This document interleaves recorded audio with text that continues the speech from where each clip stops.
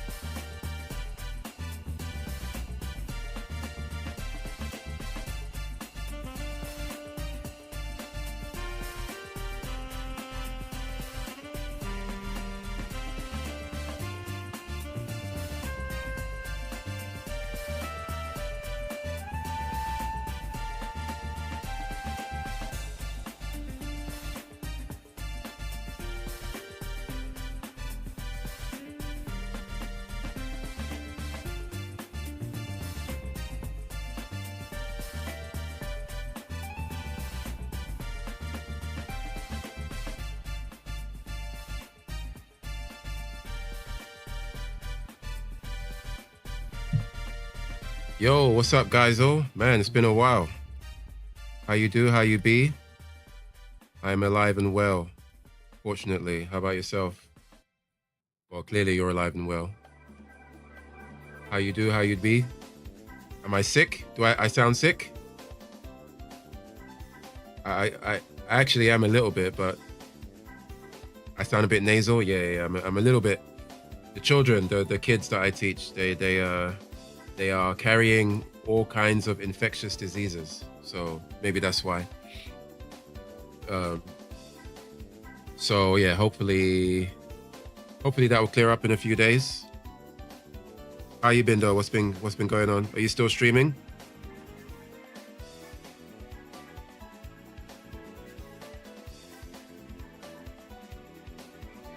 Yeah, kids are professional germ transmitters. Transmitting germs everywhere. All in your face, in your nose, in your mouth.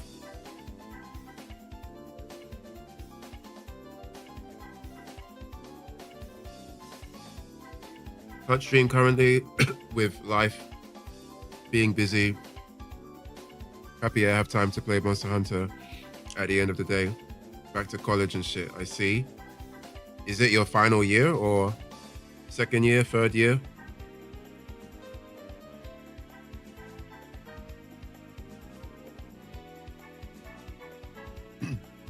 Forgive me if you're hearing chewing sounds. I'm quickly eating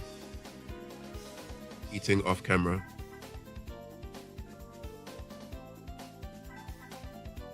It's a 2-year shortened thing. So it's like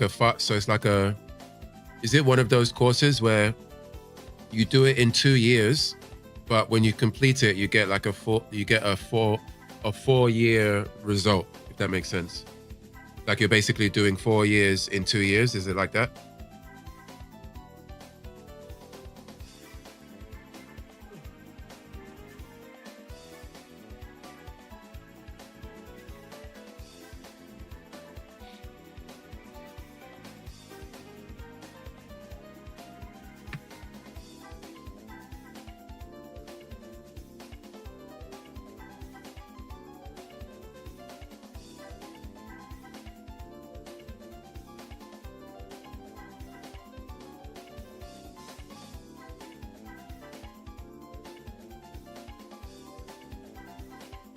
So I have to pump 3 years knowledge into 2 years. 2 years and a half year is with practical applying of the learned stuff. So I have 1.5 years to learn.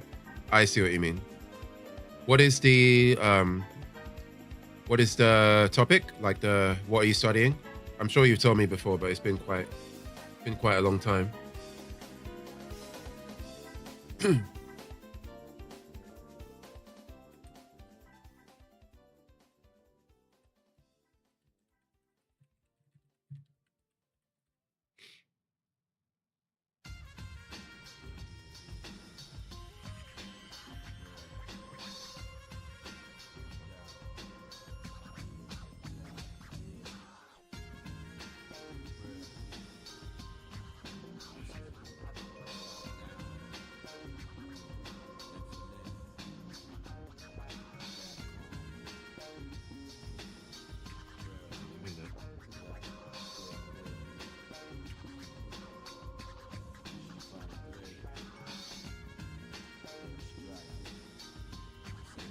Media design, cross media, digital and print, focus on cross media publishing. Okay, pretty solid, nice and broad. What do you plan to, once you finish, when you get the qualification, you already know which field you want to go into?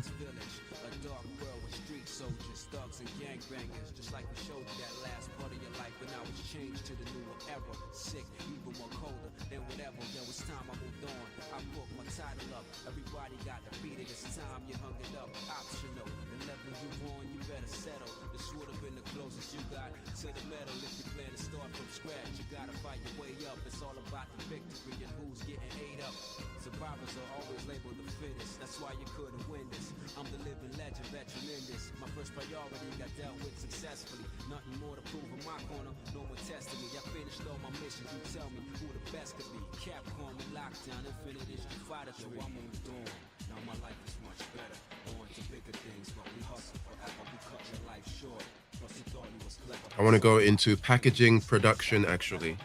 Sounds like a very lucrative field and one of those very important fields that is going to be required and important at all times. Would you say that, like, is packaging production one of those fields that is kind of being targeted by AI, or is it kind of one of the rare fields where AI is not really causing problems for packaging production or packaging design?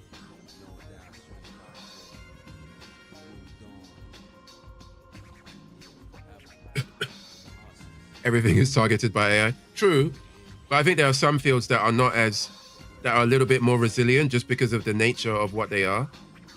Not to say that AI is not coming for them, or cannot be used for it, but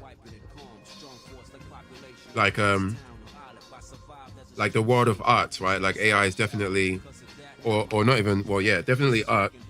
But like if you look at people that do like, journalism, like video game journalism or any written text-based journalism, that shit is just pretty much dead because of AI. Whereas another field that is completely different might not be as up for jeopardy or in jeopardy because of AI.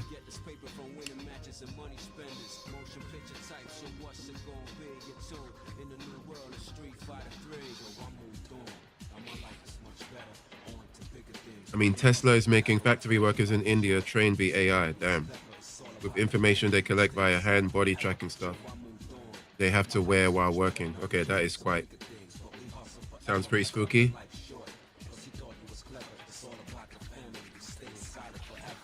I mean, I pretty much trust what you're saying because I don't know anything about packaging production. And I imagine that because you're studying it, I would assume that your course is probably preparing you guys or educating you guys on the potential future, right?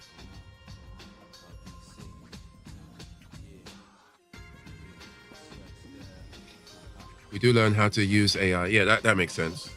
I think one of the important things to do is you just got to embrace it and learn how to maximize your own output while like maximize your own output, like while using AI. There's no point in like shunning it away, like out of some weird morality, when everybody else and their mom is going to be using it to their advantage, and then you'd just be putting yourself at a disadvantage if you don't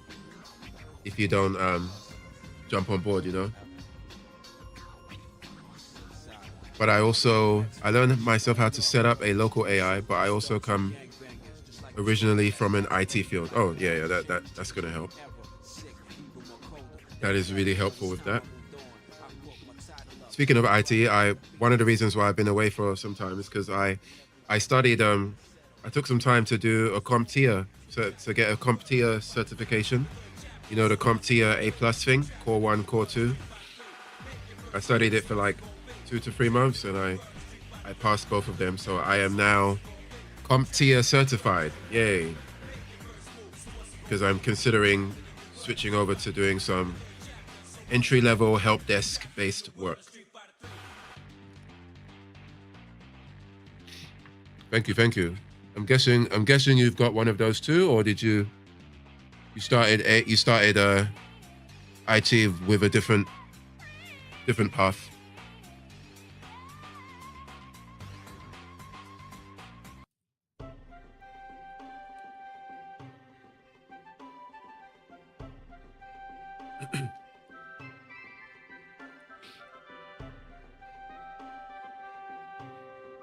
Yeah, hopefully in the next month or so.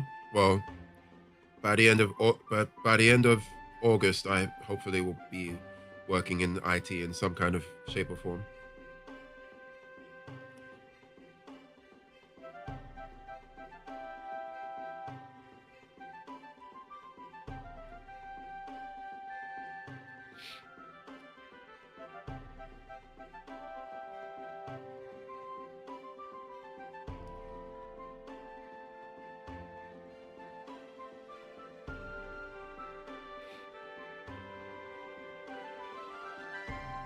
Oh, actually, while you're there, if you're still there, do you mind checking if my alerts are functional? Like, if you click near the chat box, there should be, like the icon that you click to use bits.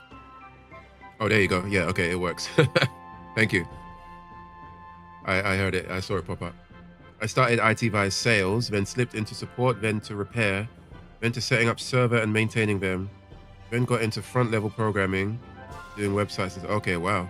So you basically, you went like the hardcore experience path rather than doing the studying thing. But for you, if you were to continue down the IT path, would there be certain IT jobs that you would need like a qualification, like networking or cybersecurity, that kind of shit, or do you have enough experience where that wouldn't be necessary? Or I guess it depends on the depth of the field that you would be going into, maybe. Cybersecurity, I would need training courses. Okay. I imagine them courses do not look easy. Even the CompTIA stuff, which is like the most basic of all of them, there was still quite a lot of shit I had to remember.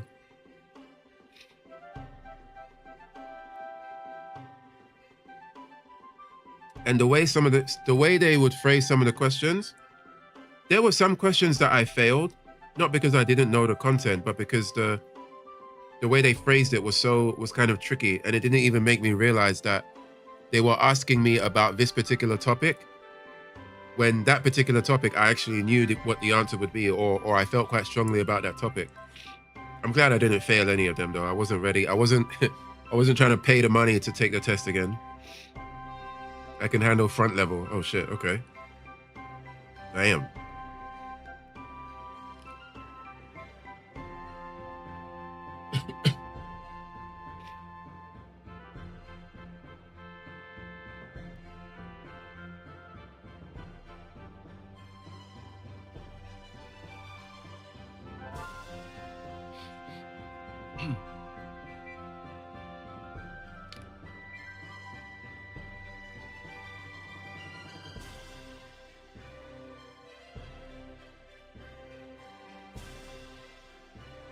Like if you have a program set up, I could make the whole interface, do the UI, UX work, and do the animations and stuff. Pretty smooth. Yeah, IT is very, it's such a broad and important field that is required in so many industries. It's a safe, I think it's a kind of safe job to be in. It's a safe industry to be in, relatively anyway.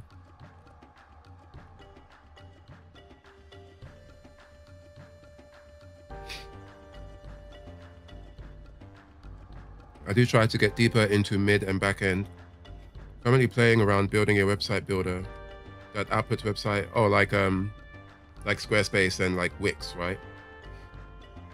In your opinion, speaking of this, because I'm building a website for my resume, just like a basic resume website. In your opinion, what is currently the best website builder? Like features wise, like not like price wise and stuff, but just features wise and ease of use. And like, which ones do you think have the best templates and stuff?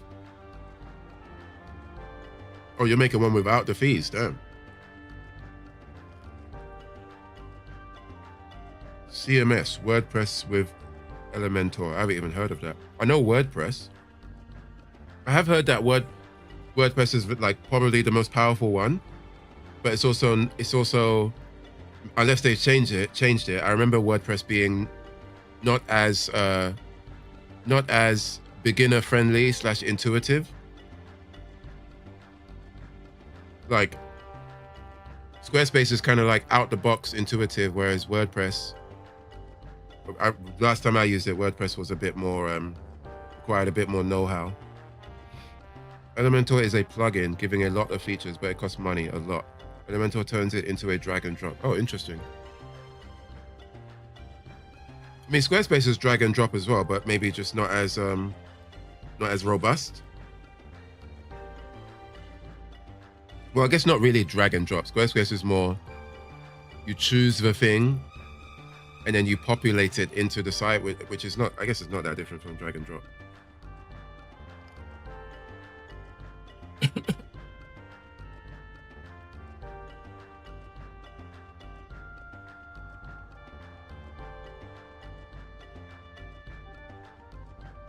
Damn, this meal is taking longer to eat than I anticipated. I do have a portfolio page stylized by the Windows 8.1 Metro tile system. Comes with blog, about page, categories, tags, multi-image uploads, color schemes in the back end. And so that's, are you talking about the website builder that you're making? Like the website builder you're making has all of those features?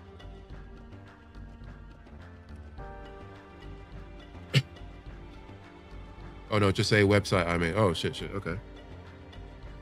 Yeah, building websites is seems to be another lucrative job, or even just as a side hustle. Like everyone and their dog and their mum's dog needs a website, so it seems like one of those fields where you're never really struggling to find like work.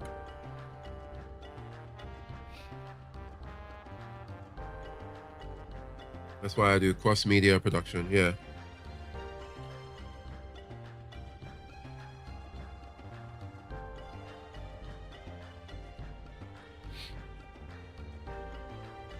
Okay, let me close this and finish it later.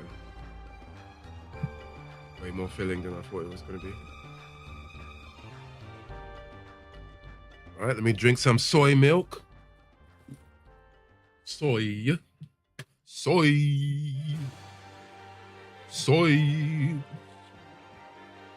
I learned to make newspaper online postings, Meta, Instagram, TikTok, website, handouts, print advertisement. So then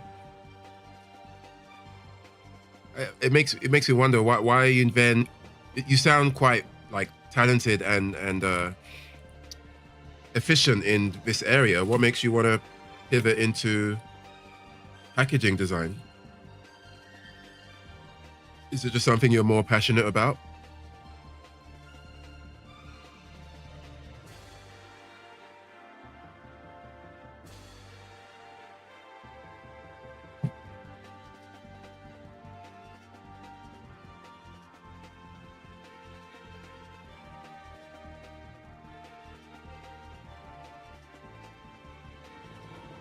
It's more like Google is trying to remove Googling. Wait, what does that mean? Google's trying to remove Googling?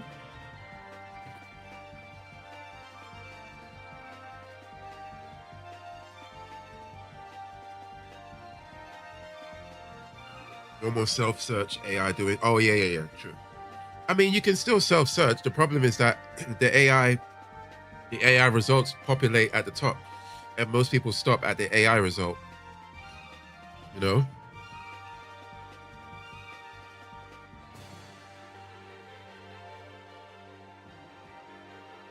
That's why websites might die in the coming years. If that happens, what do you think will replace it?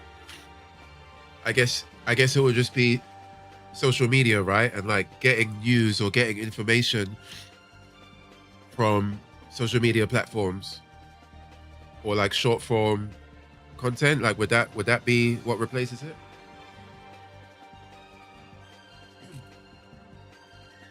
All right, finish eating.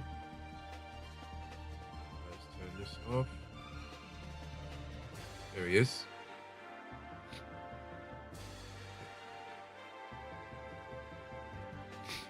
Oh, fuck, I should have loaded Monster Hunter first. Sometimes my shit weirdly crashes when it does the shaders thing. Fingers crossed that it doesn't do it this time.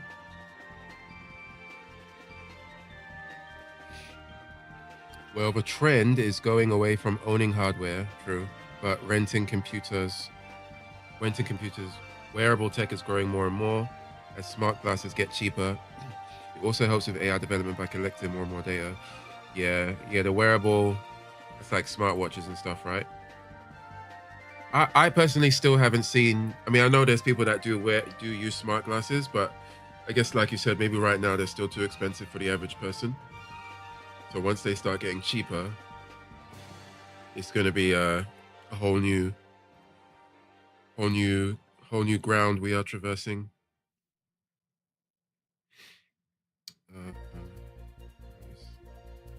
Monster Hunter, what is it?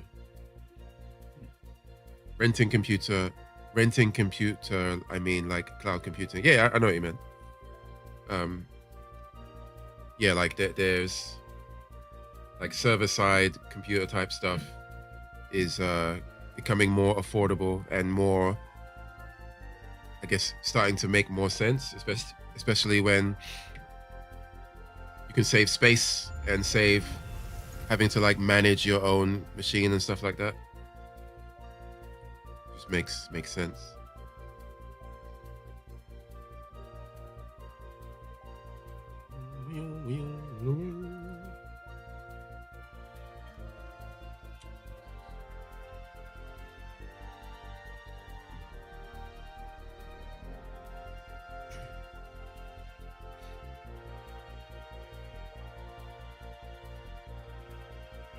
Controller.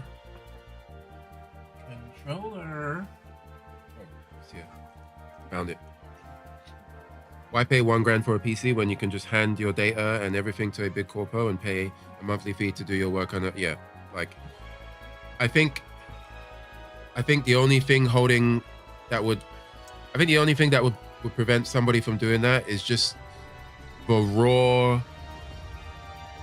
I don't want to say sunken cost, but it's like, I think for some people it will just be a tradition thing where it's like they just prefer the idea of their machine being in their house, physically there, and it just feels more like they own it, even though for all the reasons you described, it may be more efficient and better to just have it, pay a monthly fee and do it that way.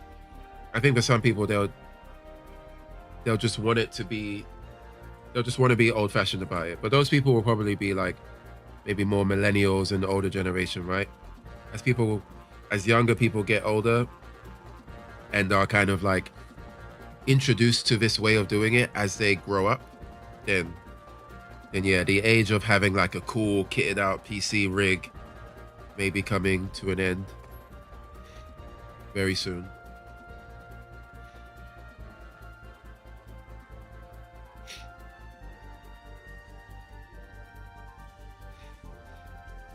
yeah, but it's dependency.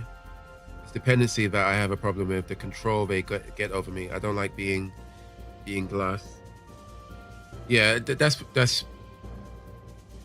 would be another reason to keep physical hardware in your own house as well.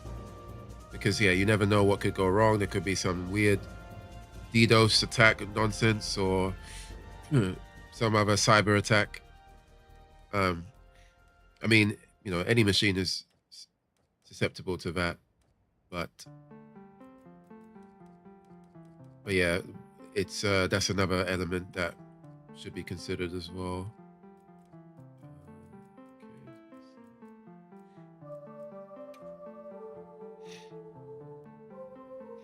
Bad enough, the next iPhones will have the ability to constantly talk to the internet with the new satellite communication chips. I didn't even know about that. That is that's a whole lot of talking. That is indeed much talking being occurred, being transpired, being happening. It's hard to stay sane when you start looking. Yeah, I can imagine. Like, I can imagine for people that have been doing it for a long time, that can see where it's going, that pay attention to the industry and the new technological advancements. It kind of reminds me of the people. Remember, there was that documentary, right? The what was it called? The Social Problem, Social Dilemma, I think it was called.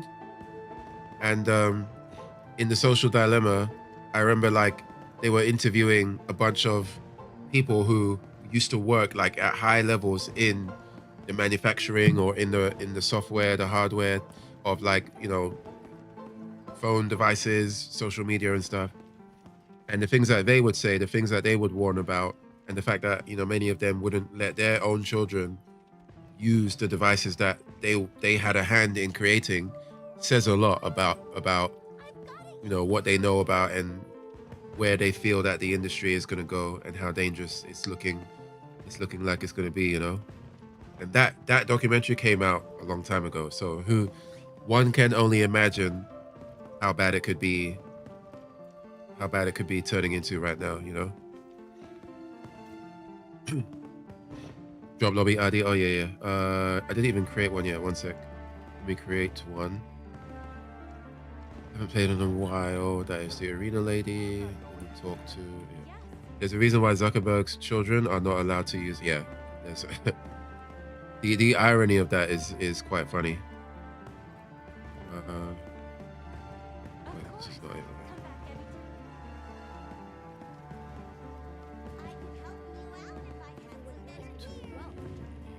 Where's Alma?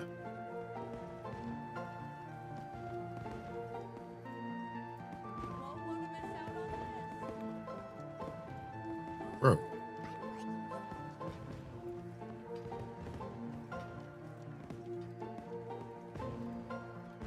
Okay, there she is. Hello. Oh wait, I could just do it from. I haven't played in so long. Okay.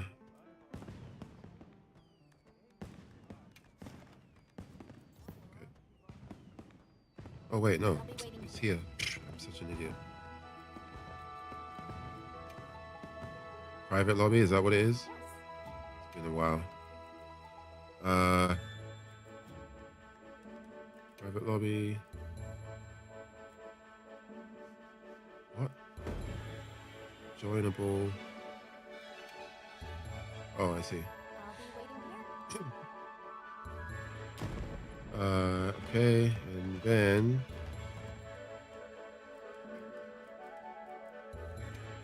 no, not that.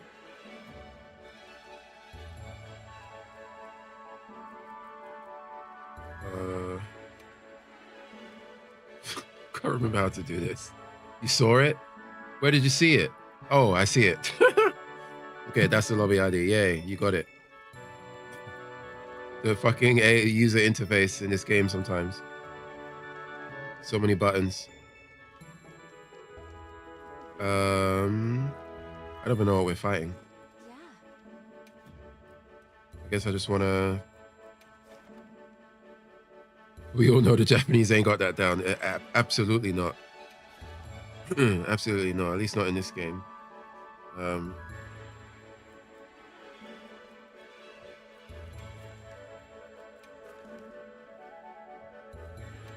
what was it? The events? Oh yeah, they got the 10-star. Oh, I didn't even do the special tempered Gog Maggie eye. Gog Maggie, bro. Mazios. I can't be bothered to do him right now. Fuck that. I fought him way too many times. You ready for a lot of sleep? Wait, from who? Oh, you mean the Gravios? Or I don't know. Oh, from you? Oh, okay. Oh, you're using the sleep weapon. Okay, I was thinking what? Okay, I like Ray Boy. Let's fight some Ray Boy. I like sleep. Sleep is good. Sleep is good. Okay, I see you. I see you. Am I even using the right weapon? Probably not. I built a cracked sleep build. I like to hear it. Ice. Yeah, I remember he's weak to ice. I think ice is one of the only bow sets that I did not finish making. Or perhaps yes. Oh no, yeah, I do have ice.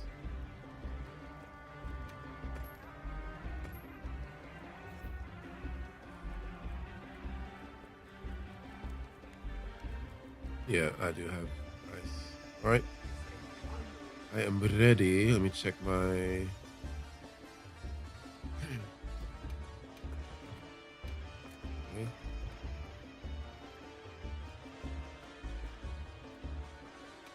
Stand by.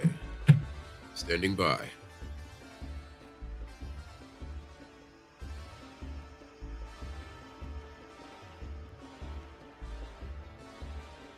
Standing by.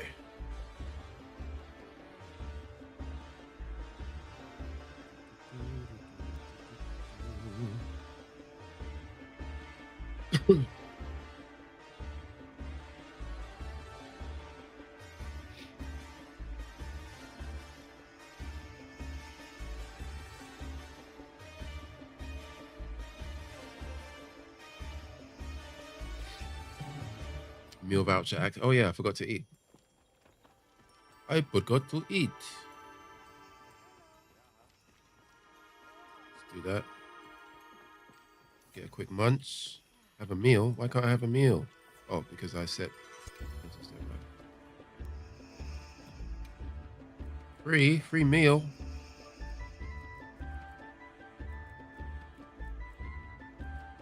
I'll go for a lucky meal.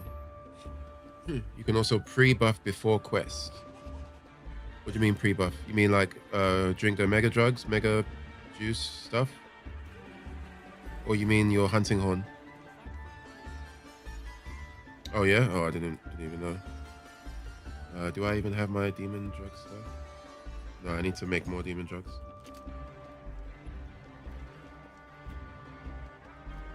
Okay, I'm good to go.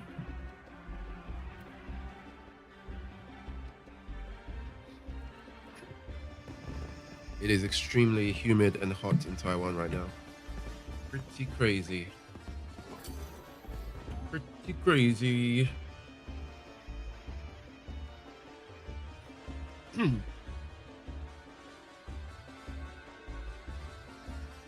It was just hot and dry. You're in the...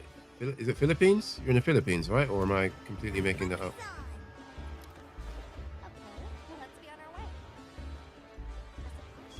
Germany. Oh, wait. Were you ever in the Philippines? Why did I say Philippines? Maybe I'm thinking of someone else. Wait, I don't need that.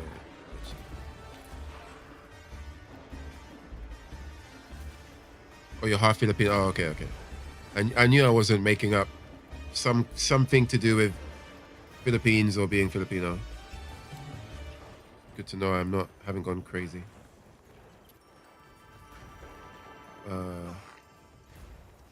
I forgot how you change weapon. Oh my god. Change weapon again.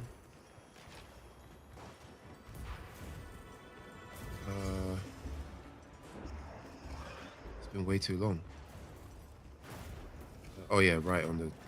Yeah, I just remembered. Okay, got it. Okay, that is the incorrect one. This is the right one. Hey, Ray boy. Let's go.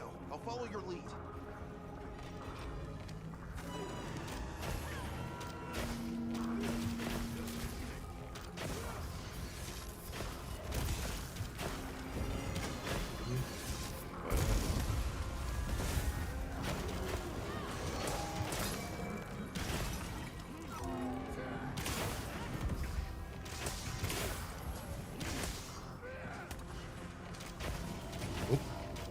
Doing like a sleep bomb.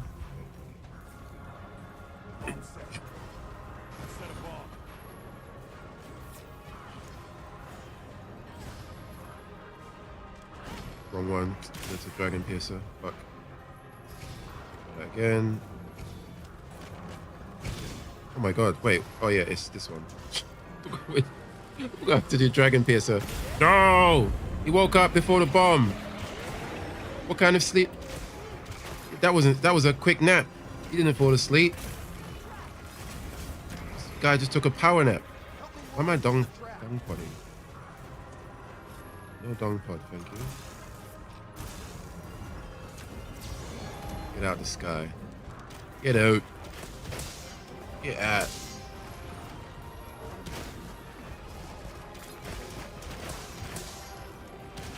Changing area already? It's a very, very fast area change.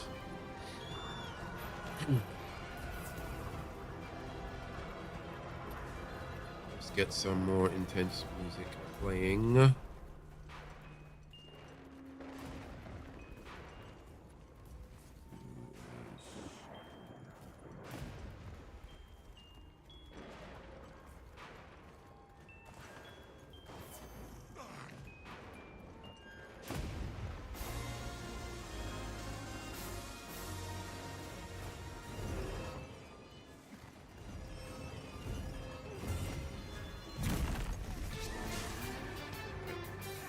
Don't want to play that, but whatever. Fight has begun.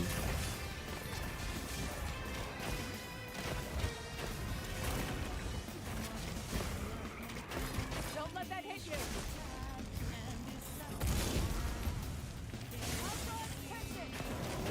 It's the focus thing. It's not prepared.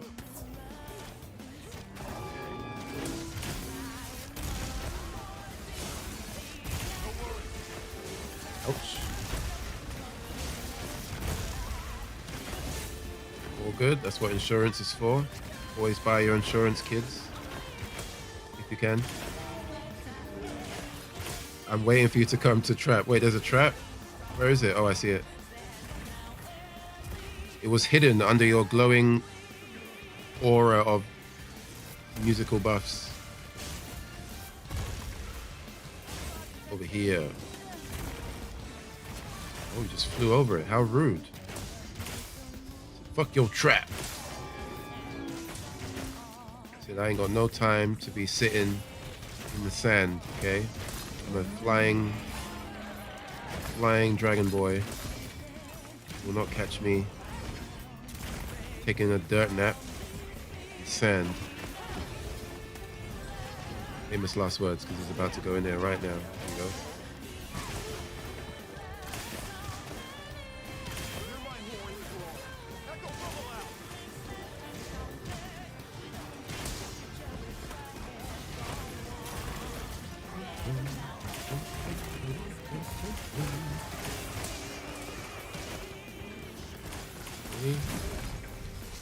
I know you can dodge this.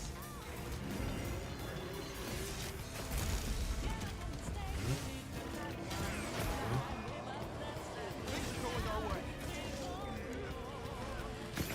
I'm somewhat remembering how to play now.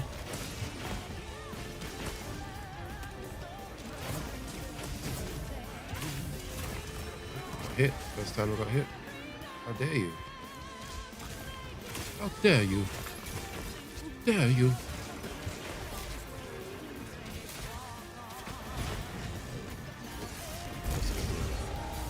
Nice flash. Nice flashy. Guessing a sleep is coming up soon.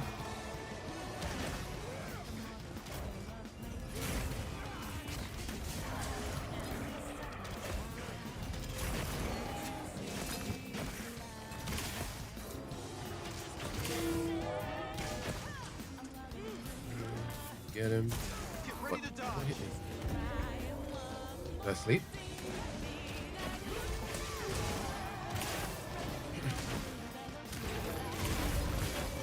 Nice topple.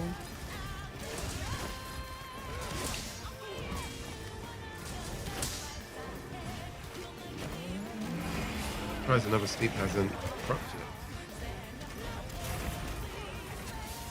The heal. Bracer.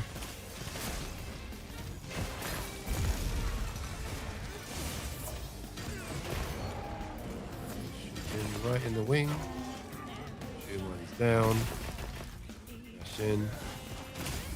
Dash in and shoot.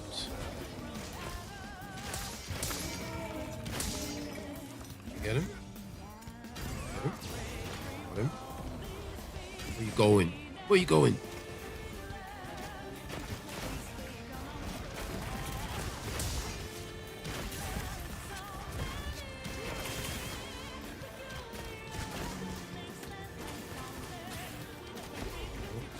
Definitely flying away this time. Unless we hit him with the flash.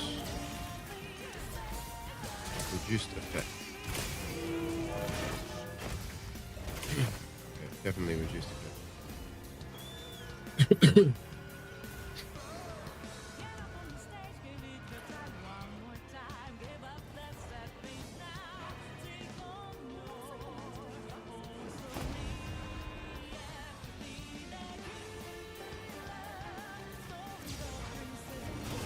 Bounty.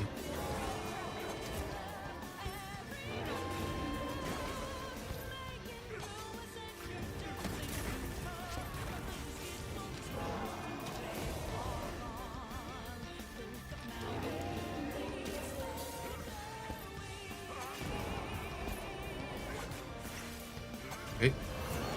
Get him.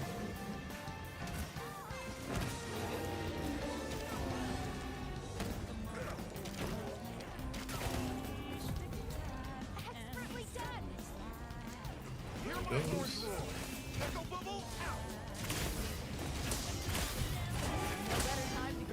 I am very much looking forward to. I don't have any more bombs.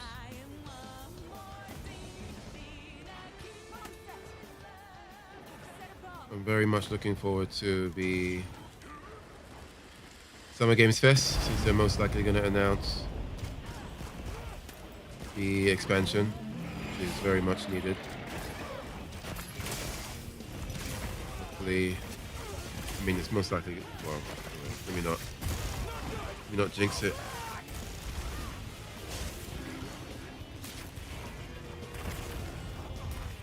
And they got so many fundamental things to address that I'm not sure if they can completely make me satisfied, but we shall see.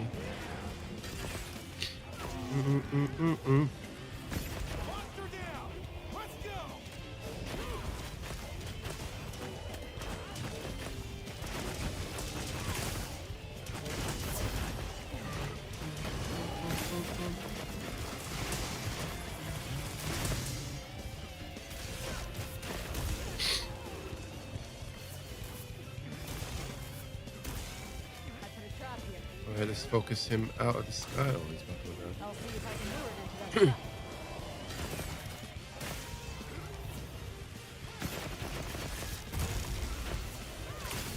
Do not stand there. I was gonna hit you.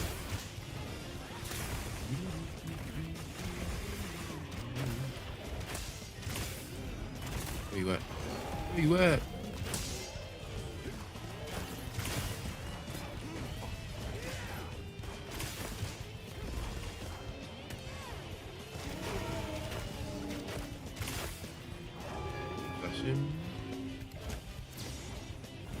Cannot.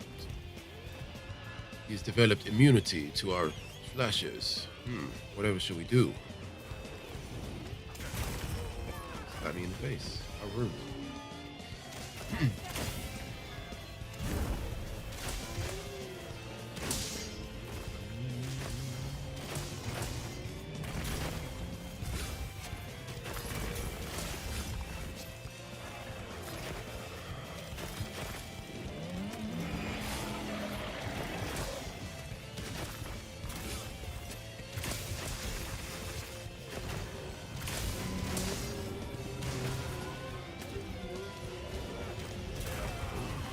Not see that move.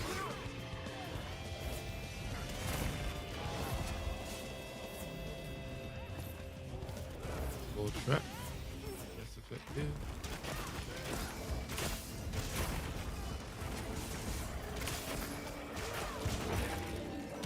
Something broke.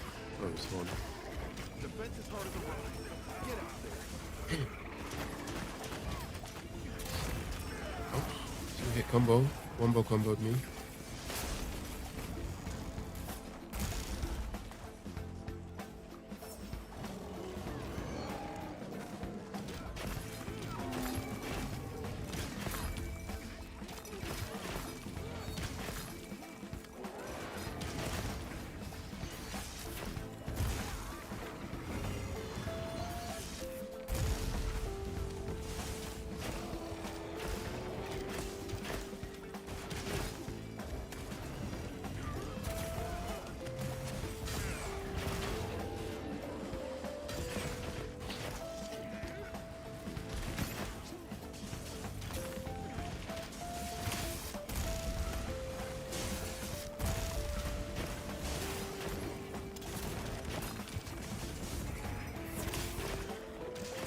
Right in the forehead.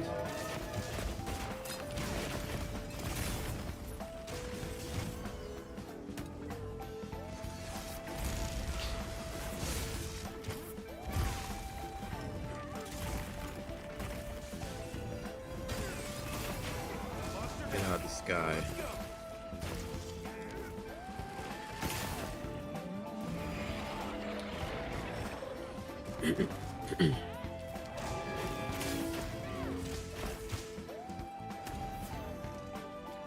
Off we go.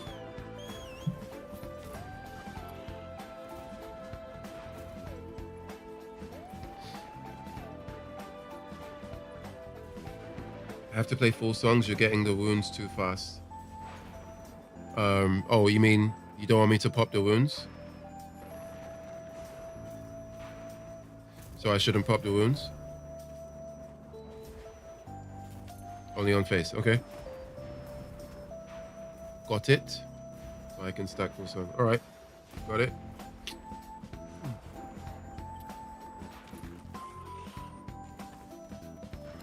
I will not pop wounds unless they are on the face. Your face.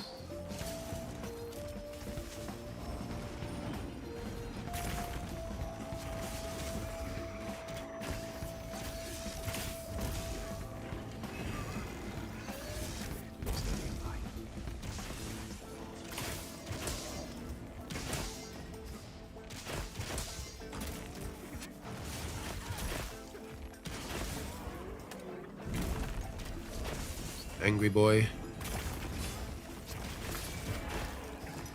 Fall back. A nasty one's coming. Yeah.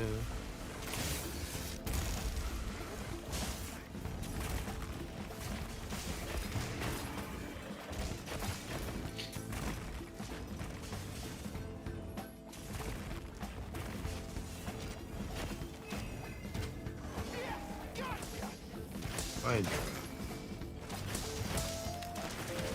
That's a wrap. How you feel?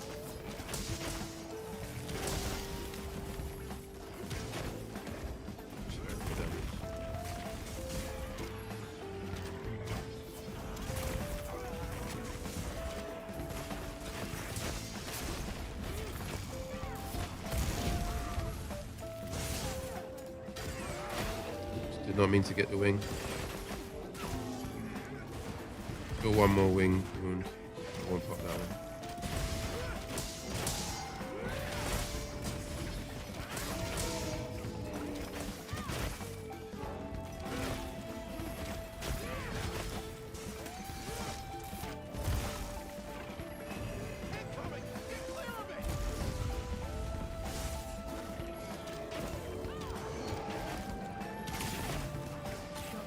song is this? I don't even remember downloading it.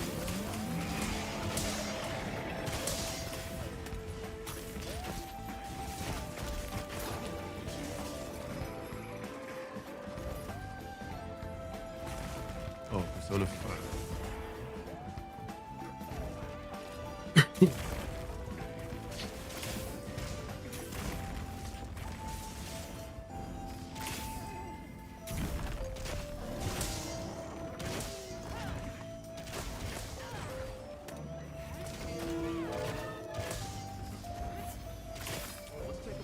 Right, make haste, make chase. Skull icon has appeared.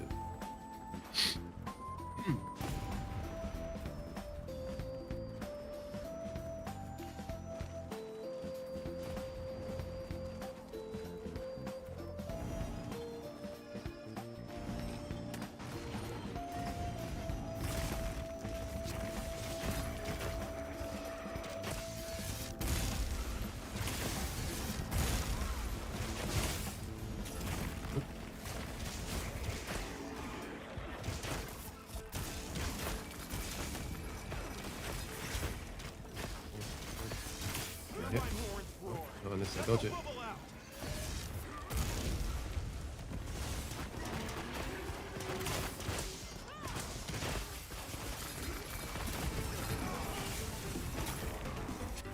Yay! Got me again. Slapping me around.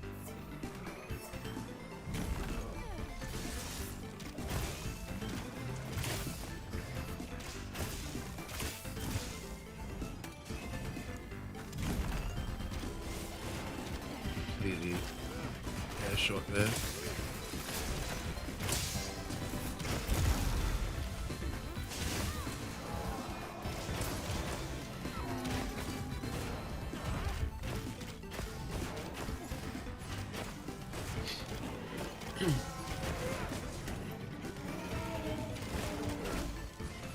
Flying away again.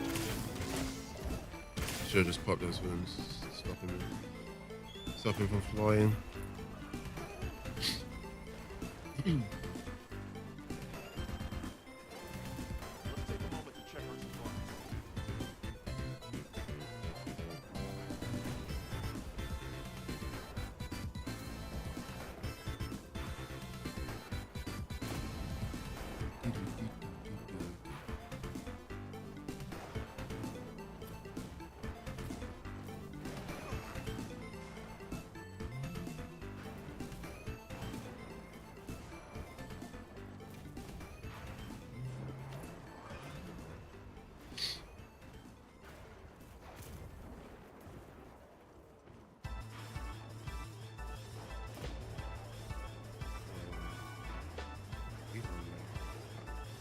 Why is he not going to his sleeping area?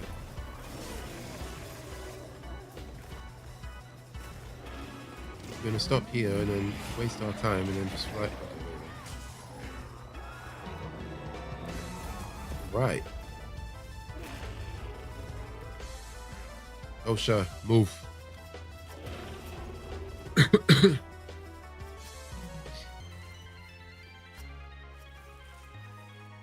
Don't know if there's anything I need from the carbs, but might as well.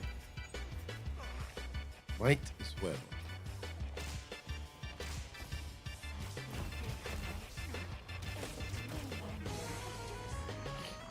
You can meld with the material. Yeah, I know. I remember that. I guess it's always good to carve then, since you can do that.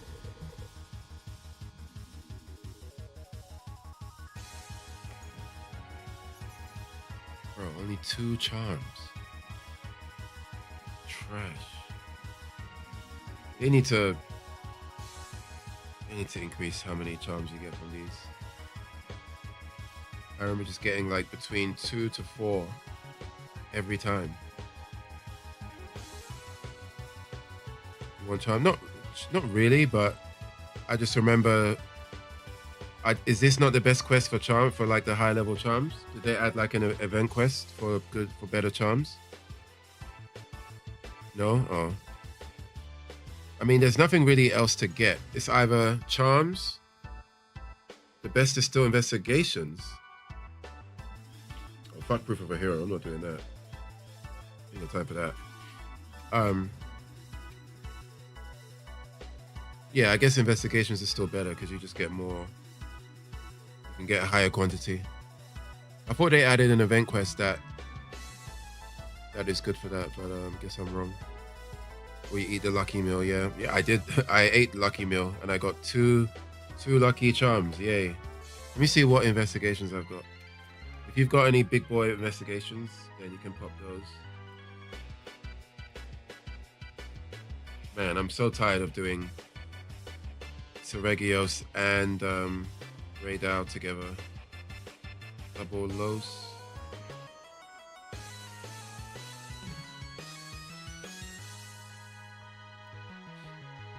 But Lagiacrus, fuck that. You have a tempered laggy with 9 rewards. Well, I guess I've got one with 10. 3, 4, 6, 8, 10. You can do this one. I hate laggy though, man. I can't stand Jinderhard. Fuck Jinderhard. It's just such a elongated fight.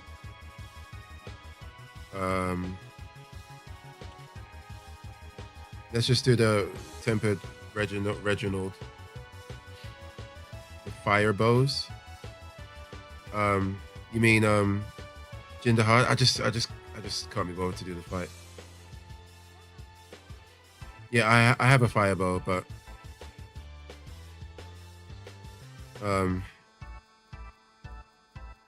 okay, if you've got one, then you can open. You again, Hunter.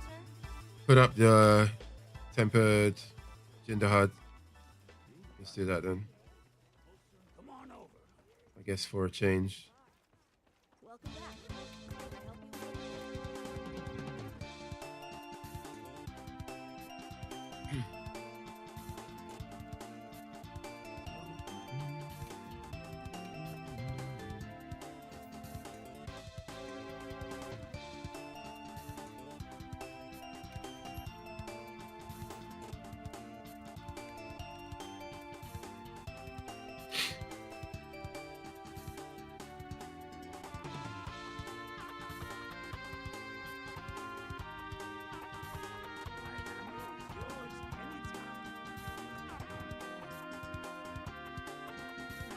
I don't have Pearson in this, but I guess I could quickly.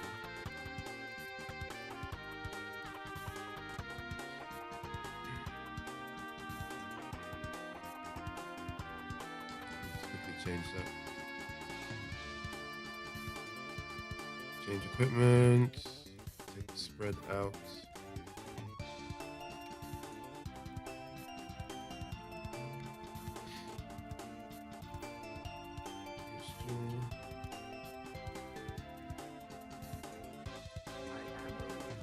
Right. Had to sort the spread out, yeah. I mean, my bow doesn't have the it doesn't have the native pierce coatings. It has power coatings, but I mean, Dragon Piercer counts as pierce, right? So it's whatever. And if I recall correctly, the motion values on pierce coatings apparently are not that great, aside from a few fights. I don't know if Jinderhard counts. Did you say you had 9 reward Jinderhard, or did you see it on my list?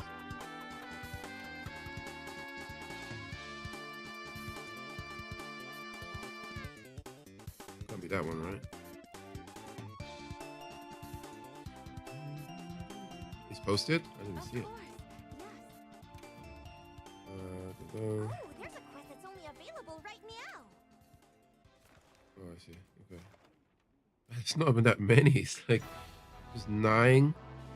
Okay, let's use the lucky voucher. Oh, wait, I didn't eat. Of course.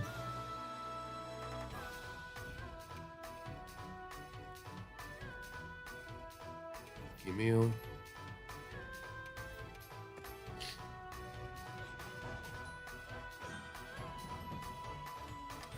I don't cheat to constantly get the 20 rewards like is that what people are doing? How do you not get banned for that? Are they modding like they're modding the rewards to make the rewards higher.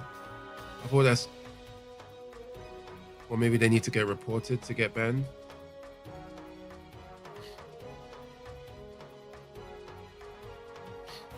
Yeah, that's a weird one.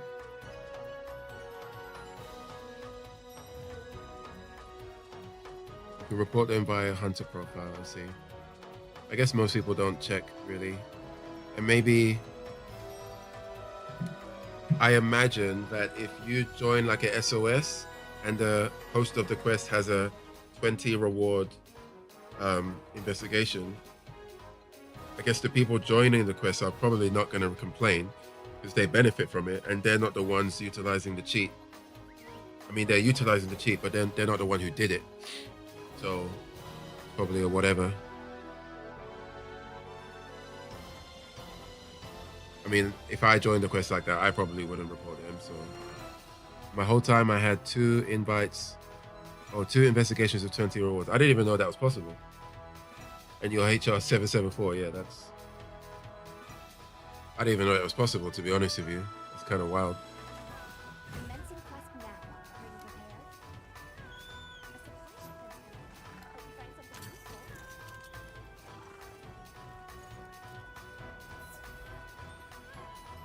There! Okay. That's our target!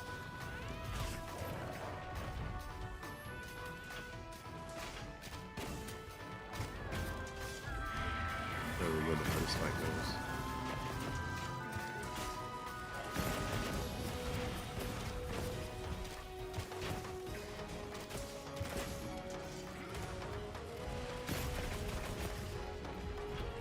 Proteins through.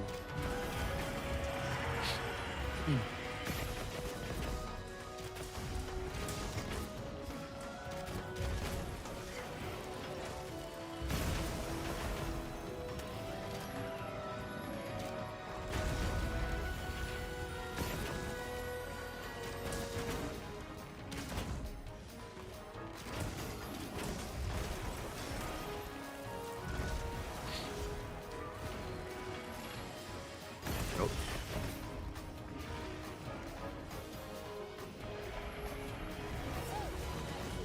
Did not mean to use my life powder, but I did it anyway. Oh, Looks like it's moving to a new area.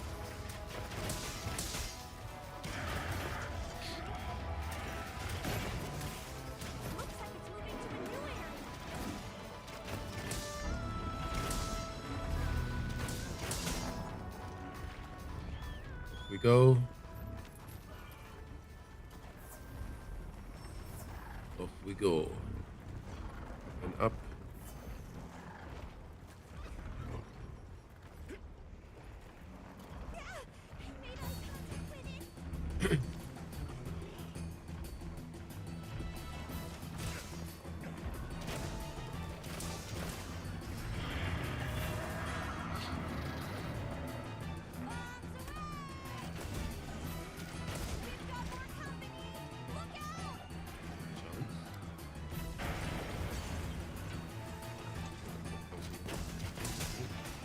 Nice.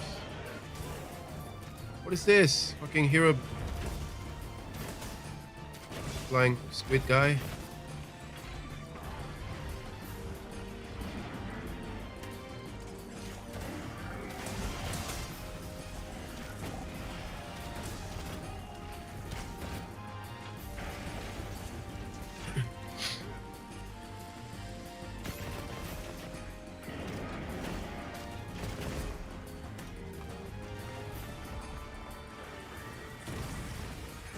You know?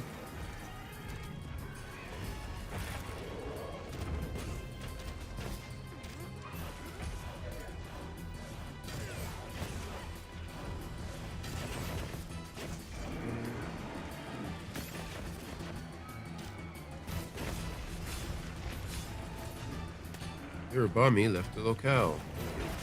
Gone. Away with you.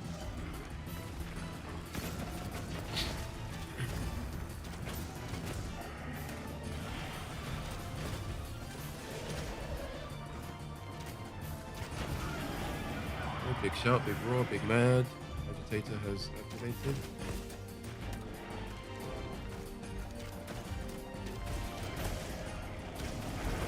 Tail whip. Tail whips.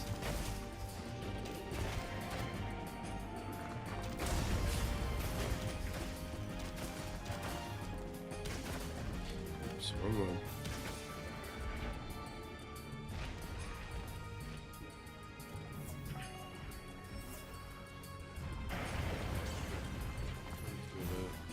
AoE rotation version. Fierce as a cat.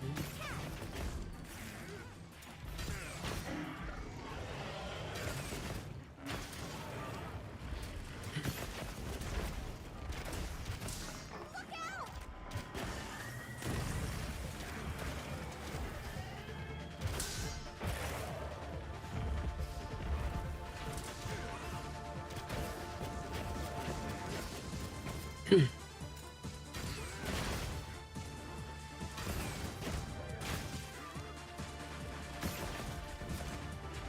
out!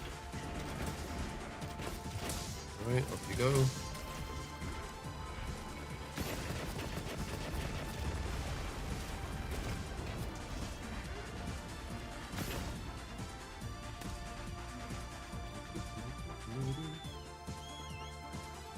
Chicken, take me.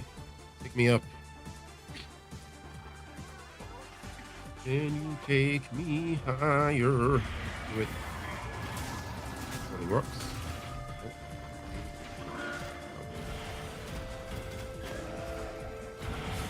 Get dodge. Oh.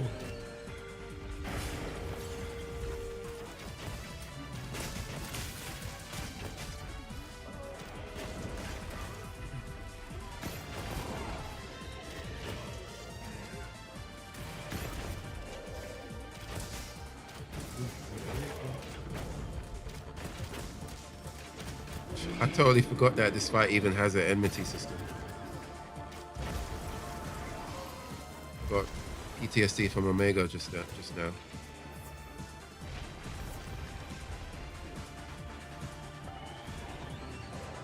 Okay.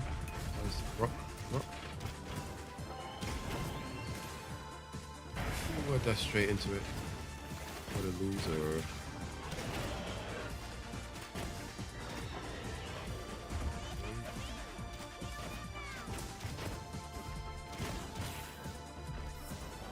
Cat.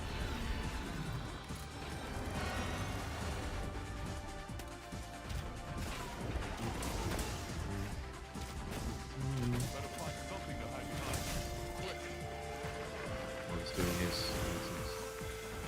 How do you stop this again? I can't remember. Oh, you hide behind the ice. Get behind the ice.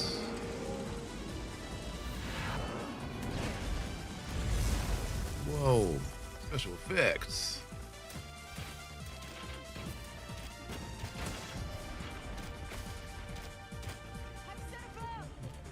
And we can knock him down, right?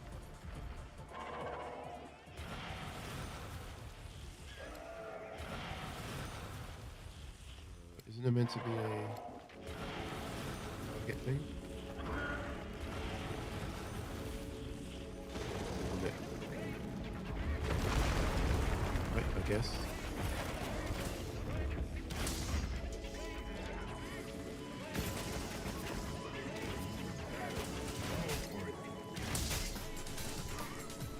Pierce right down the butt crack.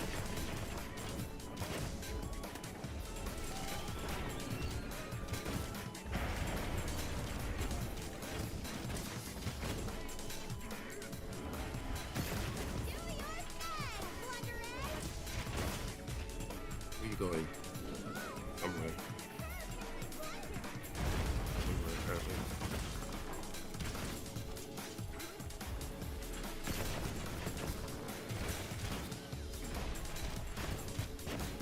Doing a Spider-Man impression again. Okay. One shot.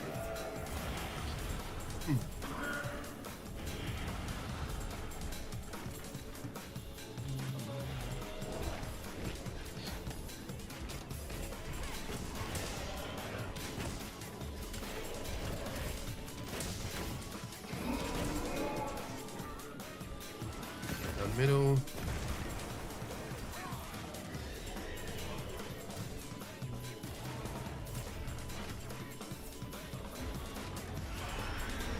Dodge that.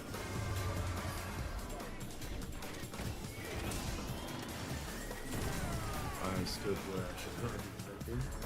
Stood right under him as he was doing his super ice cream breath.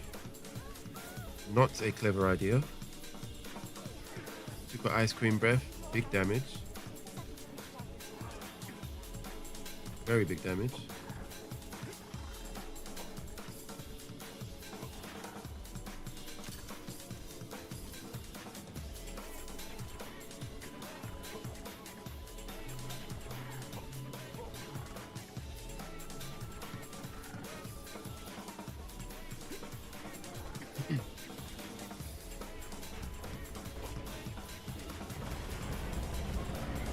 Rock draw. 4,000 damn.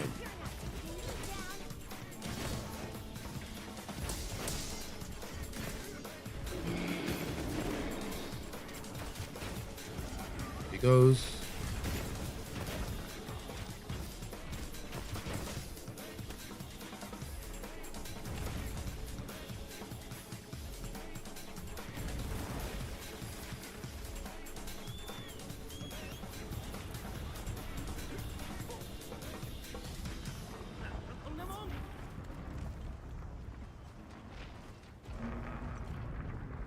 Right, last phase.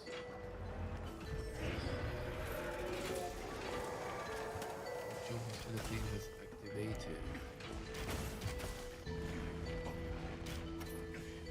Climbing, keep climbing. Climbing.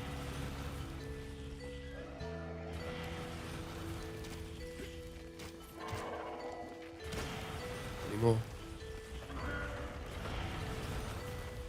Still climbing. One more.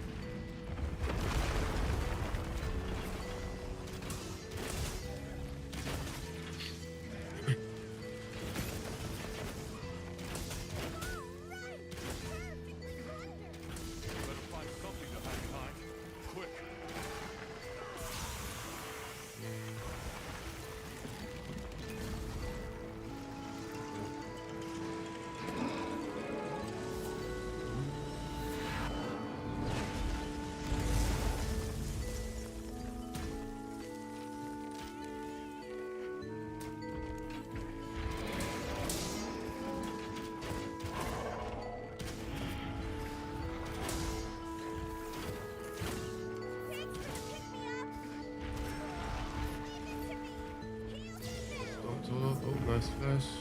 Get off the wall, buddy.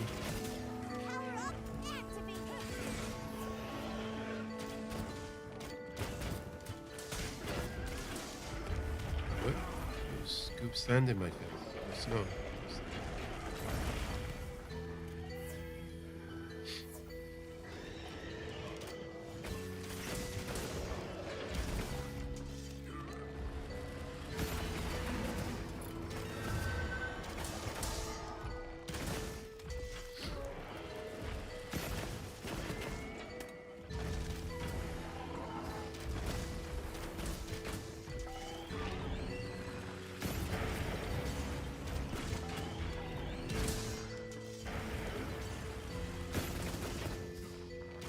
Okay, almost there.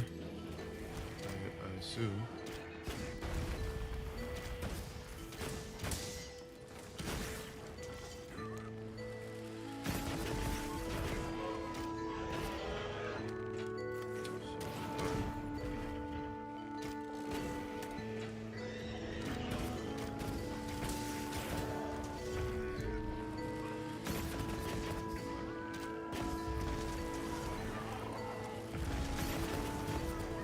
That.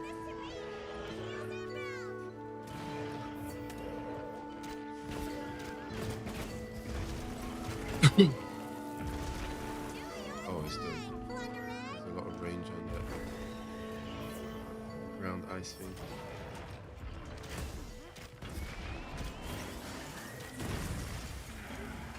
More ice cream breath in here. It's time. Left E. Peacetime. Friend.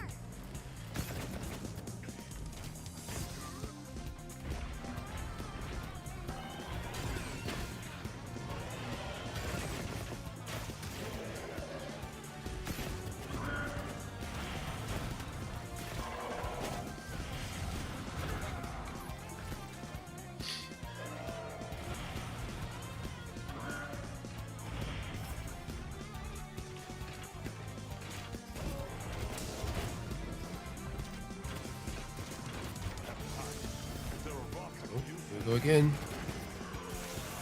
AoE room clear. The rock's at. There we go.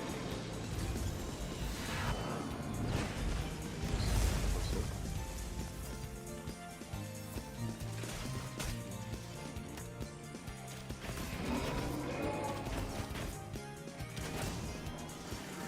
Ooh, ice cream breath. Direct hit. Very painful. Too much calories. Way too much calories in that.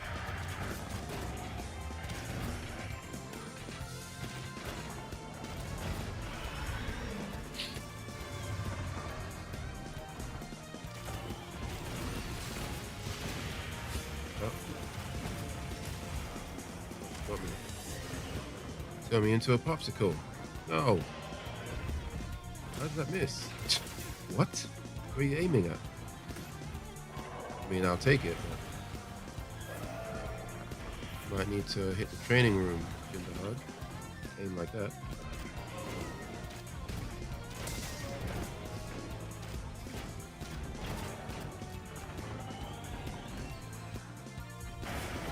No, I was looking.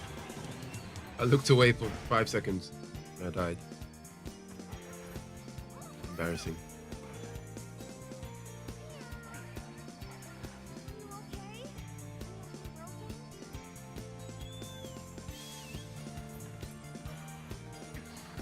We go.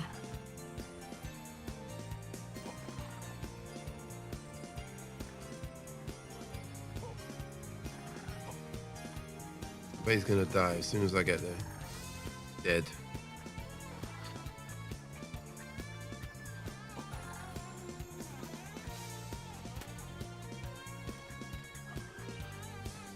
Do do do do.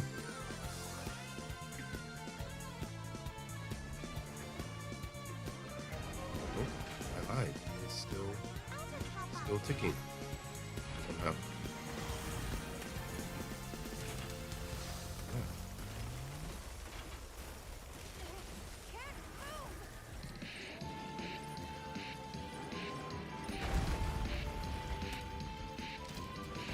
It's a big hit.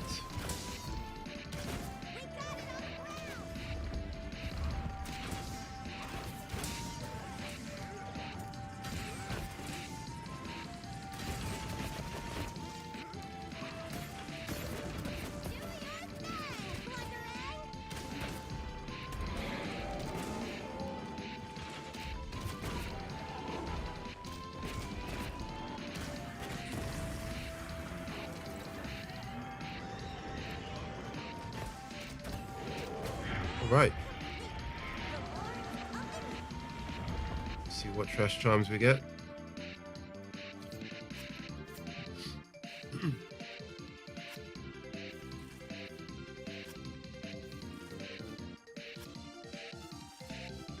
After most of his ice breaths, he leaves weak spots on his chest. Yeah, I noticed. I just wasn't always in the correct range.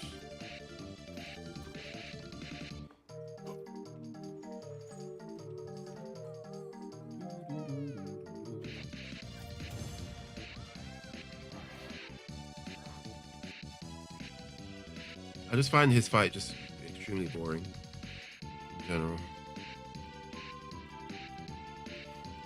Yeah, it's easy, but I just find it dry. It's extremely dry. Oh, what we got? No, terrible.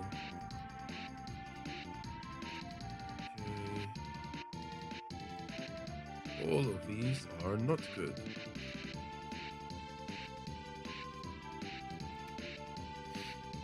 That's also why I do Proof of a Hero. Not guaranteed to get charms, but when you get them, it's 10 to 20 on Proof of a Hero. But Proof of a Hero is like, I haven't even done it yet, but I just know it's like a minimum 35-minute fight.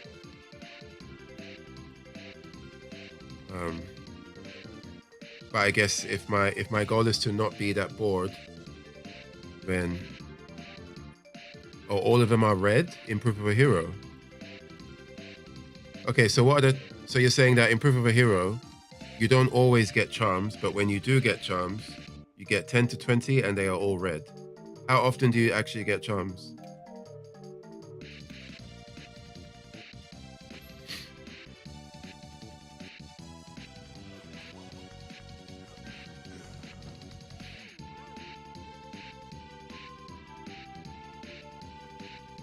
Every 2 times? Why did they do it like that?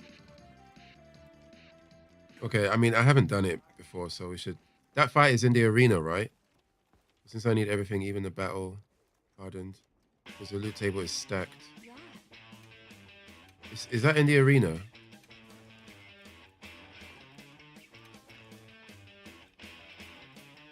Wait, where's Proof of a Hero? It's an optional. It needs to be unlocked. Wait, oh, I haven't unlocked it? Is that the one you need to be like over... What HR do you need to be? Or do you need to do... I need to clear... What do I need to clear to get that?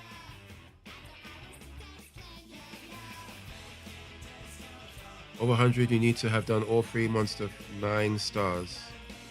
Oh, these ones. And I think AT Arc. Yeah, I've done AT Arc. So I need to do Tango, like Tango of Lives Ablaze and the Wind and Sand Blues. Right? So we just need to do these two at the top. You need to do Tang and Serenade. You've done Wind and Sand. Oh yeah, I've done Wind and Sand. Oh, so I need to do Tango and Serenade. Okay, got it. Okay. Oh my god, who is that? Alright, let's do the annoying one first. I guess we can use Fireball for... Well, I can use Fireball for Mizu and Laggy. And then change the Thunder for All right. Let me know. Big Boy.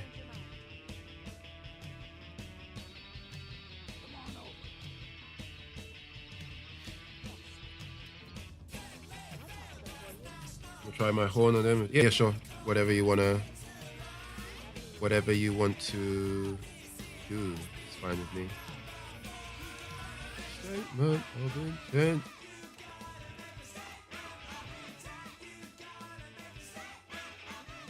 I need to change to my Firebow, which I'm already wearing. Let's go back to my Pierce or Spread Jewel.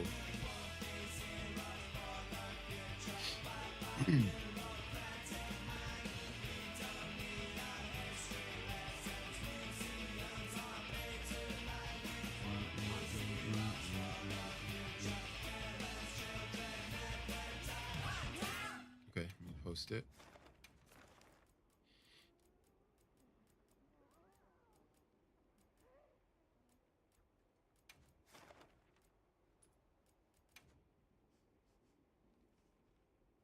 Fuck, I accidentally did the depart. By the way, you can use battle hardened tickets for melding or upgrading GOG. Oh, I guess you get those from these quests, right? 3k points. Sounds good. I like it. I need to quickly turn on my aircon and I'll wait at camp. I left too quickly. I guess we do Mizu first, right? Do you have everything? Mizu first. Get him out of here.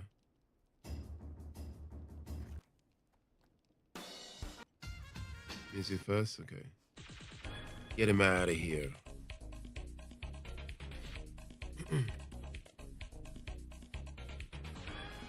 Thank God he falls asleep easy. Whatever it takes to make this go faster, I'm down for it. Give me a few minutes or 30 seconds.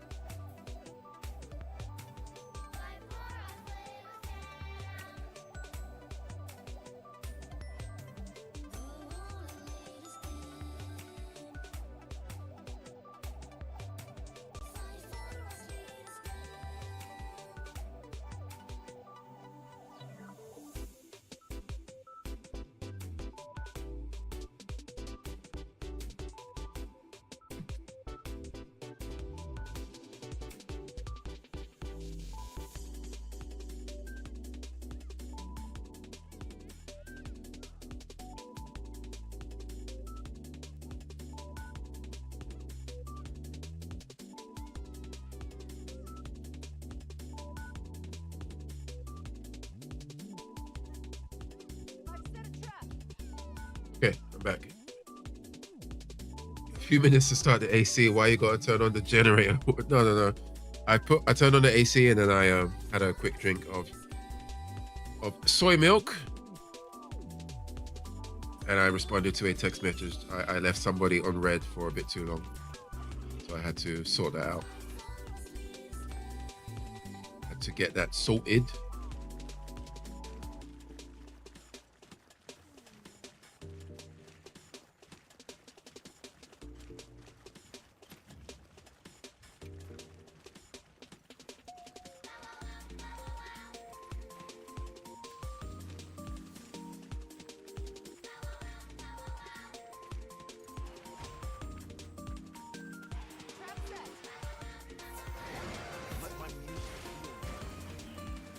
I'll see if I can lure it into that trap.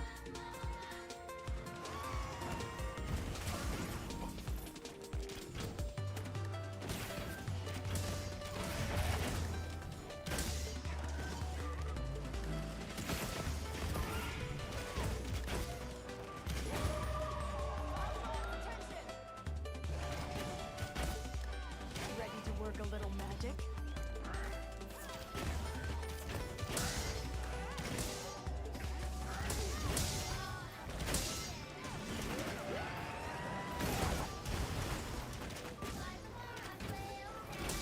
Time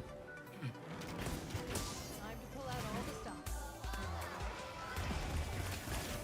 Okay. Jumping around like a maniac over here, doing his best Mario impression.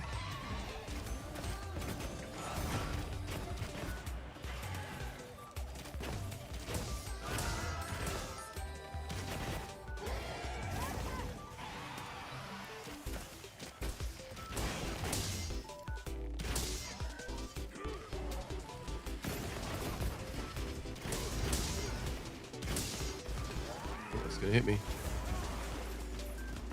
Big damn my head. We'll still win this, right?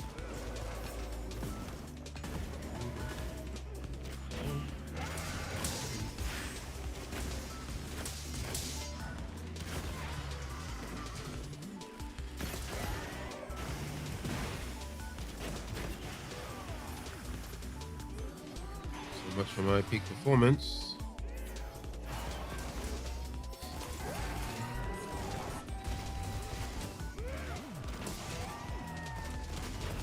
You have been granted control of the UDC.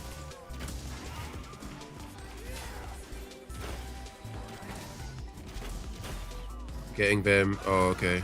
Unlucky. Maybe you can still join. I mean, you still got the code.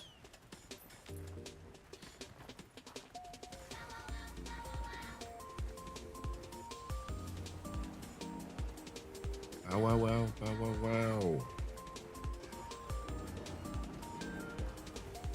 Yeah, that's a whole lot of Spideys. Get him, Kongi. Nothing you can do. Oh, meaning my ISP is fucking up again. Oh. Well, damn, that is a very badly timed ISP fuck up. Can you like contact them, or it's just a matter of waiting? You just have to wait for it to restore. Things are going our way.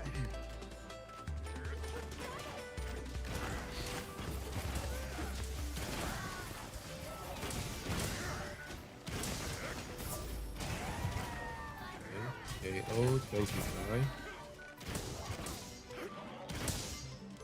It's a waiting game. Oh, unlucky. Unlucky for both you and me. Oh, I see. You're coming back. I see you attempting to join.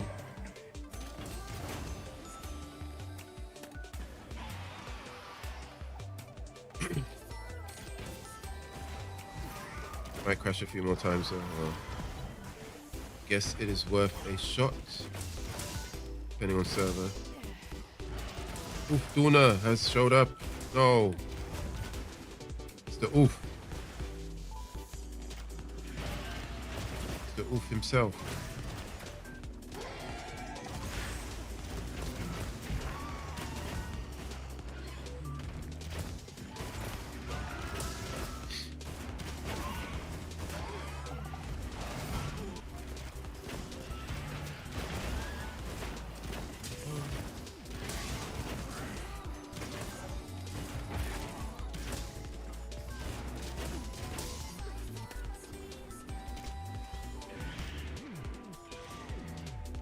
Okay, I will chase him. We will chase him.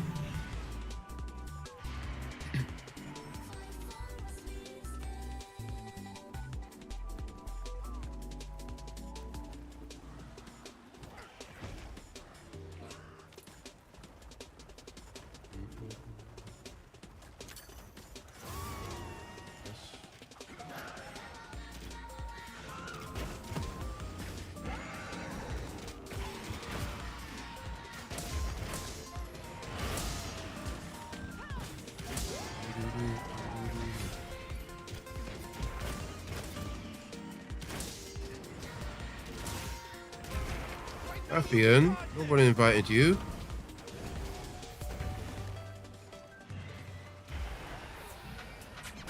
Leave me alone. Leave us alone. Got enough on our plates. Let's go.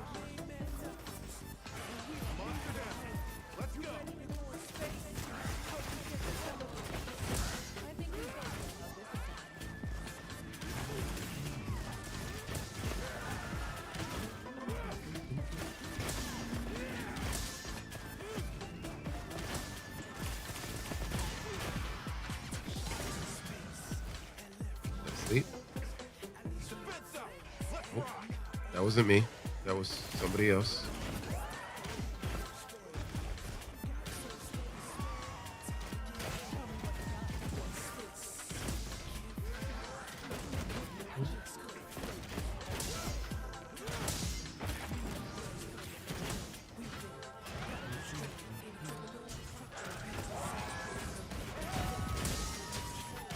Okay.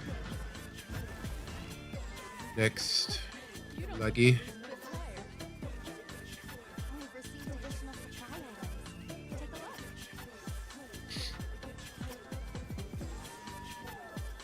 look.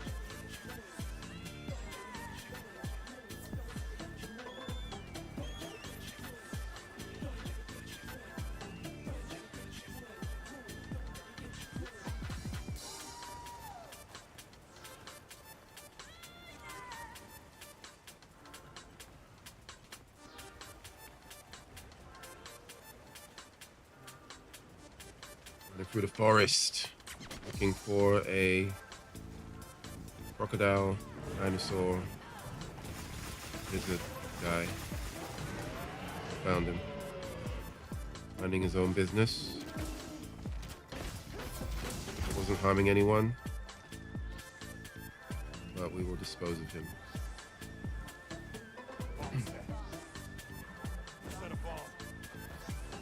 Gotcha. A bomb it is. Right. So I'm gonna do my wrong one again. Why did that look like the Erd tree? That was a ring.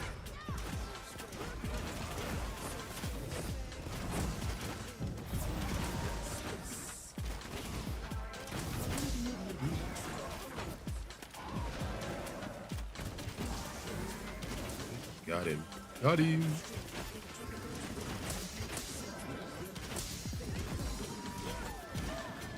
Not getting that time.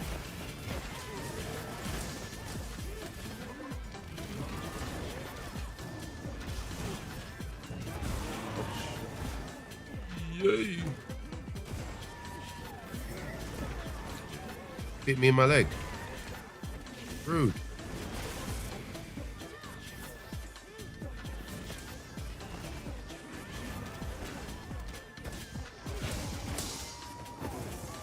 Why was I standing so close? Absolute buffoonery. Buffoonery. Foolish gameplay.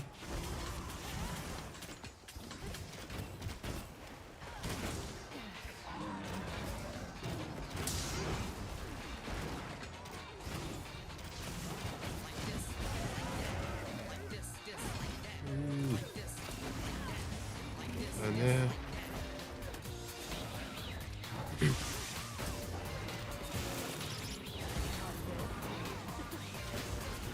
Ouch.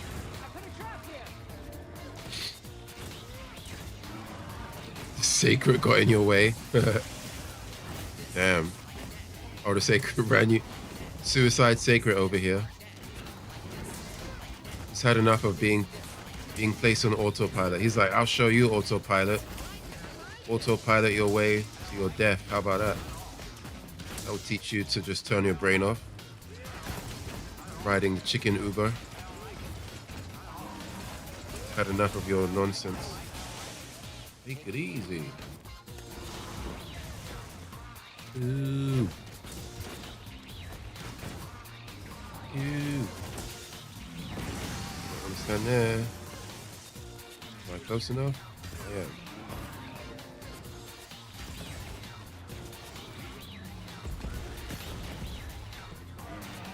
Ew. I called it and it suicided into the wall doing the slip and slide. Oof. Unluck. Oof, Duna. Wait your turn, man. Not ready for you yet. Is there turf war? Okay, cool. Okay, we are ready for you. Do your big dam and then go back to your beach. I'm gonna hit it with a 3K. 2K, what do you call that? You're meant to be the apex, man. That's not really apex damage. Not impressed. Okay, I got belly flopped.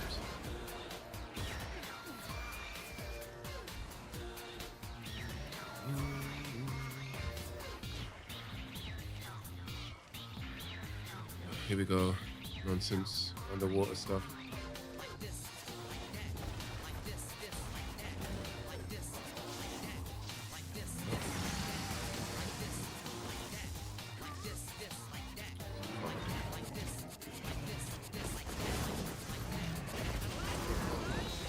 Should not have committed to that second shot. This still wins, right? It's following us here? What do you mean? Can you even fit through the door? Bro, this guy is just... This guy did like 5 attacks back to back.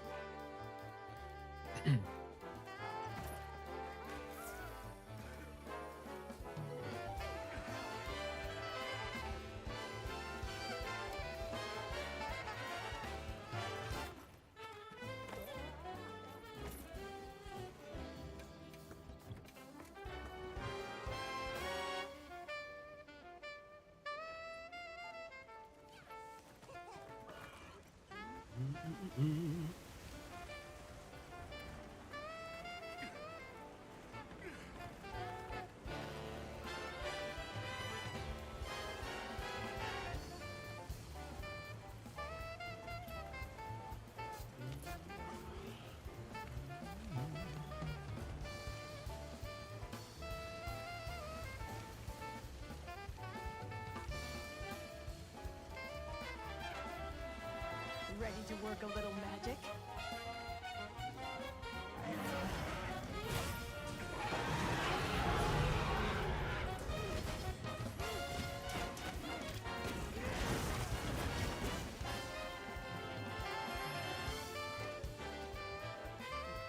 Oh, already? Dive in.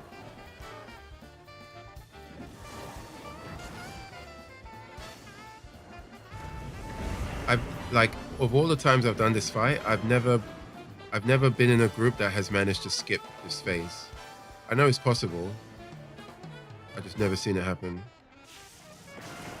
Bro, where are the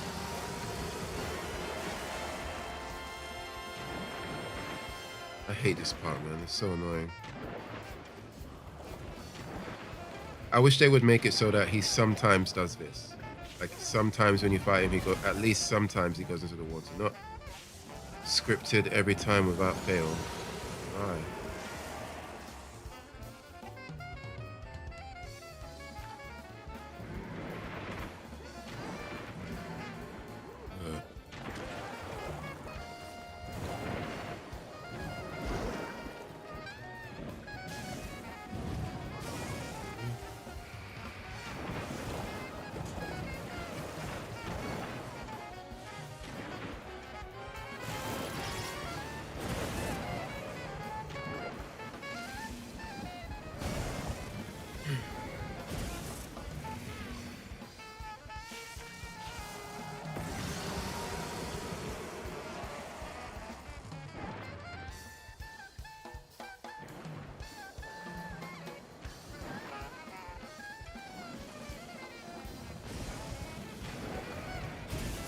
What am I missing?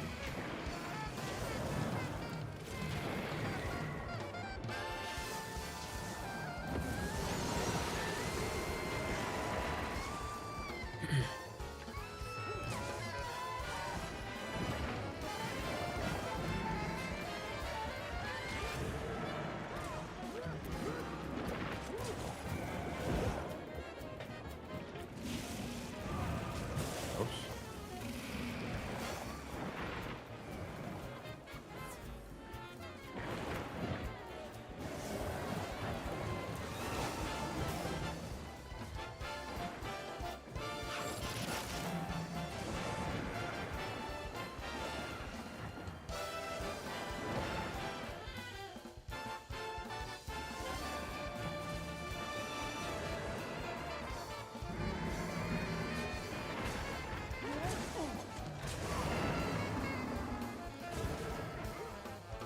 Wait, what?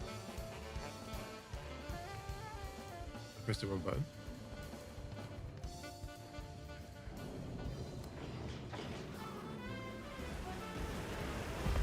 Monster down! Let's go!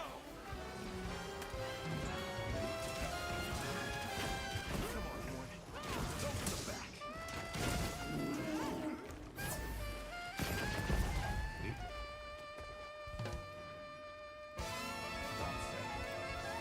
Set a bomb.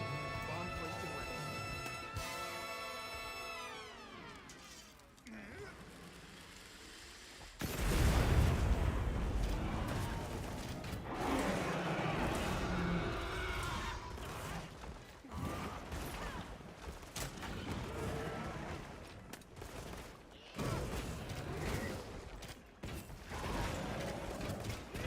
Please die. That's it.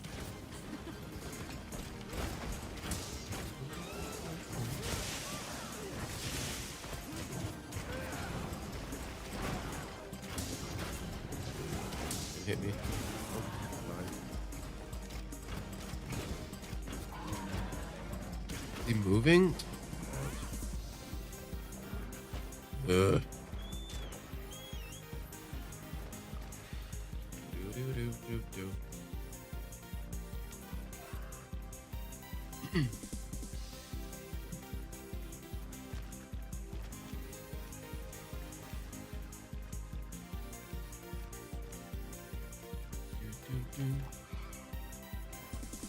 Moves away to die, so the next laggy trying to live there does not know about the neighbors.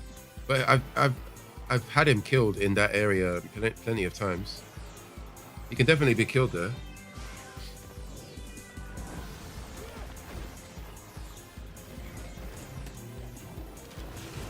Oh, we got the Kutku squad.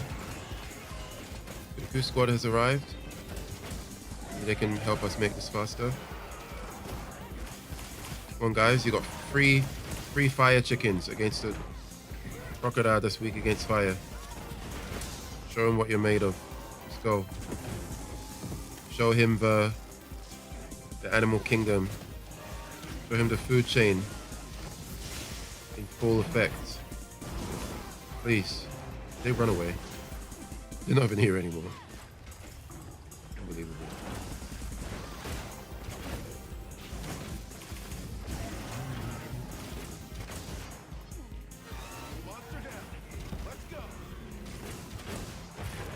Right, dead croc. Good. Now for the next one.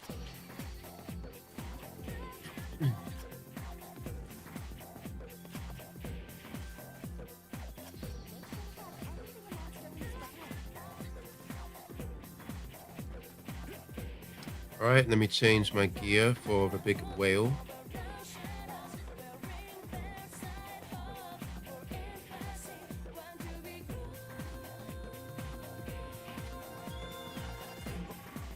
Change to my lightning bow. This one.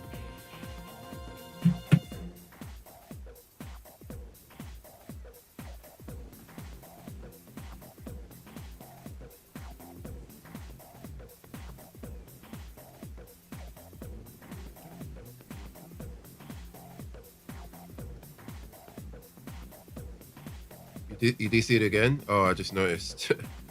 Well, you lasted quite long. Maybe it's not as bad as it normally is today.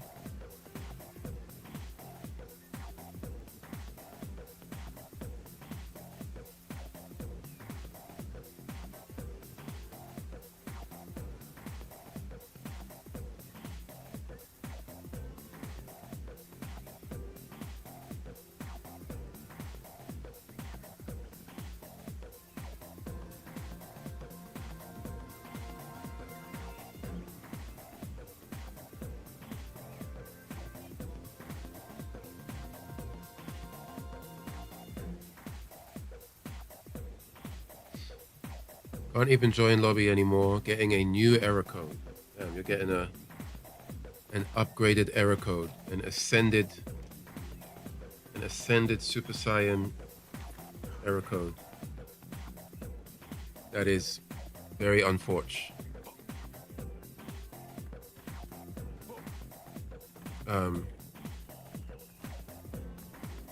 Maybe you can quit the game and try reload or something. The classic IT troubleshoot. Turn it off and try again. Oh, server decided to let me in there. Yay. Fuck, did I change weapon? I did not, did I?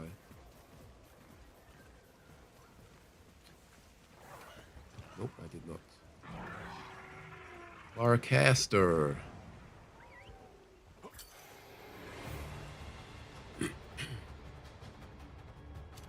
I repaired the game yesterday.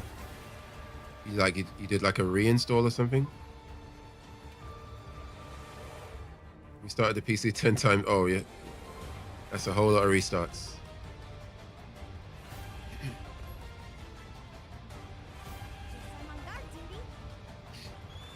The fact that I have the problem still makes it clear this ain't on my end. Yeah, there's been some...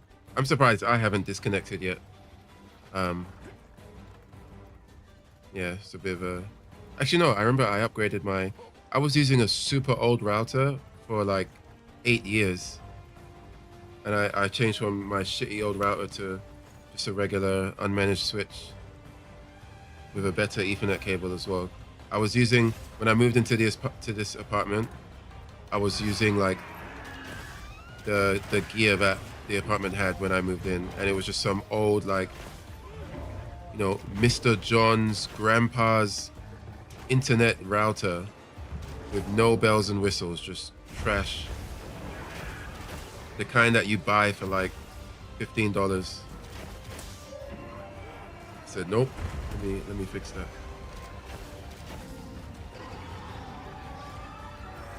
Downloaded the whole 100. Damn. Yeah, it's a big game.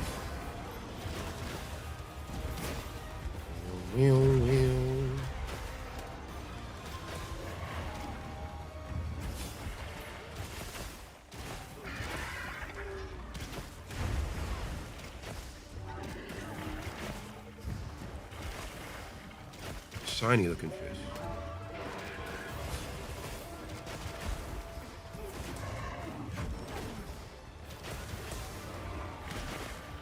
Should be doing pierces on this guy. Get him. Let's take advantage of this. Song for your defenses.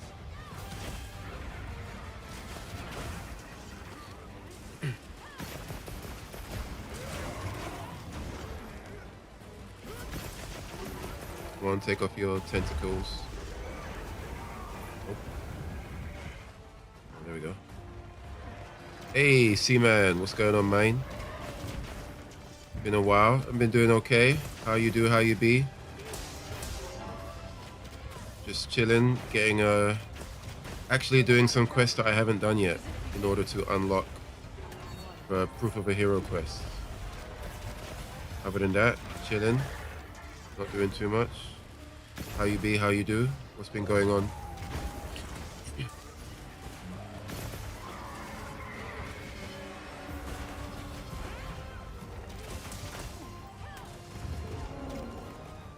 Any flop?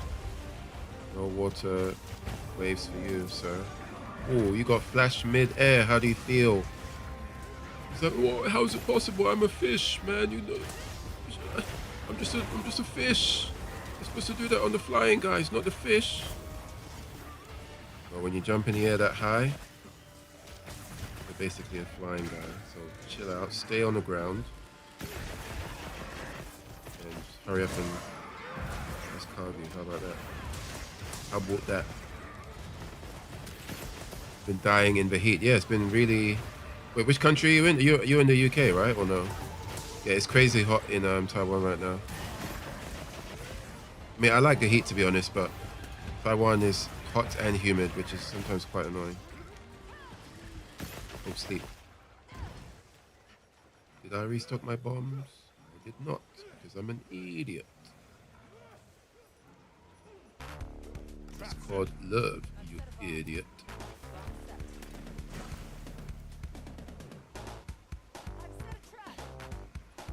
Right? There you go. Saving to retake CompTIA exam. Oh, you didn't pass the first time? Did you fail both of them, or you passed one and failed the other, or what?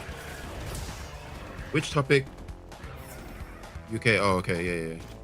Yeah, I've been hearing it's mad hot over there right now. Which topic did you find the hardest?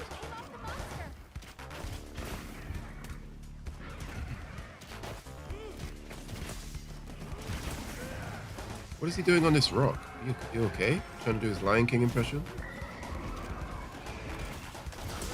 Okay, flash.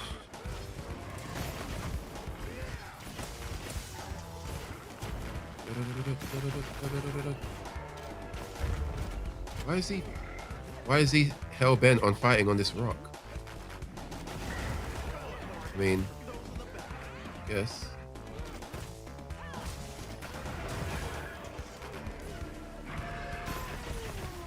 Like, this rock is where my ancestors gave rise to our kind. This rock is meaningful in ways you'll never understand. I am this rock. This rock is me. Do it. Pass core 1. Okay, good stuff. You should got one of them down. Yeah, I remember I got a higher score on my core 1 than I did core 2. Core 1 was like a confident pass. Core 2 was a, like I think Core 2, if I got like 8 or 9 questions wrong, I would have failed it. Because I was quite close to not passing. Failed on general knowledge about networks. Let's see. Yeah, it's it can be quite rough. Sometimes it's not about the knowledge. Sometimes it's like having the wherewithal to know that this question is touching on this topic. That's what I found quite tricky. There were some questions that I failed because the way that the question was asked made me not realize. It's like, had they asked the question in a different way, there were many questions where I would have gotten it for sure. But like sometimes the phrasing of the questions can be tricky. Which I guess is part of the test, right? Like they're testing not just the knowledge, but in how many different ways can you apply the knowledge or recognize what knowledge is being requested in any given moment.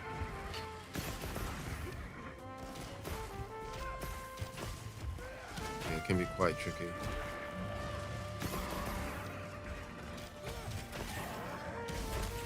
Yeah, failing and then having to repay again is not the most exciting thing, that's for sure. Ain't going nowhere.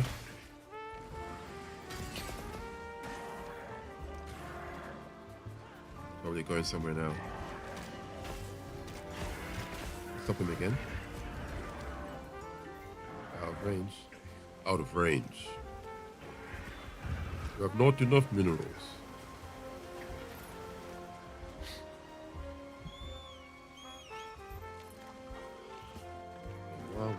We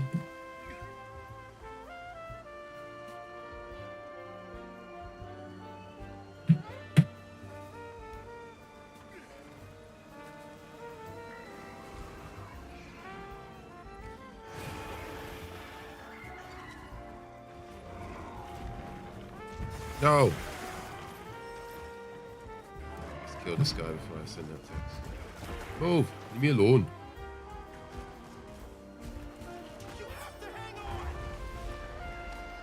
Life, just got to buckle down and save. Yeah, I remember that you can buy a ticket, you can buy an option where like you pay a bit extra and it includes a retake. So I can't remember I don't know how much it is in pounds, but let's say like the test is £300. You can pay like 350 or something, and then if you fail, then the retake is free. But if you just pay the £300 or whatever it is and you fail, then you have to pay like the whole 300 again. So you can invest a little bit more for like an extra safety net.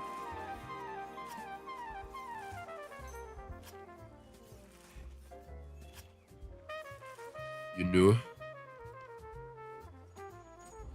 Okay, that's one down.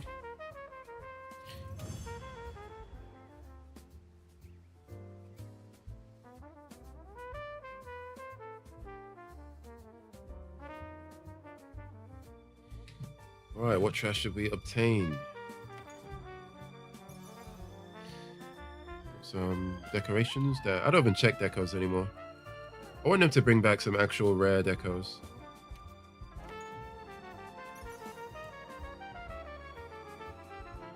Crit element, convert element.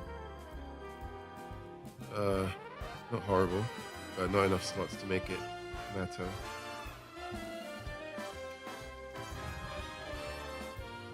34 minutes.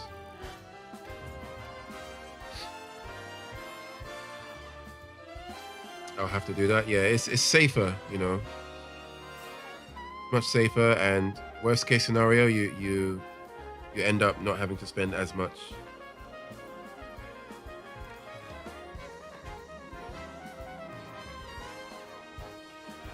My attack free jewel ain't got enough slots either, but it comes with max might and flinch free. Pretty solid. Quite solid. I'm impressed. Yeah, I don't have an attack free jewel. I know I've got an attack. Or charm, I mean. Okay, let me post the next one. Whoa, whoa, whoa, whoa. Whoa, whoa, whoa, whoa. Tango of Lives Ablaze. Okay, so we need ice. I need ice for this, which I have. I have one for SNS with free attack, attack free, earplugs 1, free meal. That's pretty good. I forgot this game existed, to be honest. Don't blame you. Fuck, I keep departing too soon. It's annoying. Yeah, I mean, not many people play this game, right? I think everyone's just waiting for the expansion, which will be announced soon. So, you got a God Bow roll, God Bow charm. What's on the God Bow? What skills?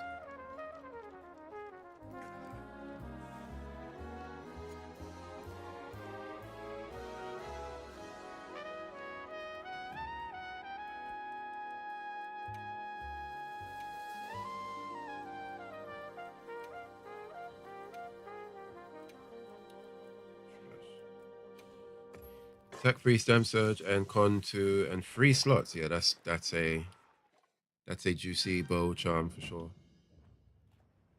Quite good. I mean, even though bow doesn't really take much use of attack up, it's that charm is probably god status for bow simply because of stem surge and constitution on one piece of gear plus the free slots. Like the attack boost there is negligible, but the other skills are very useful. You did not know the raw limit is gone. Was that in the most recent patch? From what I saw, to my understanding, in my understanding, you're still even like when you're trying to min max bow, you're still probably not aiming for attack 7, right? Or anything like that, unless I'm wrong. I thought that you're still not. I thought you still wouldn't be prioritizing attack 7. Oh, a joke. I mean, not that you have to be on attack 7 to make it relevant, but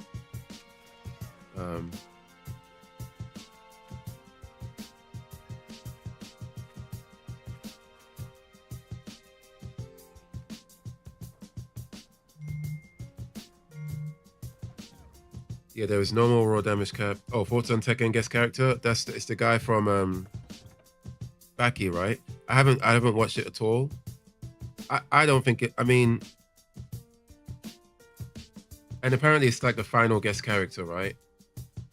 I don't think it's that interesting. Of course, for people who are into Baki, I'm sure that's like some hot shit right now. But I don't know how much crossover there is between Baki and Tekken. I'm not entirely sure. But I'll be more curious to see how the in-game character model looks. Right now, they're just showing a trailer of this guy is going to be in the game, right? That's why Team Darkside managed to hit for 12k now. You only go for attack 4 at max. Max attack is 5. Oh, fuck. What's 7? 7 is world, right? Okay. Yeah, 7 is world. Okay, yeah, I didn't know that the attack thing had changed in that way.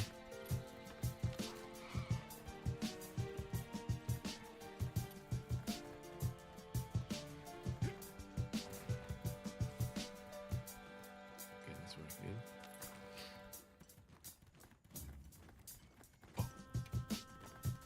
But spread does scale with raw, no?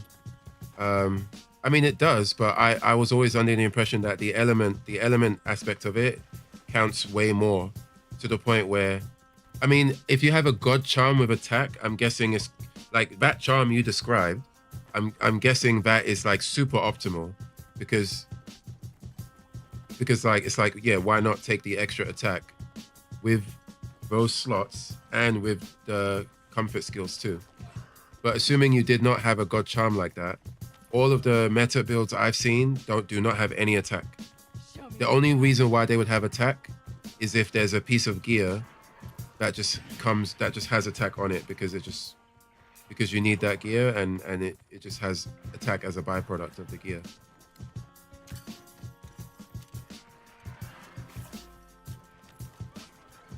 I have the same opinion, to be honest. Yeah, I don't think it's that fascinating. But to be fair, I don't play Tekken anyway, so it's not really doesn't really matter to me either way. Yeah, RNG is not comparable to Meta Charms. Wait, did you get kicked again? I posted the quest already.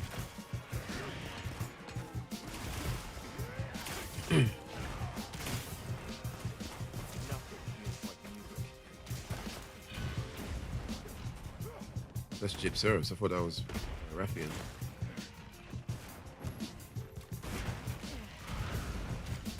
Got kicked again? Damn.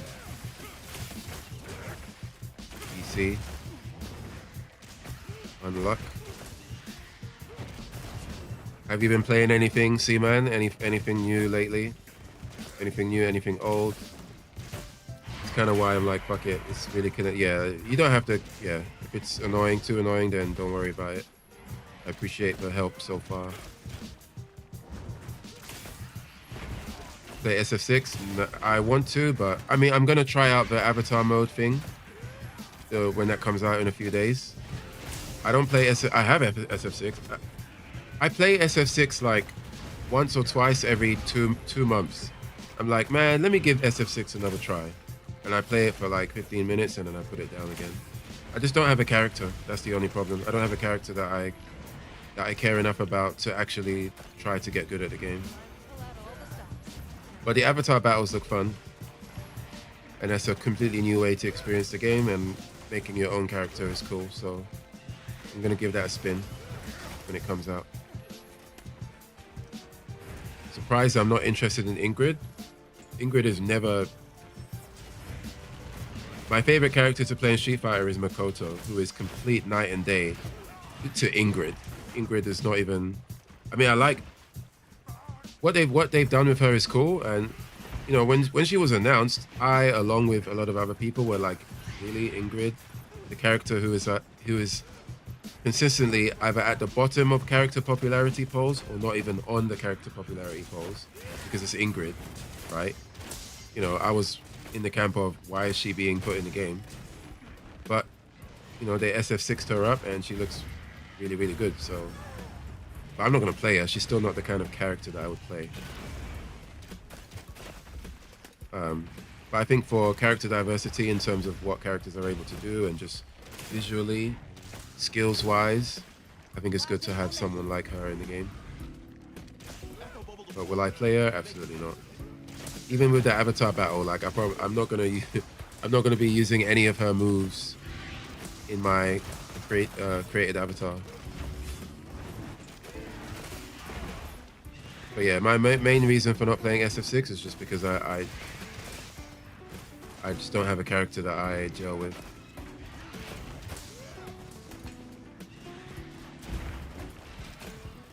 I mean, yeah, and most likely those leaks are true for the season 4 with Vega, Hagar, Gouken, and Tifa. Although I've seen some variations of the leaks. I've seen some leaks that don't have Gouken and Hagar, but all the leaks I've seen have Tifa and Vega. But Tifa, Vega, Hagar, and Gouken, that is none of them are Makoto, unfortunately. So I'm still sad, still a sad boy right now.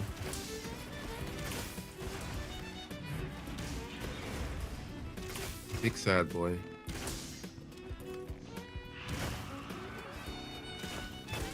I've been playing a bit more single player games. I beat Resident Evil 9.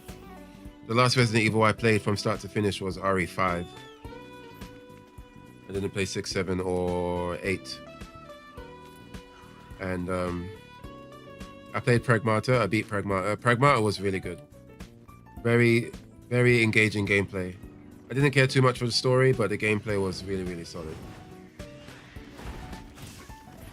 Like, I knew Pragmata was good. Like, on the first night I played it, like I bought the game, downloaded it, played it for about 3 or 4 hours. I knew it was a good game when I tried to sleep that night, I just couldn't sleep because in my brain had just been taken over by the game. I was hearing the sound effects from the game. I was visualizing the AI, not the AI, the hacking simulator thing, the square that comes on the screen, the sound of the jetpack when you boost, the sound of when you successfully hack. Like all of the art and design was just blasting in my brain, and I couldn't sleep that night. You know when you get into bed and then you don't fall asleep until like 4 hours later? That's what happened. And usually that only happens to me when I play a game that is just fully engaging all of my senses. So yeah, Pragmata was a solid experience. I'm really looking forward to seeing what that team does next. Apparently the team Echo bubble will fortify you. apparently the team who made Pragmata are like a new, more younger team of developers from Capcom, which is good because you know, much more younger blood and not higher potential, but I guess more hunger to make something unique and special. I wouldn't even mind a Pragmata 2. I think that would be fine. Or if they make another game, I think a Pragmata sequel would make more sense. You know, the game did well. It's a new IP. To make a successful new IP these days is not an easy task. So now that they successfully done that, they should just make a sequel, make it even better. Unless they make Tifa play like Makoto, nah, I don't. There's no chance. Makoto's a very, no way. Tifa's gonna be super duper rushdown. I mean, Makoto is rushdown, but in a very different way. Tifa's probably gonna be rushdown, and she's probably gonna have Final Fantasy magic. I reckon she's gonna have some kind of, because if you're gonna have Tifa in if you're gonna have Tifa in SF6, they have to utilize materia in some kind of way. So I reckon she's gonna be some kind of hybrid rushdown with some level of customization, or she's definitely gonna have chores, most likely. She's gonna have a unique like UI where there's like materia at the bottom or near her drive gauge. Probably gonna be fire, ice, and lightning materia. Like that for me is what I'm most curious about if she's in the game and she gets implemented.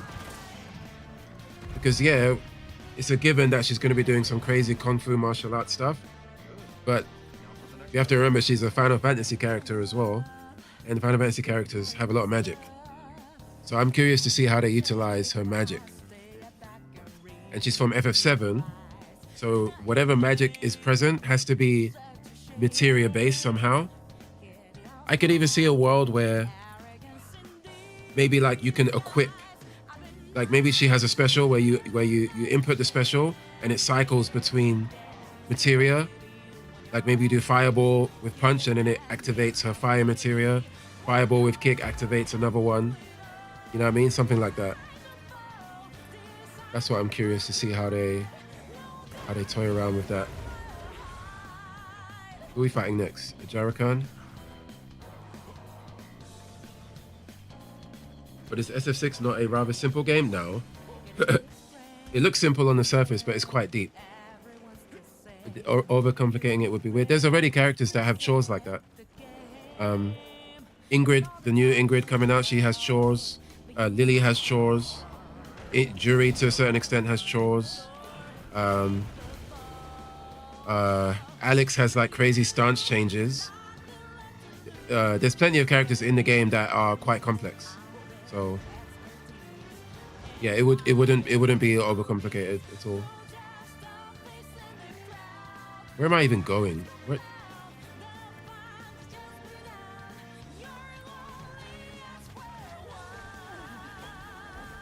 I'm waiting on Expedition 33, Stellar Blade, and something else to be delivered. Oh, so I get like the physical copy? You don't buy digital games? So it's becoming like all other fighting games? Oh, you died. I wouldn't say all other fighting games. I would agree that. I mean, I wouldn't say becoming, because Street Fighter 6 out the gate wasn't. It was never simple. I think it's one of those classic games, or not classic. It's one of those classic examples where on the surface it seems simple, but it's actually quite deep. Wait, we're fighting a new Udra, right? Are we doing new Udra first? Okay, yeah, we are. It's trying to match the rest. You mean SF6? Well, right now, SF6 is the most popular fighting game out right now, so it's probably a thing where other games would be trying to replicate what SF6 is doing in terms of like making their characters more unique and do more things. But I wouldn't even say that. I just think that it just makes the games a bit more interesting, you know, to have characters that have different, that have unique mechanics within the game. You bought them on sale? Okay. Damn, I can't imagine buying a game and waiting for it to be delivered through my mailbox. Those days are long gone for me. It's like a blast from the past right there. Where's the chill bug?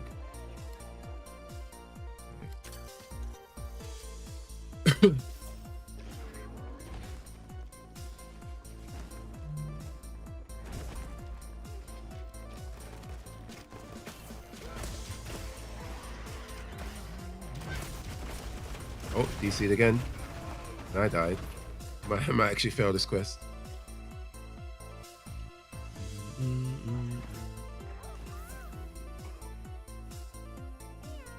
Yeah, I saw you, DC. I saw your character's soul leave its body. That was a rough one.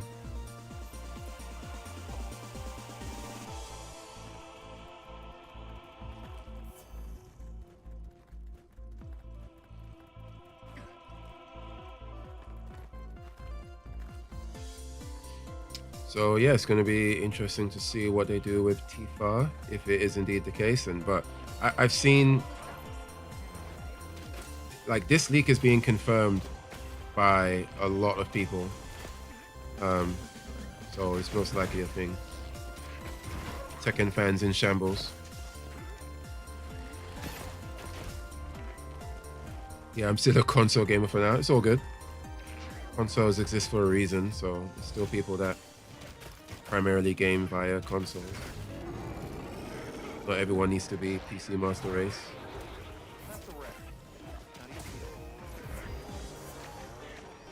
Still not great at fighting this guy. Okay, I died.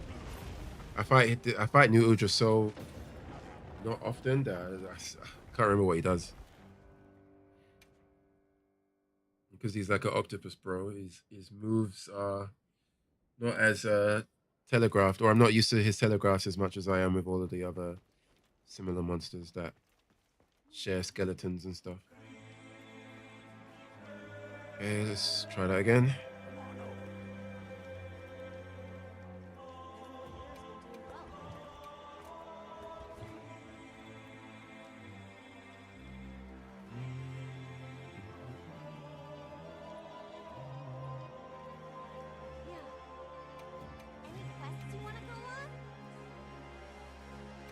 I might just SOS this. Much easier. Well, possibly much easier.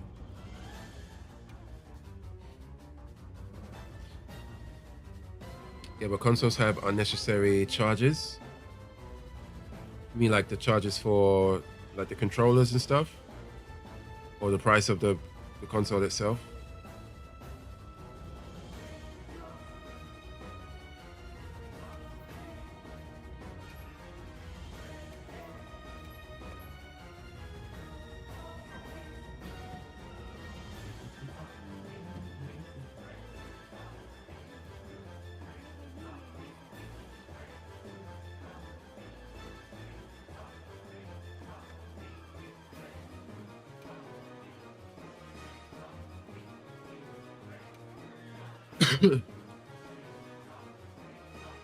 Straight up crash again, trying to load in. All right. Let me know if you Give it a shot, give it a shot. I'm gonna wait for a few minutes. I wanna take a sip of some milk. Some soy. I'm so done for the day with that shit. It's ridiculous. The whole last week. Is there anything you can like? Can you contact the ISP and let them know what's been happening? Maybe there's something on their end that they can change. You know, maybe, perhaps. Price of console accessories and subscriptions. So, oh, okay, yeah.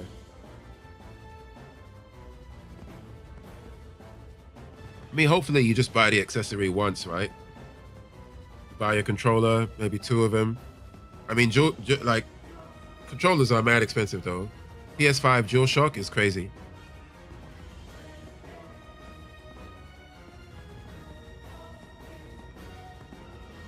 And then Nintendo Switch, don't get me started on that.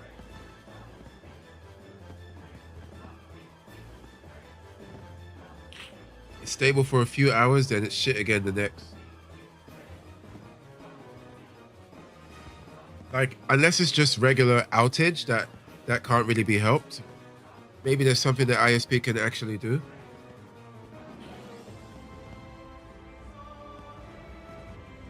Oh wait, let me quickly respond to this message.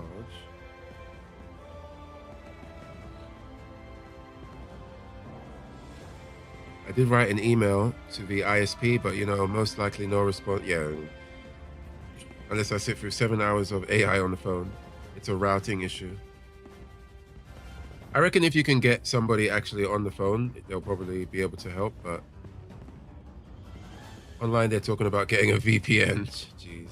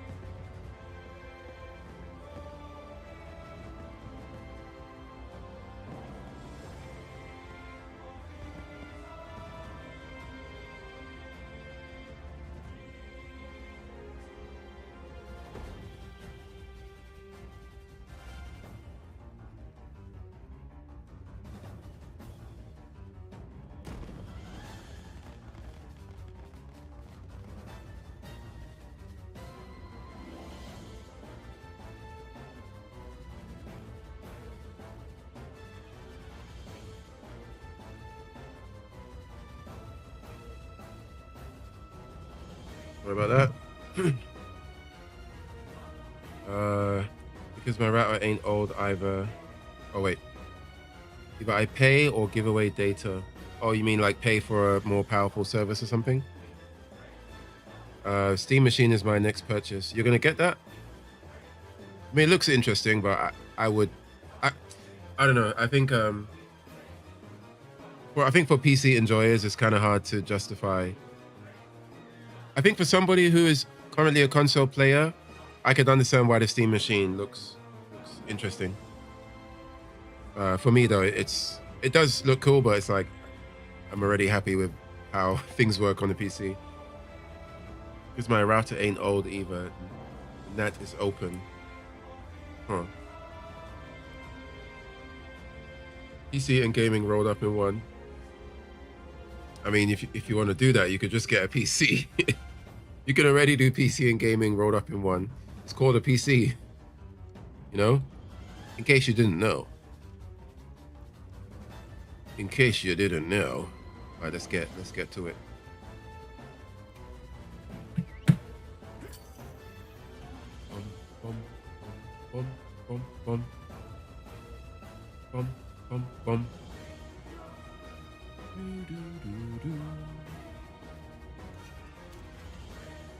Linux is a thing in the end. Oh yeah, wait, it runs on Linux? Is that Fire SOS?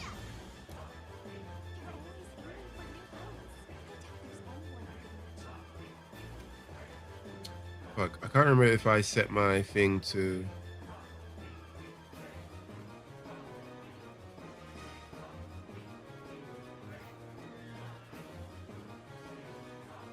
Guess I'll find out. PCs are expensive. They're not really. That's a common wait, I think I need to do this again because I don't think I set my thing to accept humans.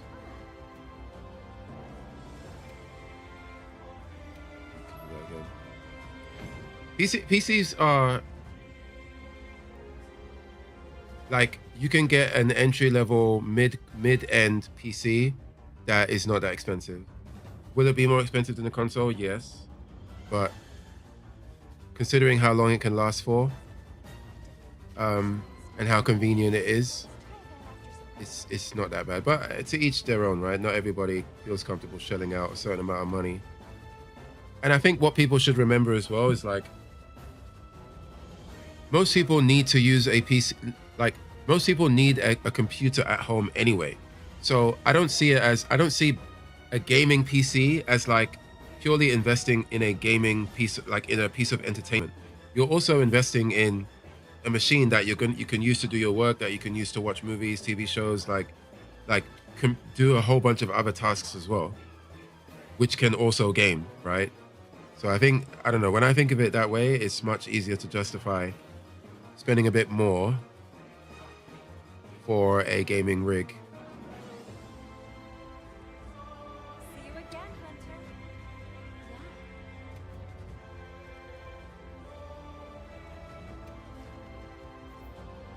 Players and support hunters. Fuck. Yeah, I guess just no one tried to join. Also, Linux is also way lighter than Windows, making gaming more efficient. So you could run Linux with Proton, Steam's version of Wine, to run game. Yeah, I know that the ins and outs of the Steam machine is makes the gaming experience potentially like way smoother.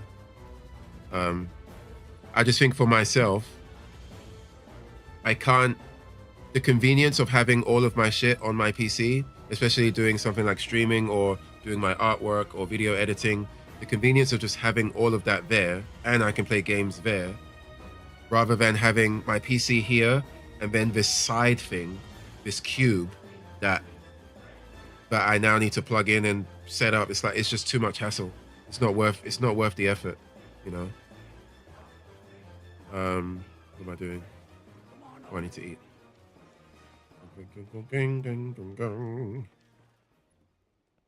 Way too much hassle.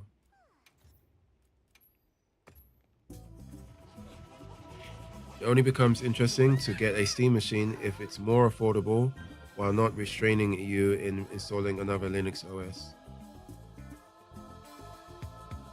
Yeah, I could see that being the case. I see it.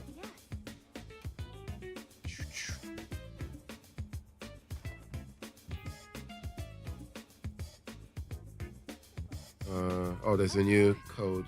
I'll type it in case you try to join. Oh wait, no, it's not a new lobby ID. It's the same. Never mind. At that point, it's just a PC. Yeah, that's what I'm thinking as well. Like, I don't know. I think the Steam box thing is more of a middle ground for somebody who is like in Seaman's scenario, where he's not a PC gamer, but it might be curious about it, and something that kind of behaves like a console, like as like an in between. I think it's like a worthy purchase. But for somebody like myself, it just doesn't make sense.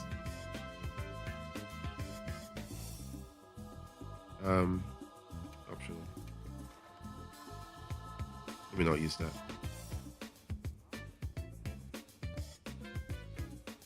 Dum, dum, dum, dum.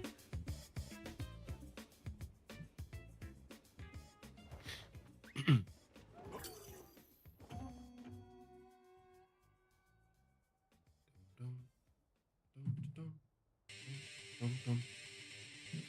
On the street, on the street. On the street, on the street. Hey, let's play my jam. Let's be on our way. Gotta do it.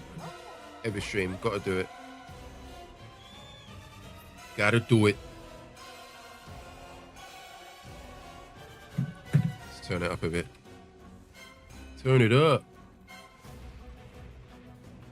I'll ride with you. Turn it up. Where you at, boyo? Got my theme song playing. I got my bow. Got my chicken. Going down. It's gonna be a short night for you. If you have a semi-decent PC, is it not a valid purchase? You mean the Steam thing? A semi-decent? For me, I still don't think so. Like, semi-decent PC is playing a lot of games. Like, or not even just a lot. A semi-decent PC is playing any game out, like, that is going to be coming out in the next 2 to 3 years, maybe even a bit more. Maybe if you want to play something at like a higher performance, and you don't want to get like a new CPU or something like that, then maybe. But generally speaking, I'm still not seeing. Perhaps there's a feature that I'm just not considering. But, bro, where's the chill bug? There you go. But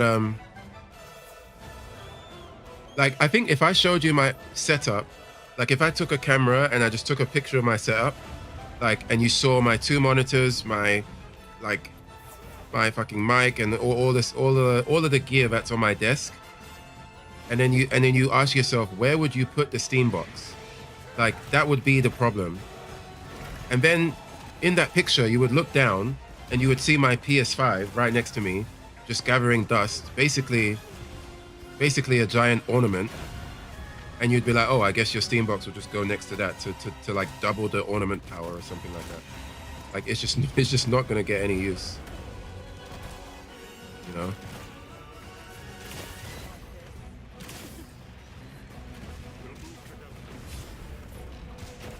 Depends on. Oh, I'm saying it's not a valid purchase if you. Oh, not a valid purchase. Oh yeah. Yeah, sorry, I completely missed the not.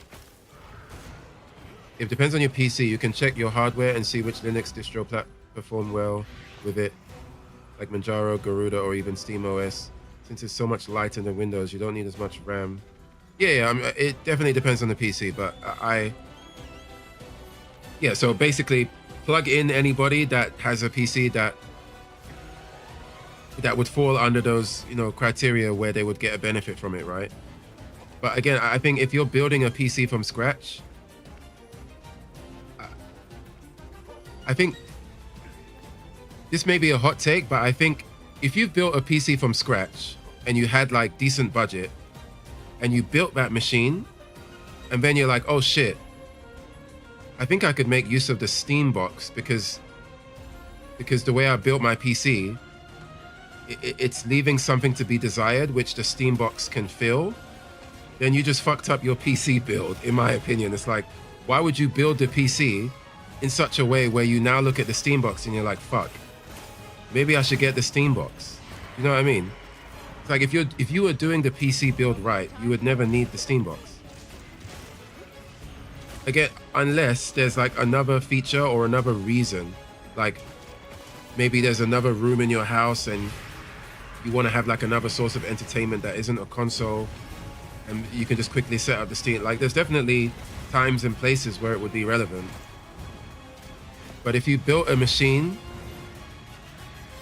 and like that machine is like your main play area, and then you're like, oh fuck, let me get the Steam box to like assist and enhance my main play area, my question would just be, perhaps that person just fucked up their main play area, like in terms of just their whole strategy behind making a gaming rig. You know what I mean? Like assuming that they had a good budget from scratch and they could build their machine in a way that wouldn't, like they should be able to build their machine in a way where the benefits of the Steam machine is not it's not really, it doesn't really benefit you because your machine is already able to bypass the benefits of the Steam machine, if that makes sense. Flash him.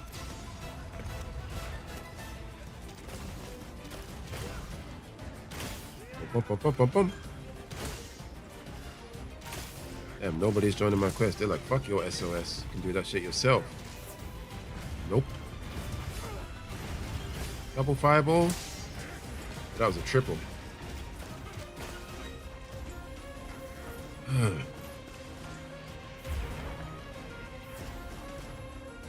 Flash him.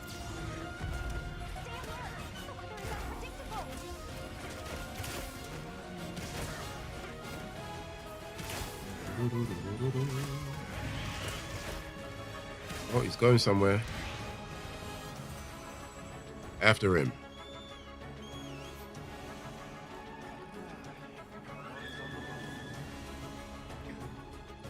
Hey, buddy. Can we get the mount?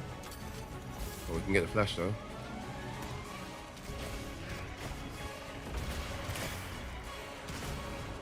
I'm not doing optimal damage.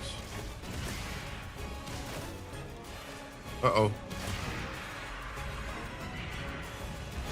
In the end, it all simmers down. How much is the Steam machine? What's the USD?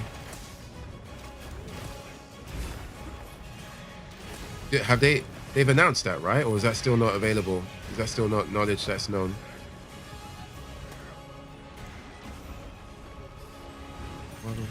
Bro.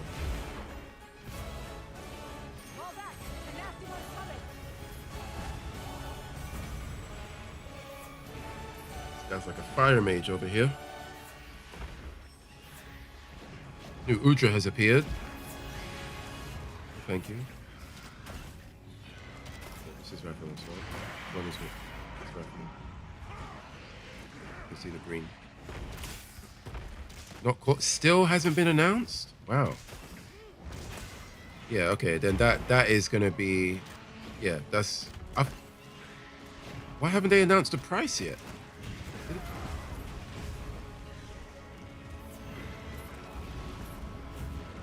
Is it not coming out soon? Does it even have a launch date?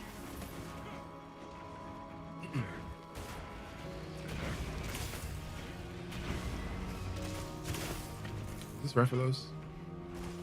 Yeah, it is. Okay. They said they can't due to RAM shortage. You mean they can't really? A nasty one's coming. You mean they can't release the They can't launch it because of RAM shortage, or they can't announce the price because of RAM shortage? Because RAM went from 32 gig costing 100 to 200 to 400. Wow, that's a. Has that got anything to do with like the Iran stuff, or like just the China Taiwan stuff, or like all of the tariffs from the Trump administration? Probably got something to do with that. Yeah, that's a huge. That's crazy.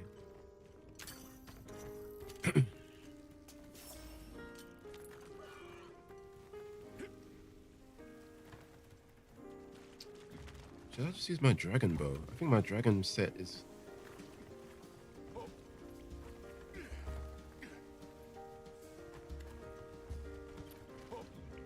gonna change to my. I think my dragon bow is better in this fight. Nope, just AI.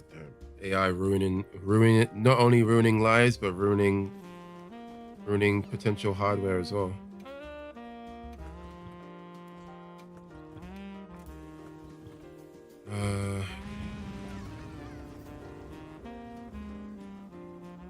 Which one was it? It's my ebony. I think it's this one, right?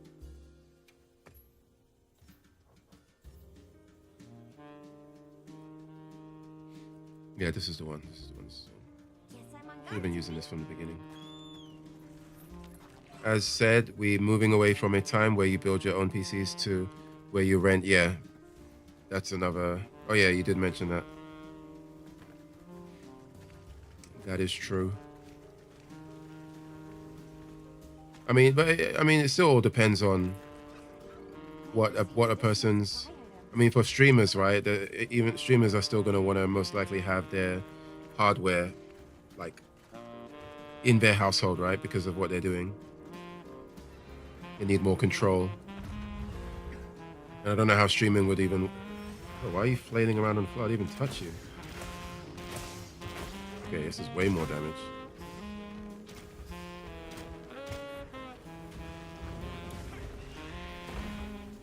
Get out of the sky. Whoa, whoa, whoa, whoa. Streaming it might be interesting though. How so? Oh, I mean, streaming it, yeah. Streaming, I imagine it would be interesting because it would allow people who don't normally have the hardware to stream to actually stream. So like, I guess it would lower the barrier of entry to streaming because you can screen capture with Elgato. Wait, what do you mean? Wouldn't you not need? I got a trap here. Use it if you can. Wouldn't you not need an Elgato to screen to? If you were streaming thanks to a server A little magic. and you didn't have any hardware on your because at that point you'd be streaming the game as well, right? Like you'd be streaming the game and you would be using some kind of streaming service, or no? If the stream machine is like 1K and you play 4K 60 FPS, you can offload all the gaming stuff to it and use a weak PC.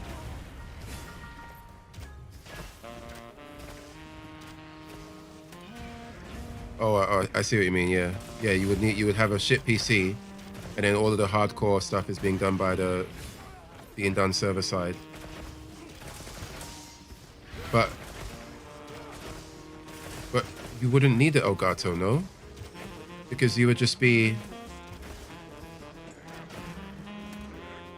I'm pretty sure there's a way you would do this without an Elgato. You would just capture it. For fuck's sake. This is a good time to Elgato capture card weak. Oh, you're talking about the Steam machine. Oh, I thought you were talking about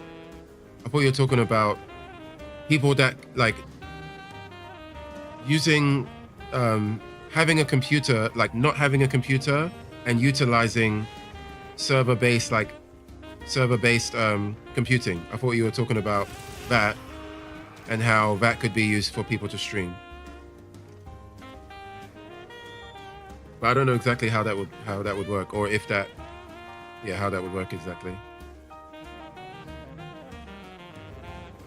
But yeah, using the Steam, I could imagine a variety of ways you could use a Steam machine as a good way to stream.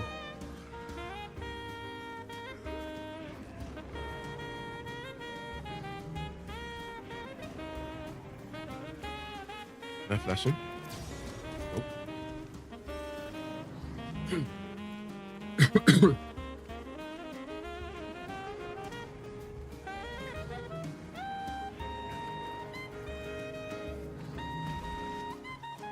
Bro, this Rathian is huge.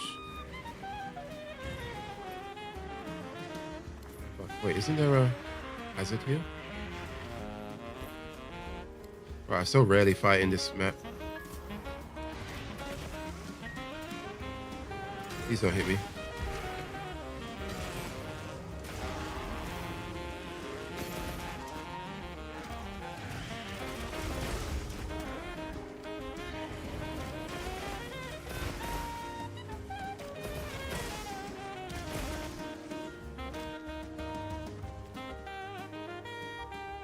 It would just suck if you can't upgrade the Steam machine and you looked into their buy a new upgrade scheme.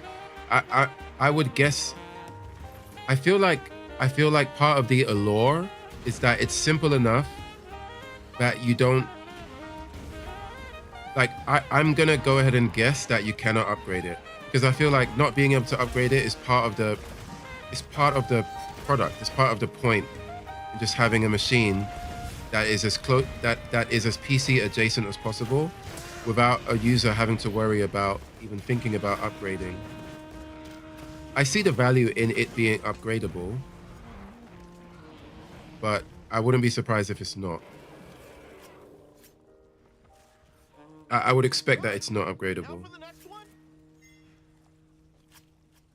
but that's just a guess. Congrats. I guess I'll fight. Did I ever watch Korra? Of course, yeah. I watched Korra as it was airing a long time ago.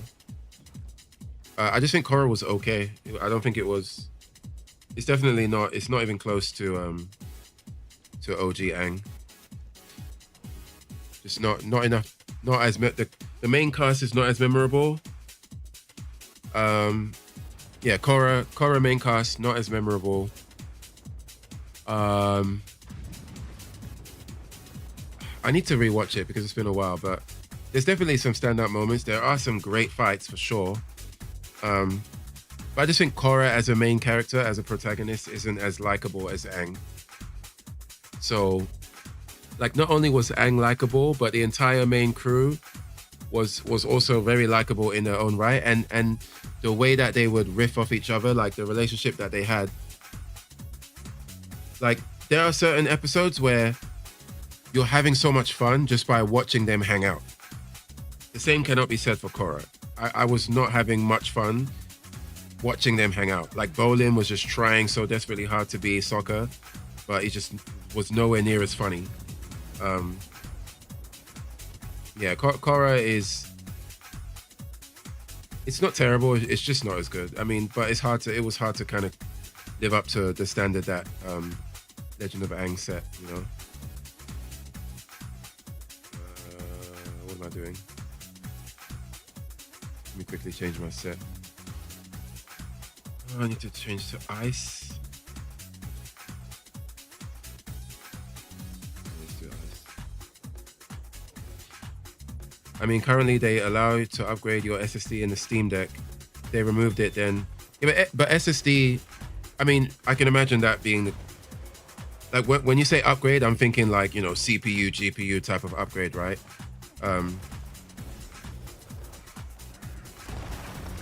But yeah, like something like RAM and SSD, I would imagine that you probably could change that, especially if you can do it in the Steam Deck. But I don't see them letting you do like a GPU change or CPU or something more intense. Which resist, I insist.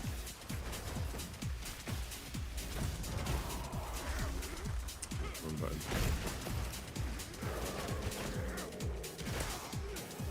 Thoughts on Aang versus Korra debate? There's a debate on that? When did that happen? I didn't even know that was a discussion. Like, who would win in a fight? Like, are you talking who would win in a fight or who is a better character? I'm guessing you're talking about in a fight. I feel like this is not really... If you're saying who would win in a fight between Aang and Korra, and you're saying that this is a debate that's been going on, I don't know how meaningful or possible of a debate this even is, considering that they're both avatars. They're both going to be pulling from the same source of power, right? Like, they both have access to the avatar state. Maybe technically you could say in a weird way that perhaps Korra would be more powerful because she would have access to Aang, whereas Aang would not have access to Korra, like chronologically, because Korra became the avatar post Aang. But even the avatar state doesn't really work that way, right? It's not like the more avatar ancestors that you can access makes you more powerful in the avatar state. I don't believe that that's how it works. So even if that is the case, well, unless that was the case, then maybe Korra would be more powerful, but I'm pretty sure that's not how it works. So, yeah, and I guess thinking more critically, I think, I just think Aang was a better fighter as well. I mean, yeah, Korra mastered the three of the elements before Aang did. But I don't know, I think maybe Aang's temperament of being a natural-born airbender first. I feel like the answer... For me, the answer is either it's a stalemate or it's Aang. But I'll need to think in more detail as to why I think Aang would win.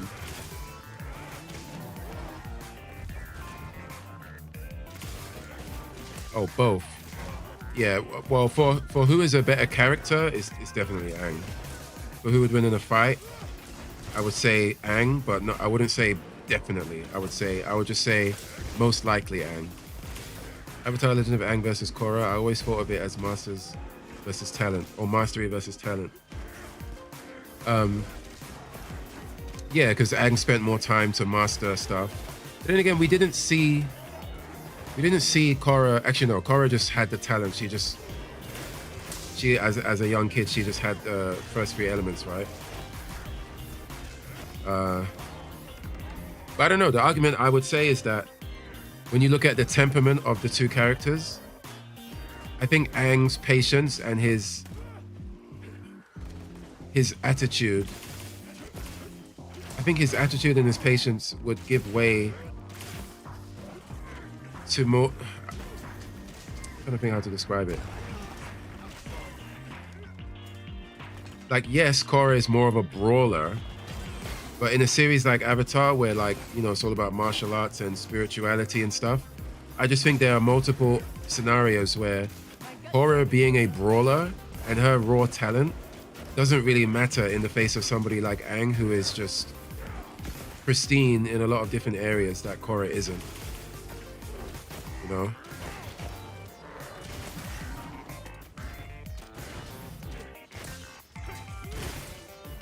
But as for who's a better character, definitely Aang, I think. Did you guys see the movie leak? I actually watched it.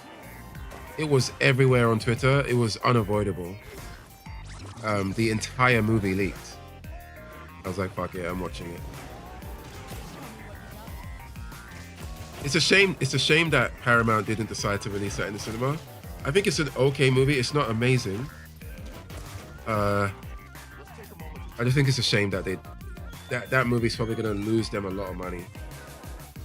A whole lot of money.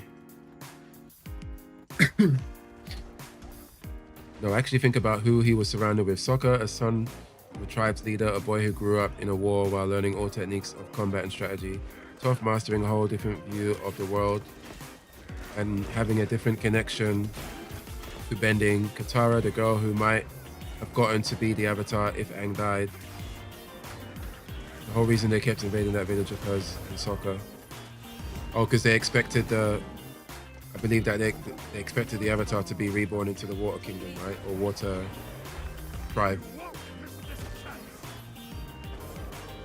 But wouldn't that be?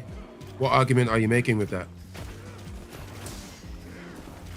Let's slash these bad boys.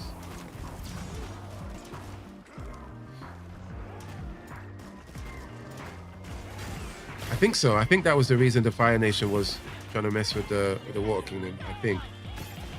I can't remember. Because I think they thought the Avatar was dead, right? They thought Aang was dead. I believe that was what it was. The skill difference in bending. You have 4 virtuosos.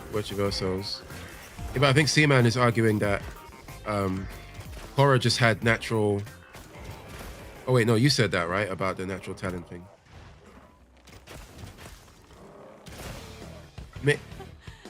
Maybe it's like kind of like a Neji Rock Lee thing, right? Where Neji just had natural talent, whereas Rock Lee like super duper worked hard for it.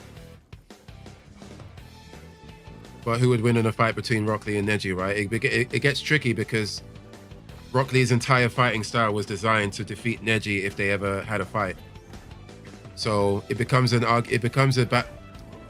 discussion that isn't just about fighting temperament. It's also about the fighting techniques that each character is using as well. You have 4 virtuosos versus a teeny girl, so talented she believes she doesn't need to practice, and then getting humbled more and more in the end, and that after she fucked up, losing the connection to the past.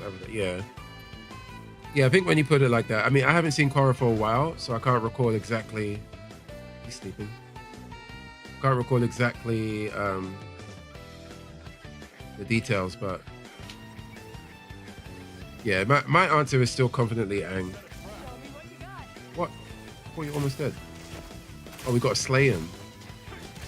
Fuck, okay, good thing that I didn't get captured.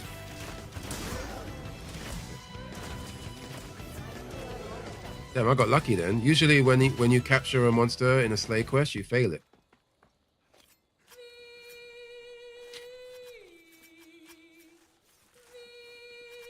All right.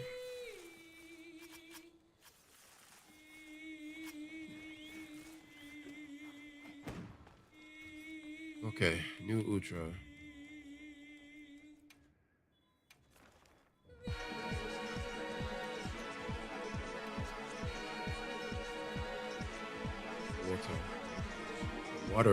Water tribe.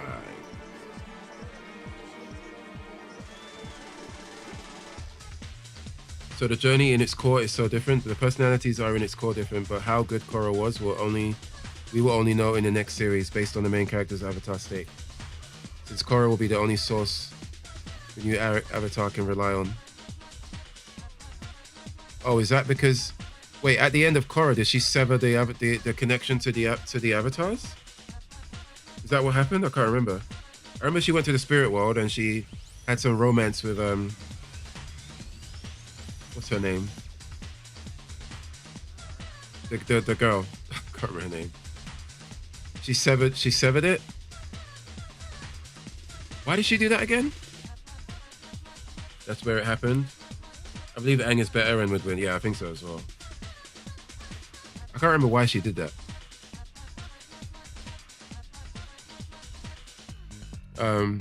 But they could always find a way to retcon that or change it and make it so that the new avatar is able to, I don't know, maybe they can undo it in some kind of way. I have no idea.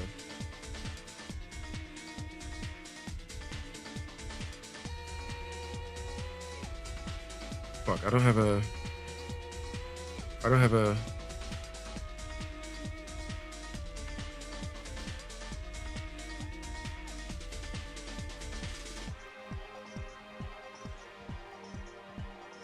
Oh, I can use my fire comfort. And then change to... Okay.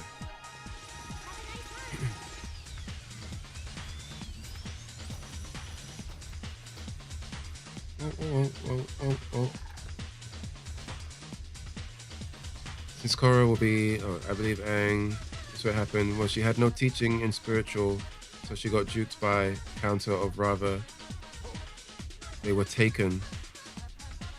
I can't remember the details. I am looking forward to the new series though. It's about time we get an Earthbender avatar. Earthbending is the best bending. Everybody knows it. And that's only because Toph is the best character and everybody knows that. Deep down in their soul, you know it's all about Toph.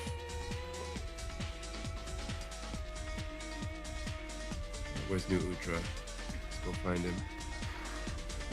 She was manipulated. I see.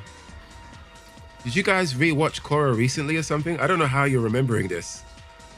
I'm assuming you rewatched it, right? Either that or you guys have some ascended level memory. Hey, buddy. Yeah, let's not die this time. I'm doing no damage. Oh.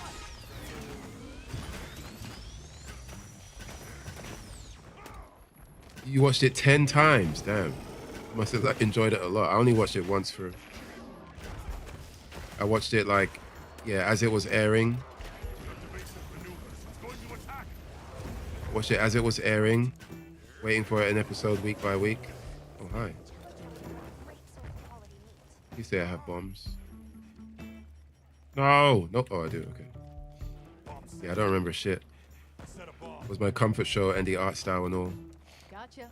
Did you watch Korra first and then you watch Avatar Aang, or?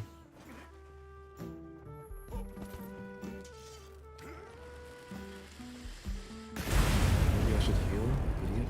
Hey, don't be so reckless. Or you watched Avatar Aang first? So none of you guys watched the movie that leaked?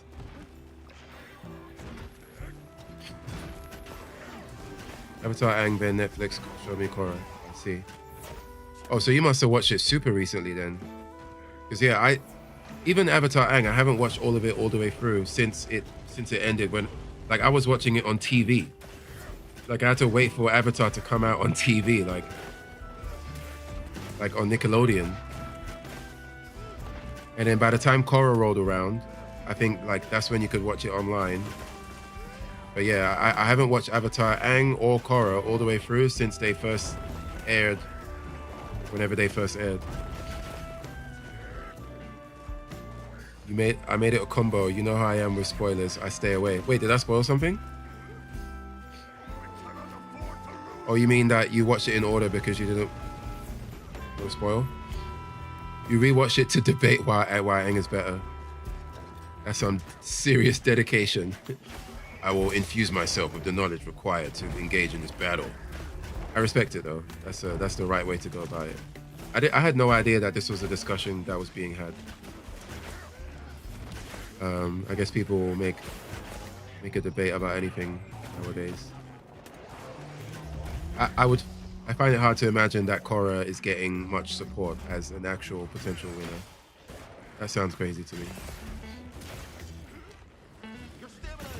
Yeah, I haven't watched it in a while. Last thing I watched all of The Pit on HBO. That was a good show. I finished watching The Boys. The last episode aired like a few days ago. Unfortunately, the whole last season was a bit of a mess. Even season 4. I think the first 2 seasons of The Boys are like impeccable, and each season kind of slowly deteriorates in quality. There were a few great moments in season 5, but overall, I don't think its ending was worthy of the legacy of what that show had set up. Because that show really did start off with a bang.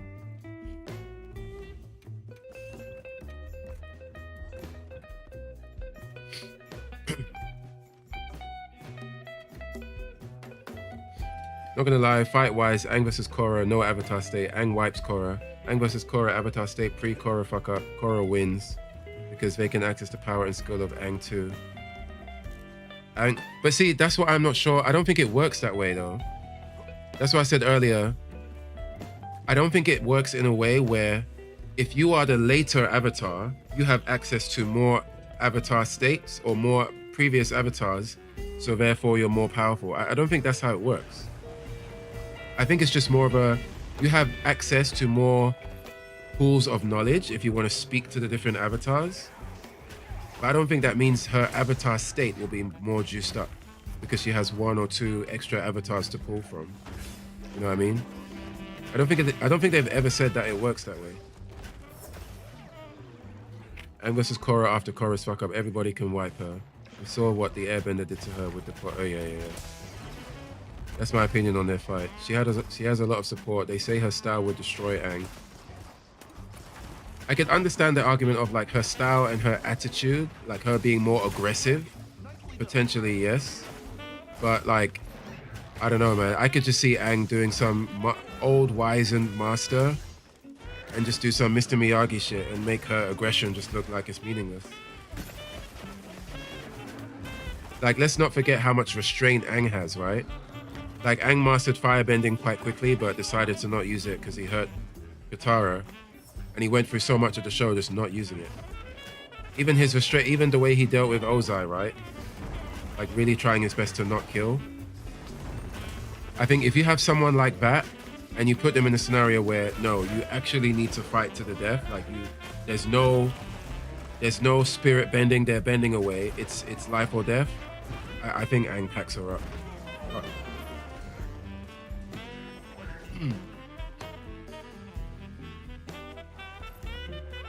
Yeah, I think it's a wash. But, okay, maybe not a wash, but I think it's a solid victory for Aang, I would say. Especially if you watch Aang in the movie as well. If you see like that older Aang, how he's developed, and just how he uses the bending so effortlessly. I mean, I guess you could argue Korra could do that as well because she is the Avatar, right? I don't know. I think there's a certain level of effortlessness that Aang comes with that just makes me feel that he would beat her.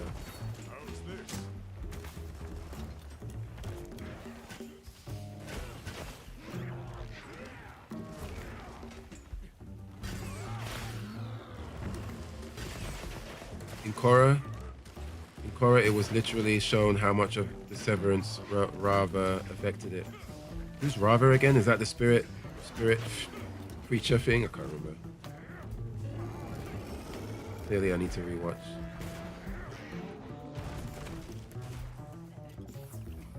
Rava said it herself. Prime versions of both characters. Aang wins, no difficulty. Yeah, I agree. Need a chill bug.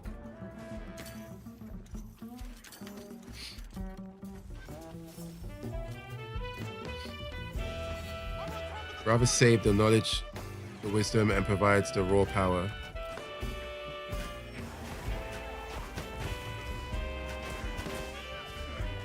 Wait, who is Rava? I just you got to like explain it to me from the beginning. I do not remember. Who is Rava?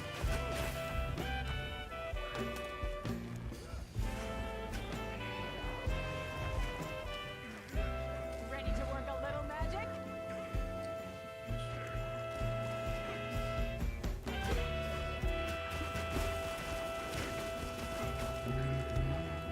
Get him.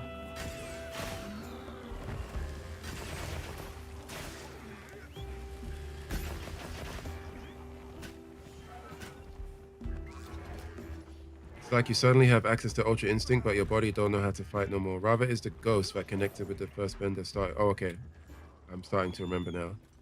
So you're saying that, like, post Severance, Korra has access to Rava, whereas the other avatars, like Aang, would not.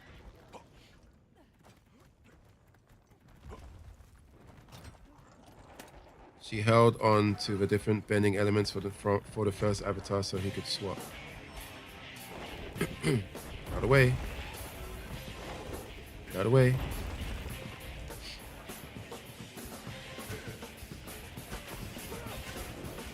Bro.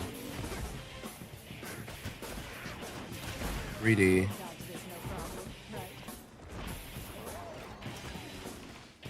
Right. Whoa, whoa, whoa, whoa, whoa. Where you at? Where you at?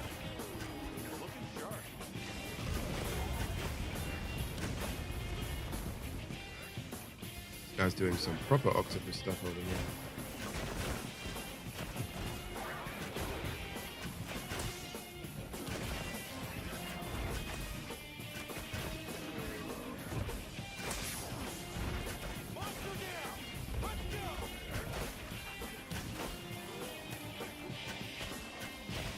Alright, let me just quickly focus on this fight. I don't want to die again. I don't miss, bro. Should be using Tracer on this.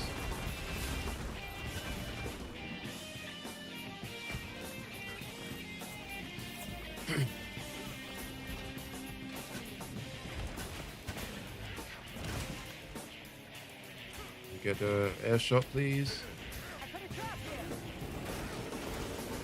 Flamed up again.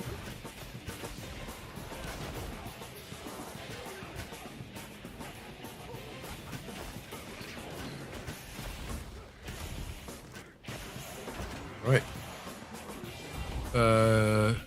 When he died, they fused. Why the avatar can access all elements after? Oh yeah. So Rava is like the origin story of how the avatar was able to even become the avatar. There's still no release date for the new series, right? I don't think. Yeah, taking their sweet time.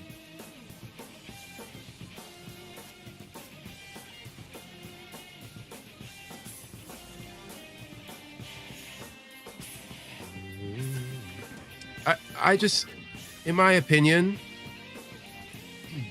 you know, sometimes like when a great show comes out, sometimes that great show is the result of lightning in a bottle, where everything came together in the perfect time, in the perfect way, right place, right time, right people, and it just made a great show, right? which would be the original Avatar series. And more often than not, it's either impossible or very hard to recreate the lightning in a bottle again. And I think we see that with Korra, where they were not able to recreate the lightning in a bottle. And we're most likely going to see that with the new Avatar series as well. I hope I'm wrong, but like I really want to have faith that the two creators, Brian something and something, I really do hope that they still have the same like creative magic that allowed them to create the original series. But even think about how much time has transpired between then and now, right? Creatively, they're probably very different. And just, we're so far removed from that special time. I mean, that's not to say that they can't make something magical in its own right, but will it be magical in the same, with the same weight and same like quality of magic that the original show did? I would bet money that unfortunately the answer is going to be no. You know.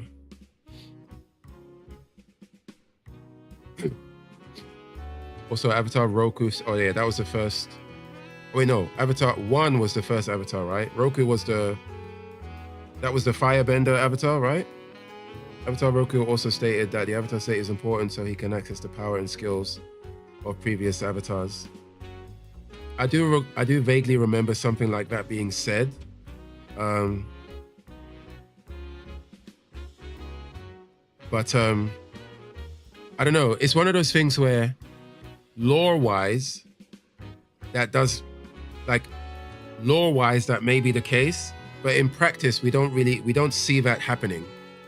Like, we don't see Aang using techniques of previous. I mean, he might be, but when he's in the Avatar state, he just does very powerful bending stuff. It's not like we're seeing specific techniques that we've seen previous Avatar use that only that Avatar could ever do. Maybe that is the case, but it's one of those things where it sounds good lore-wise, but I don't know how much it matters or how relevant it is in practice. Trying to teach him why he needs to rely on it, but Aang did not want to since loss of control. You don't get it. Wait, what don't I get? Wait, why is my my DualShock just decided to disconnect? It's weird. Why you disconnect, buddy?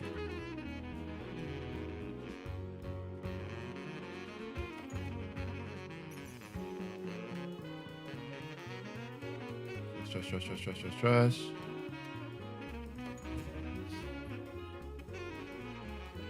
Think about Goku, Ultra Instinct. Goku been fighting his whole life. He learned, but he has no chance to think and do. Then comes Ultra Instinct. All his body learned now happens without thinking. Yeah, I understand what Ultra Instinct is, but I don't know. Like, how is this? Who are you applying this to? Korra?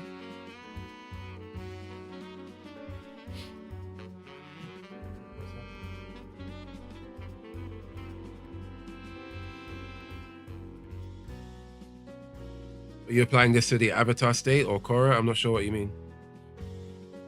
Avatar state in general acts more like that. Yeah, I get how Avatar state acts. I'm just saying that just because Roku said you can use the previous techniques of the Avatar, that doesn't mean that what we see the Avatars do is actually them using the previous techniques. Does that make sense? It's the knowledge to access though is bigger with every reincarnation. Yeah, but I don't know. Hold on, my DualShock is messing up. Like, what I'm saying is that I imagine that is how it works. Technically, if you have access to more avatars, because you are the later avatar, right? So like, if there's an avatar 100 years from whatever the latest show is going to be, that avatar is going to have 100, well, not 100 more avatars, but they'll just have more avatars in the avatar state. So yes, I understand the concept of the more avatars that are in the avatar realm, or the more previous avatars that have existed, whoever the current avatar is has access to more power. But what I'm saying is that I don't know if that is actually practically like acted upon. It's one of those things where lore wise, like that seems to be how it works, but I don't know if that's actually what is happening when they enter the avatar state. You know what I mean? Like when they enter the avatar state, they essentially go into ultra instinct and they become powerful. But I don't know for sure if that power is like,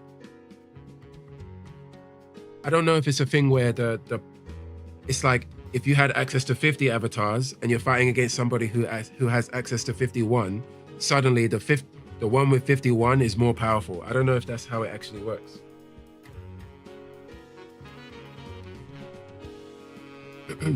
Because I think it could also be a thing where like the avatar who, like you can have more access to the avatar's knowledge in terms of what they know, or like what they know about the world or history. Like it might not only just be about like power, you know?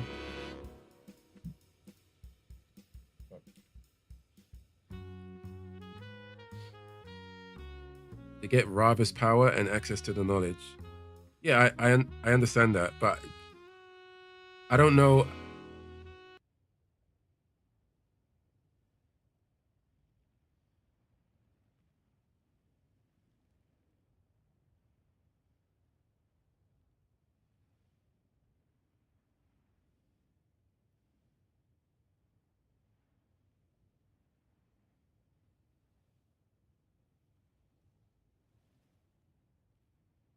Hard froze. Why am I frozen? Okay, my controller's working.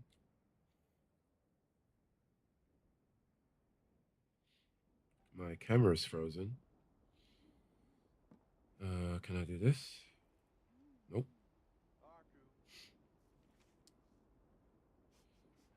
It's all even the memories. Why you think Aang can talk to prior ones? Yeah, I don't think you're understanding that I understand what you're saying. I'm just saying that I don't know if it is the case that you have like having access to their power doesn't necessarily mean that that is going to be the stronger avatar. Does that make sense?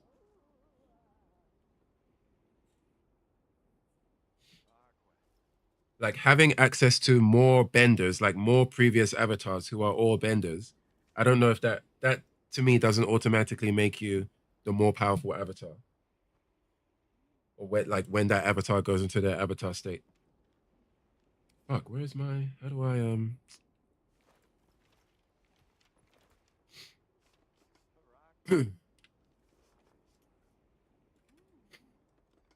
Yeah, my camera's frozen. Can I unplug from here?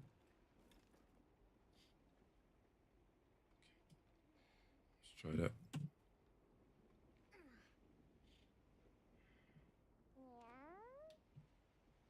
Hoping that's gonna work.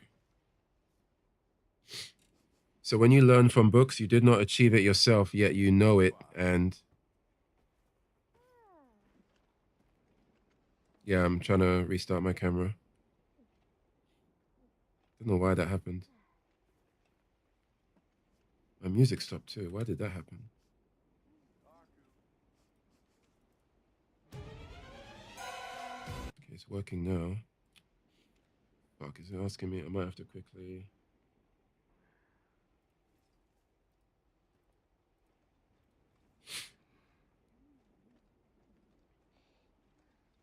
That is very frustrating.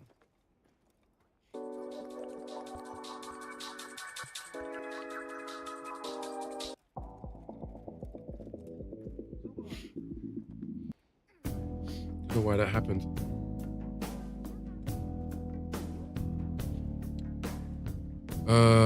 Is there a way I can fix this without?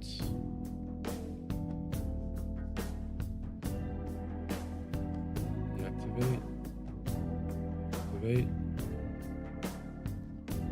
Okay, that is completely reset everything. Oh, let's try that again. My camera just randomly pointed to the complete wrong area. Connect.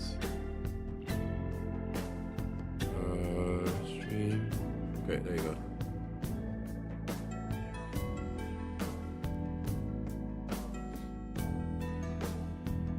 Aang was never. You did not achieve it yourself, yet you now know it can apply it. Aang never was that aggressive and reactive, and in the avatar state, he did things himself. He himself was never capable of. Yeah, but that is the nature of the avatar state. Every avatar that enters the avatar state becomes more powerful, and they do things in the avatar state that they cannot do in their regular form, right? Like we know this.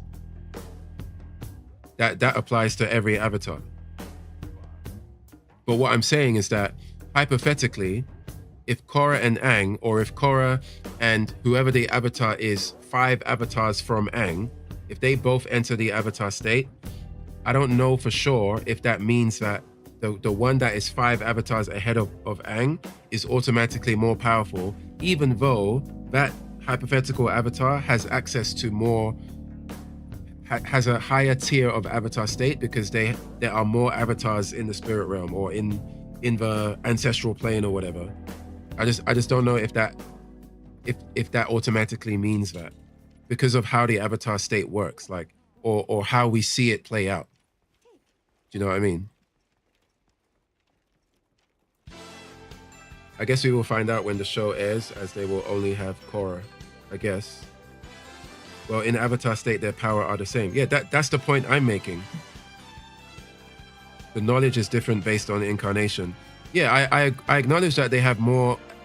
They have more potential of knowledge to be. Oh wait, if I recall, this song triggers my YouTube thing.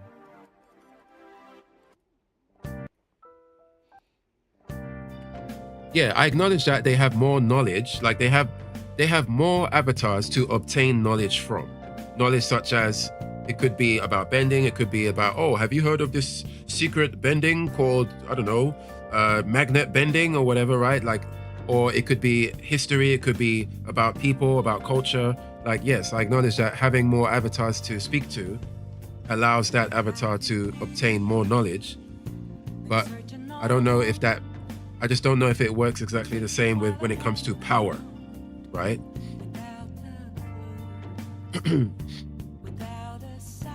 So if Aang is part of your skill knowledge set, what does that mean? The knowledge is different based on Aang. What does that mean? Aang fighting Aang? But I'm not sure what you mean. Wait, did I unlock that quest?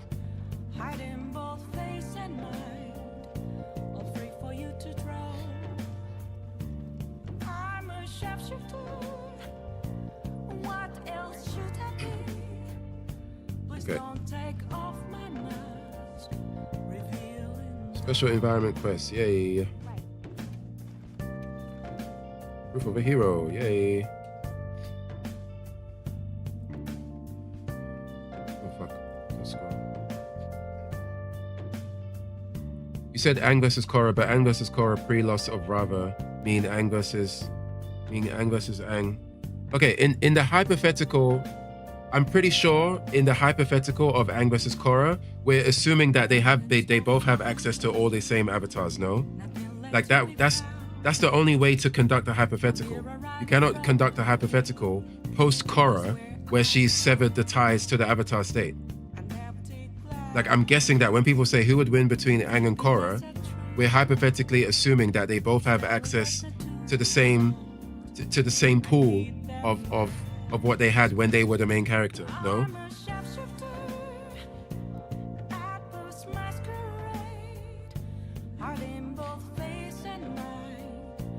Or is that what you're saying?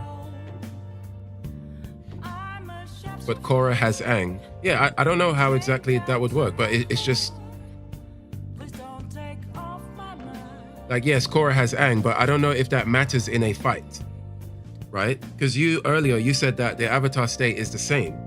So if that's true, Korra having access to Aang in a hypothetical fight might not matter, and what we're probably more comparing is their skill set as an actual fighter, right?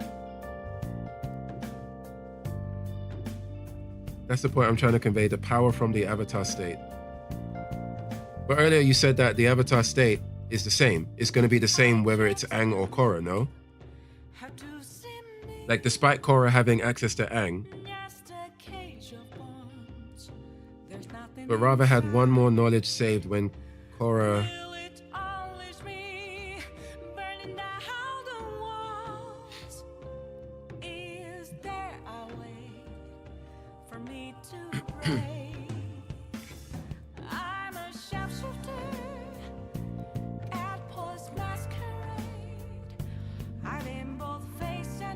Did that reset my...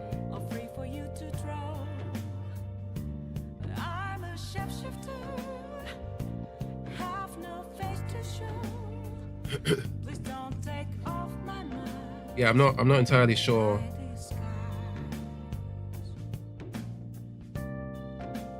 I'm not entirely sure what point you're making. 1 + 1 = 2, 1 + 1 + 1 = 3. Yes. But did you not earlier say, are you talking about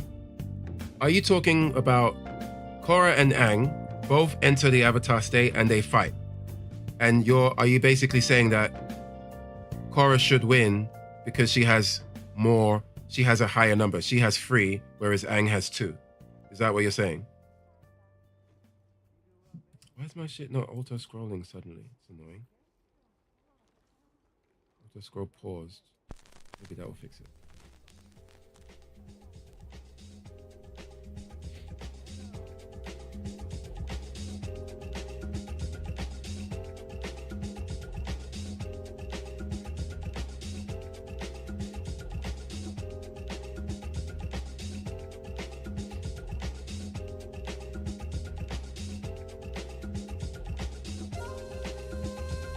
You have 2 phones, one new, one old, both charged 100%. One uses up more.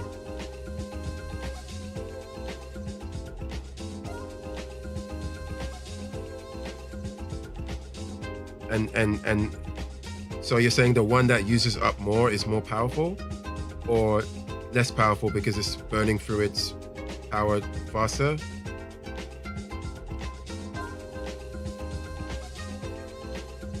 I'm not sure if this analogy is completely mapping on.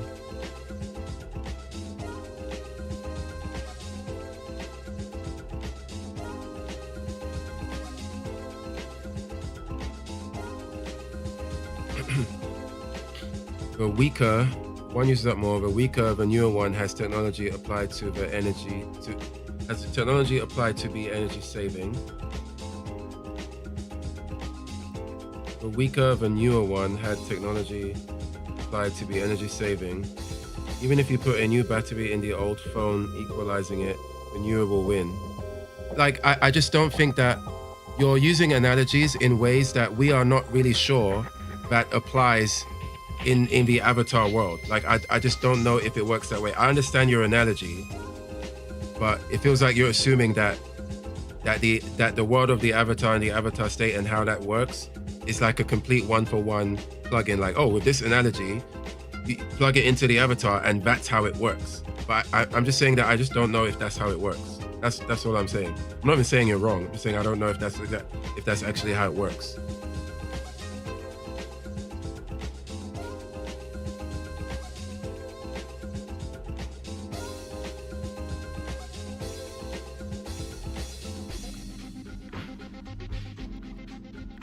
Roku says power and knowledge, what she's into.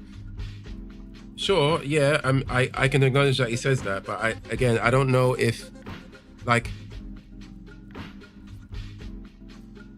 in my mind, when we see the Avatar state, like,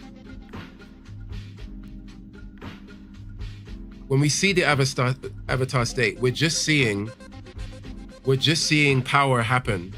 Like, we're just seeing powers happen, bending happening, and they're doing like really, really powerful stuff. I don't know if we're seeing like if a second avatar, we're seeing everything applied. I just I just don't know if it works that way. Like I get what you're saying, like, oh, like what we're seeing is the avatar using all the elements, but on a technical level, that elemental usage is more powerful because everything is being applied. But again, I don't know if that I don't know if that instantly means that the later avatar is inherently more powerful, because you're not also considering what that avatar is capable of doing in their base form, or just the temperament of that avatar. Sure, the avatar, when they enter the state, they just usually enter a state of like they can't control themselves. It's just kind of like Ultra Instinct. I don't know. Maybe a more interesting way to analyze the fight is if they're not in their avatar state. I feel like the avatar state thing is just kind of. I don't know if that is because okay. If we're talking about who would win between Korra and Aang in the avatar state, and we're just saying that because Korra has access to Aang, she has access to more avatars, then Korra should win then. Korra should just immediately win because she has an extra level of avatar to access. Assuming that in this hypothetical, Aang and Korra both have access to the avatars that they had access to in their series, like not post Korra where everything changed after the Fire Nation attacked. Comparing the avatar states wouldn't matter. I would say it comes down to bending. It might matter, but I think that it's probably a more entertaining discussion to say who would win between Korra and Aang with no avatar state. That seems to be the better thing to explore, because I feel like the avatar state thing is kind of like I think that kind of complicates it in a way that makes the discussion either Korra just immediately wins just because of power scaling, or it gets into weird territory where we have to like decipher exactly what it means to be more powerful due to the avatar state, or due to having more access to more avatars.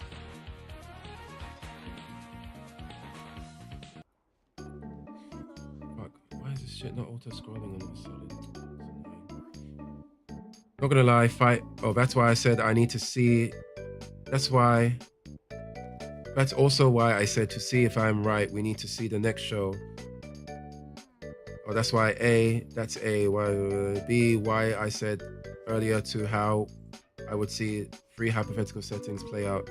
But not gonna lie, fight-wise, Aang versus Korra, no avatar state. Yeah, no avatar state, Aang definitely cleans her up. Aang versus Korra, avatar state pre-Korra fuck up. Korra wins because they can access the power and skill of Aang too.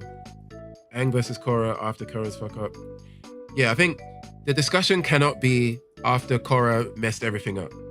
Like, I imagine that when people are discussing this, they're either talking base form Aang v Korra, or base form and they have access to avatar state Korra, but Aang versus Korra.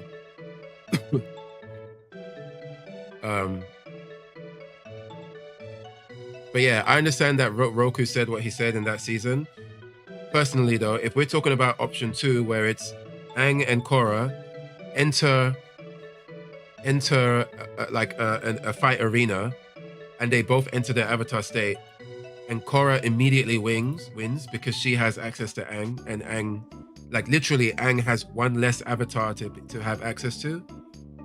I don't know. I guess that's just a boring outcome. You know what I mean? Because it doesn't. At that point, the actual avatar themselves, Aang and Korra as a fighter, they don't matter. Like, Korra immediately wins because she spiritually has access to one more guy that gives her more power. So it's just a boring discussion at that point. Like, it's just, of course, then she would win because she has one more. Like, to me, I think the premier discussion is, or the premier hypothetical is, Aang v Korra, base form. They can both go into the avatar state if necessary. And it sounds stupid to say, but I feel like you kind of like the point of the hypothetical, or the point of the thought experiment between Aang and Korra to me, it seems like what people are trying to compare is whose fighting style and whose temperament would allow them to win. So including the avatar state erases all of that, because when they're in the avatar state, they are essentially no longer themselves. They are everybody. So what are we? So at that point, it's just a shit discussion. It seems to be more interesting to actually compare fighting style and temperament, and then find out who wins because of that. It needs to be clarified though, but you also need to think about the times they live in. Korra lives in a world where lightning bending is understood. Almost every firebender can do it. One lives to survive, the other is because that plays a role as well. But even then, right, just because everybody and their mum in Republic City, like, even though most firebenders can just willy-nilly lightning bend, that doesn't necessarily mean that their lightning bending is like as powerful as someone else's, right? Like yes, it's kind of become taught, just like a bunch of people can metal bend now, but there's still levels, right? There's still going to be a metal bender that you still have Toph. You're still going to have Zuko who can whose lightning bending is probably way more powerful than the people working in the factory doing the lightning bending, right?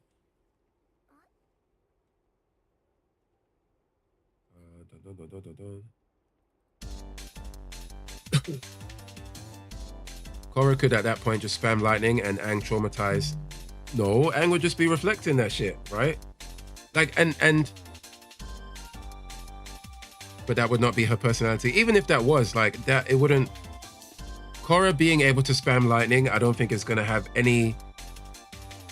I don't think that's gonna make the fight like easier for her or anything. Korra loses because I don't like her. Oh, what's up, Chrome? What's going on? Are you still in I'm sure you're still in America, right? You haven't come home yet, right? Korra loses because I don't like her.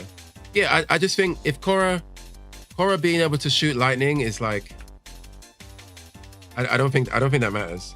How long does he need to reflect for him to? Yeah, but you're forgetting that when you redirect the lightning, the person who shot the lightning has to deal with it too. Korra shoots the lightning at Aang redirects it. It's not like he's always gonna redirect it to the air. Like, that might be his personality if he's not trying to kill Korra. But we've already established in this hypothetical, they're fighting to the death. So he would be redirecting it to Korra. So Korra would have to deal with that, right? Could Korra consistently redirect it? Probably. But this comes back to temperament. I feel like Aang's temperament would better be able to handle redirecting multiple things constantly, you know?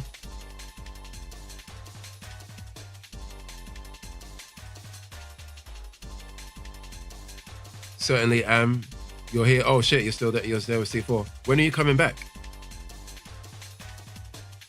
Only Zuko can redirect it. Huh? That's not true. Aang can redirect. I'm pretty sure all the avatars can.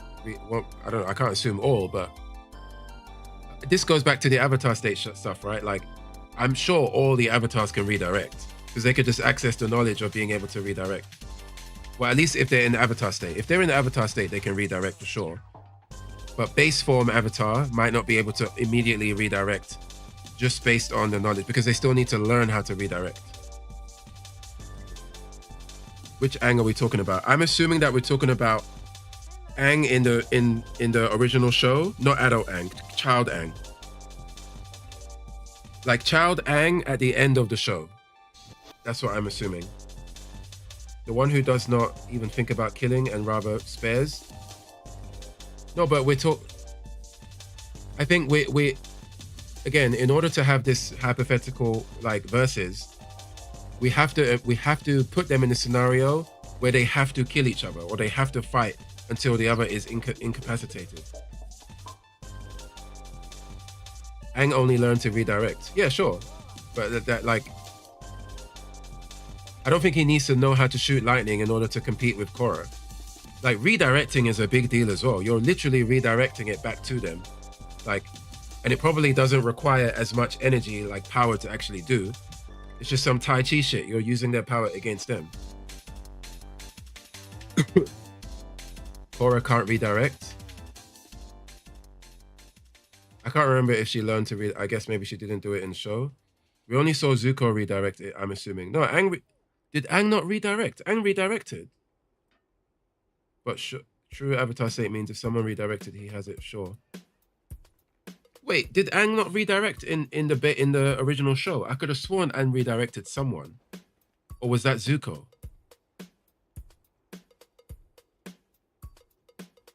I'm pretty sure Aang redirected.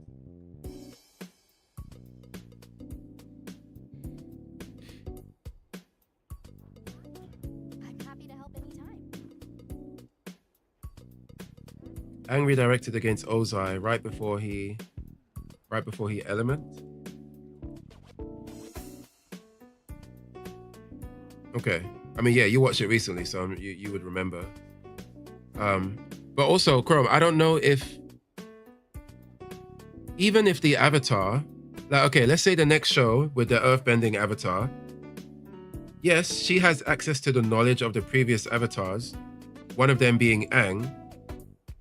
Well, assuming that they don't go with the Korra post fuck up world, right? But assuming like the earthbending avatar will have access to the knowledge of the previous avatars, some of which could lightning bend, right? But that doesn't immediately mean that that earthbender in their base form knows how to lightning redirect. In the avatar state, they would immediately know how to redirect, because at that point they're accessing at the same time, they're simultaneously accessing all of the feats of the previous avatars. So in avatar state, the new avatar should be able to redirect lightning. But would they be able to do it in base form? The answer is not necessarily yes, because they still need to learn how to do it in base form. Okay, it was versus Ozai. Yeah. I mean, I do recall him redirecting. So like, I'm just saying that I don't know if being the avatar auto gives you lightning redirecting. Like that, I don't think it works in that way. Even in a world where Aang could do it, so all post avatars, like all avatars post Aang, have access to Aang, I'm pretty sure they could lightning redirect in the avatar state, but they might not be able to do it unless they learn in base form. You know what I mean? You won't want to miss out on this. Bro, proof of a hero, what weapon? I mean, I guess I'll be changing weapon, right, each time. Can I help you with anything? Fuck, why is it not auto-scrolling all of a sudden? Weird. No, Korra had access to Avatar State Connect to learn to element bend, and then learned afterwards how to do it without Avatar State. Yeah, but that's what I'm saying. I'm saying in the Avatar State, you would be able to do what any previous Avatar could do. But when you leave Avatar State, unless you learn how to do that feat outside of the Avatar State, you would not know how to lightning redirect. Same with bloodbending, right? Let's say there was a previous Avatar that could bloodbend.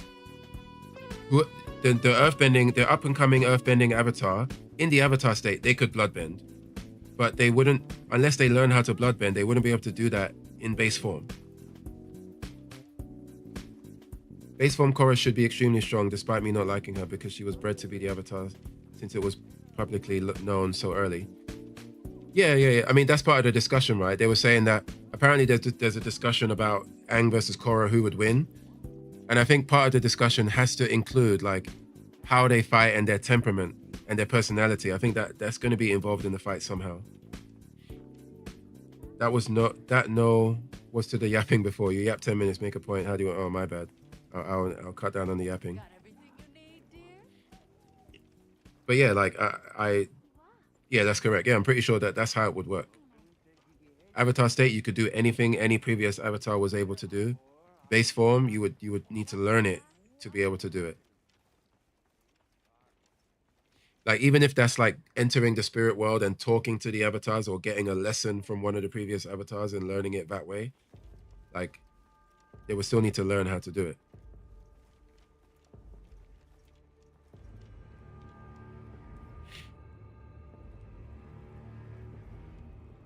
What Aang has, which for me is a game changer, is the Toph level earth sensing. Oh yeah, he does have that, right? Yeah, that is pretty crazy. But then Korra technically should be able to do that in Avatar state. But yeah, that's why I think the Avatar. If they both enter Avatar state, I think it just becomes a mess. You know. Never cut down on the yapping. That's part of the content I'm listening to. appreciate. Like shit he sees almost as well as Toph and wears shoes. Yeah. That is a crazy power boost for sure.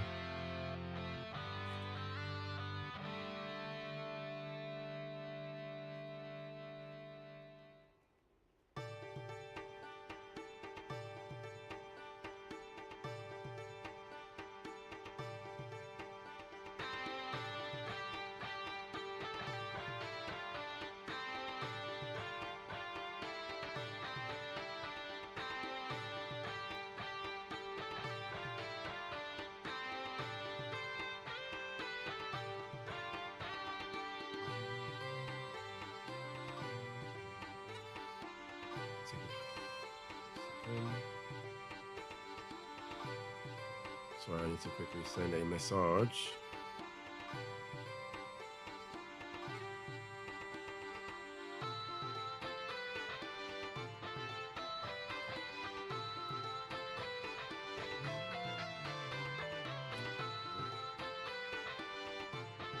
Okay.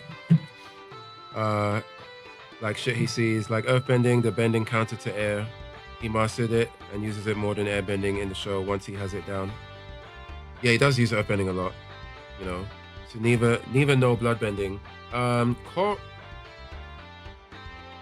Korra bloodbend in Korra in the show, right? Or am I misremembering that? Or was it the bad guy, the waterbending bad guy that bloodbend?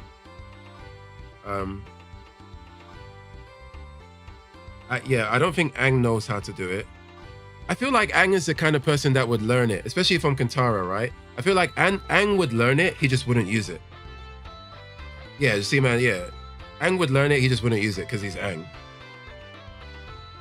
His firebending ain't firebending. Everyone else learned it.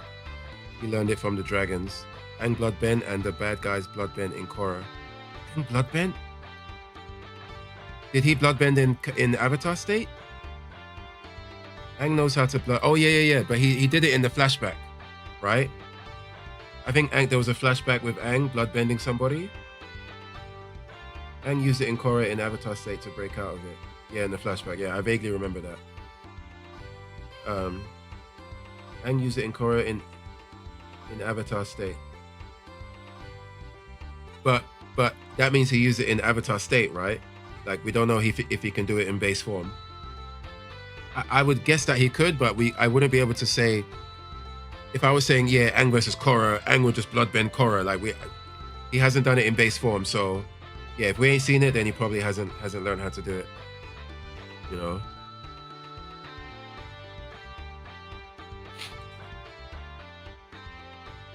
Yeah, he probably can't do it. But yeah, I think either way, I think Aang sweeps Korra. Aang gives her a. So he hits her with the ludicrous. He does throw them bows. Aang throws bows against Korra, and then Korra just, you know what I mean, never to be heard from again. He broke into Avatar state to break out of bloodbending. He went into Avatar state to break out of it. Wait, so don't forget bloodbending was created during teen Aang time. Wait, so are you saying he didn't bloodbend, but he went into Avatar state to break out? Because that would be different from bloodbending. But I'm sure there's a previous Avatar that has bloodbend, right? I'm sure there's a previous Avatar. I mean, perhaps I'm assuming.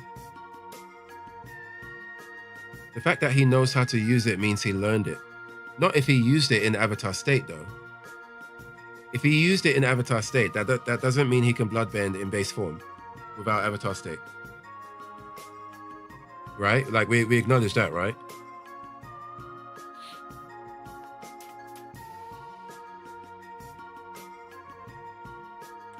Korra can metal bend, Aang cannot. Yeah, we haven't seen... Yeah, Aang... I don't know though, man. I mean, yeah, we haven't seen him do it, but I just think Aang would just know. Aang would know.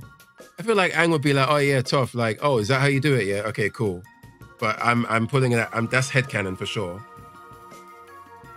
I think it's only fair to go by what we've seen them be able to do. Aang was the first avatar to learn bloodbend or witness it. Otherwise, all the previous avatars told him to bloodbend Ozai. But wait, but he bloodbent Ozai in avatar state, no?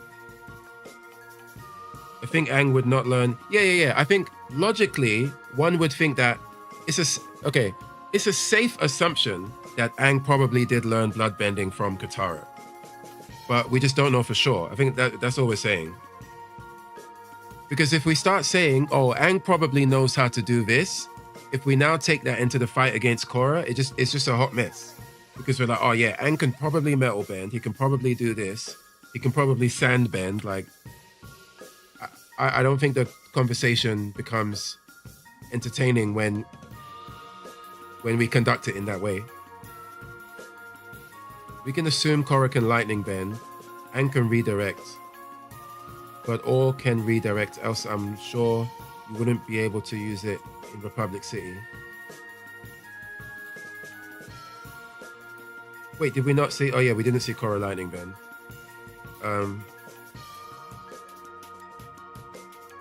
But all can redirect else. Well, no, I don't think not everybody can. Oh, you mean all as in all avatars can redirect? I don't know if that's true. I think the avatar needs to learn how to redirect. Like it was Iroh who taught Aang, right? And it was made into a big deal. It was like a big moment, like a big thing that he had to learn. No? Or was it Zuko? I think it was Iroh. Not Ozai. He element bend. Aang only did it in adult Korra flashback. As teen, he never showed it. Therefore, I'm not saying that teen Aang can bloodbend. Yeah, if he never learned it as a teen. Okay, let me. Did Aang bloodbend in base form or avatar state when he was older in the flashback? In the Korra flashback, did Aang actually bloodbend in avatar state or in base form? Like, did he bloodbend somebody else? Or lightning benders? Well, lightning benders are just fire benders, right? But not all fire benders can lightning bend, I think. Like what we saw, we saw the fire benders in the factory lightning bending. So I'm guessing like they all know how, those fire bending workers know how to do it because it's part of the factory work. Like they need to know how to lightning bend because it's part of the job. Like on their resume, I can lightning bend. I can shoot about like 150 watts of lightning, right? That's my cap.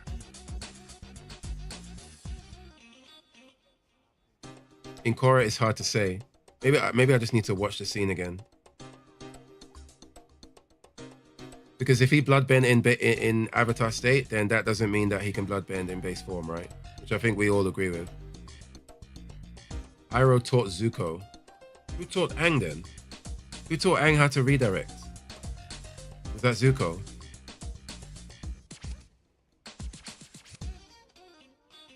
Zuko taught Aang. Okay, sure, but I mean, if Korra can lightning bend, then the knowledge of redirection will be so common that she would know it.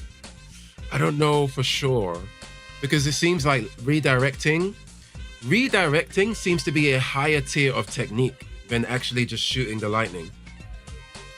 Like generating the lightning is like a powerful feature of a firebender, but redirecting it seems to, because didn't Iroh and Zuko make a big deal? Like, if you fuck up the redirect, you're dead. Like, they made a big deal about that, right? If I recall correctly. So I don't know for sure if being able to lightning bend means you can redirect.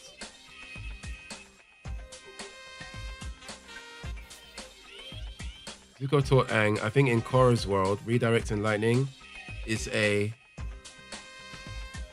OSHA kind of thing. Oh, OSHA kind of. Oh yeah, like they have to know. Yeah. But that's what I'm saying. I'm saying that because the scene where we saw a bunch of people lightning bending was in the factory. No, we saw them lightning bending like it was nothing as part of their job. So that would be like the OSHA thing. But I don't know I don't think every firebender knows how to lightning bend. Like every firebender has the capacity to be able to lightning bend. But if you see a firebender, they don't all have the ability to just, you know what I mean? Pikachu you to death. Yeah, no charge. Actually, no charge up.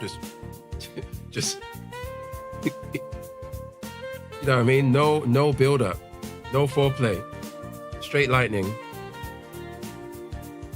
That's crazy.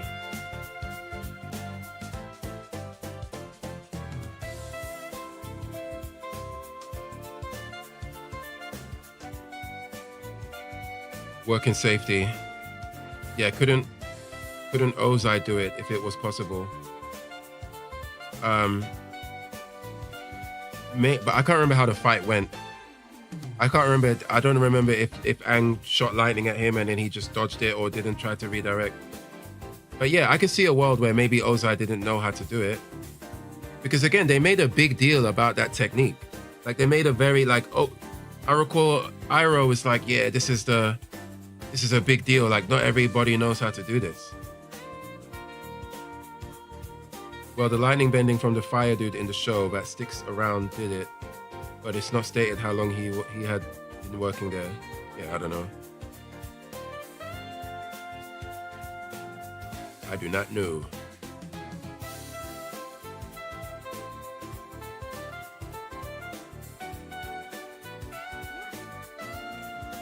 But yeah, either way, Korra gets wiped.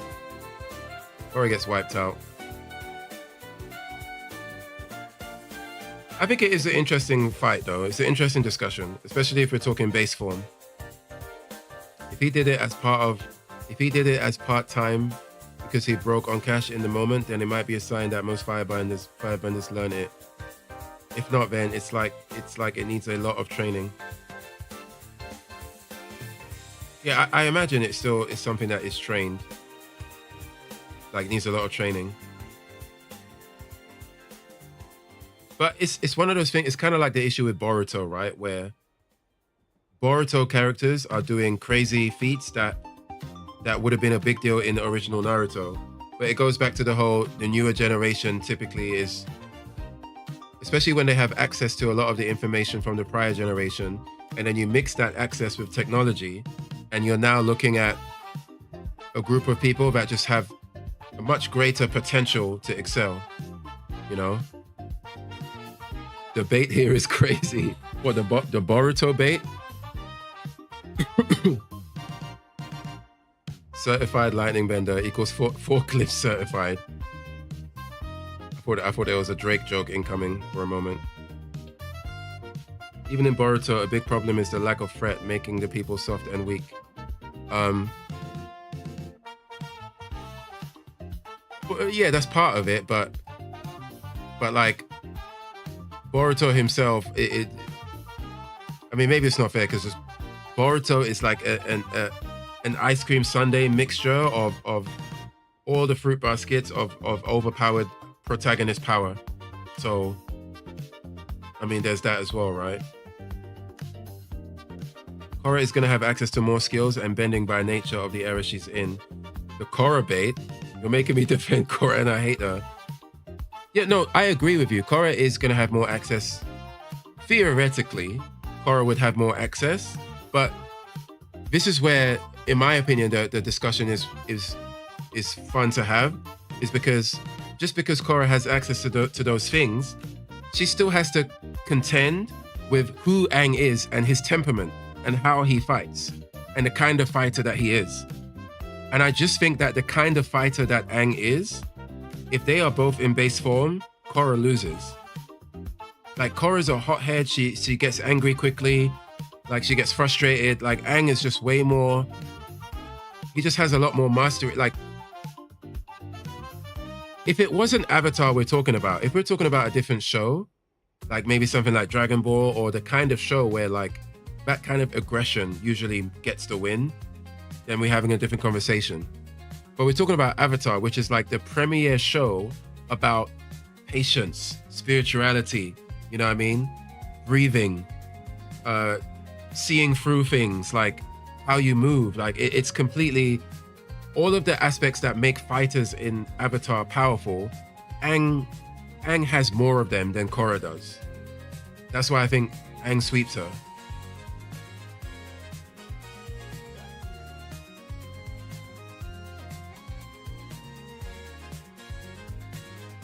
Like even compared to Hashirama and Naruto, I think Naruto would be treated as kill on sight by Hashirama. Meanwhile, Naruto would be trying to have fun. The mentality behind the generations is different. Yeah, that's true. No. Hashirama would be considered like kill on sight by who? Because Hashirama is definitely kill on sight level. Like there's no chance. Like if we're talking about, let's say there was a ninja army, Hashirama versus Naruto, they would both be kill on sight, I think. Like if there was an army, let's say that there was a ninja army called like the Chocolate Ninjas, right? And the Chocolate Ninjas in World A, the Chocolate Ninjas are fighting an army led by Hashirama, 100 ninjas and Hashirama. And in World B, the Chocolate Ninjas are fighting 100 ninjas and Naruto. In both worlds, the Chocolate Ninjas will be like, bro, if you see Naruto, kill him. If you see Hashirama, kill him. Like, they're both kill on sight.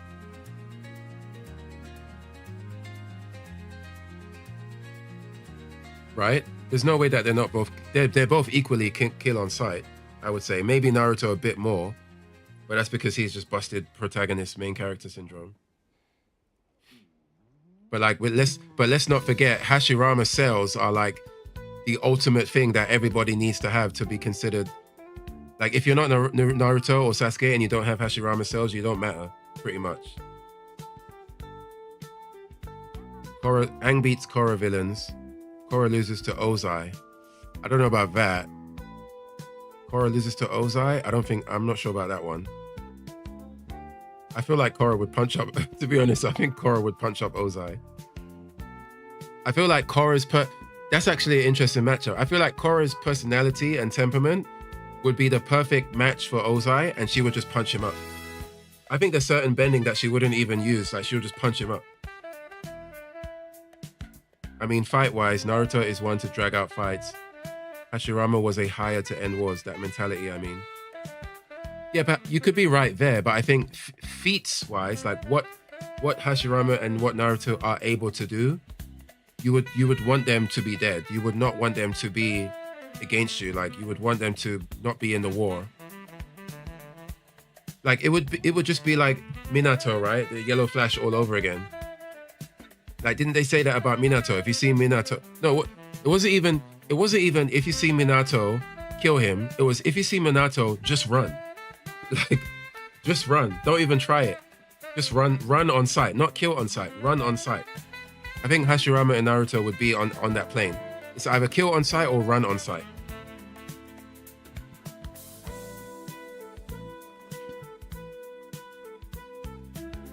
Bro, I just realized you believe I'm trying to start a new discussion. I'm trying to make a point on why the mentality of the generation and surroundings they're from is important. Yeah, no, I agree.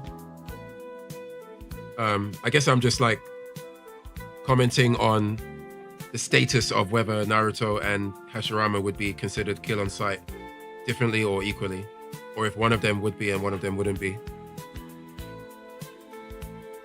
Ozai would stomp her? I don't know, maybe. I can't say for sure, but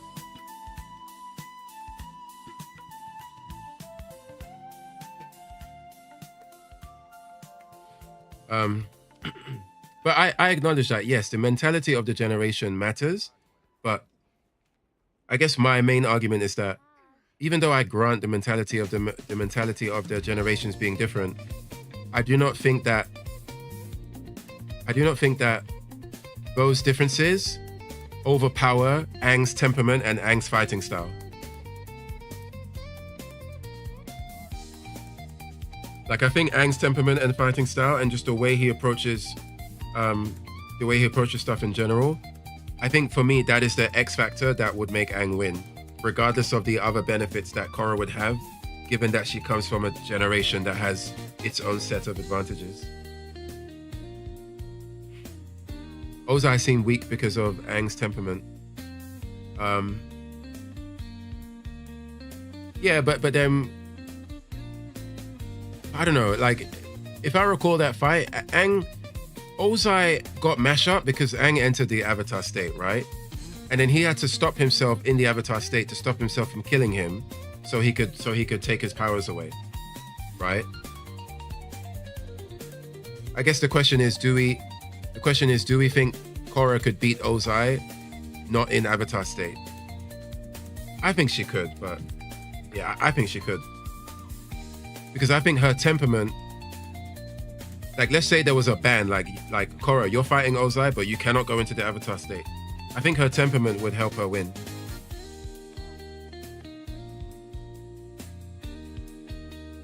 It's like, what's your plans for the day? And the answer is, I am well.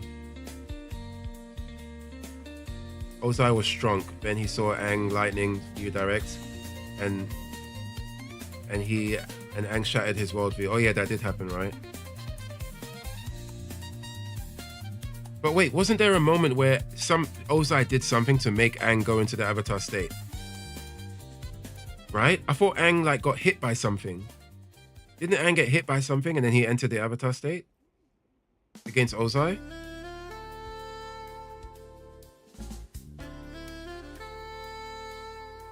Sozin's Comet Ozai is broken as hell.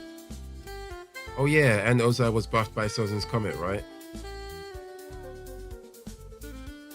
I feel like a fair fight.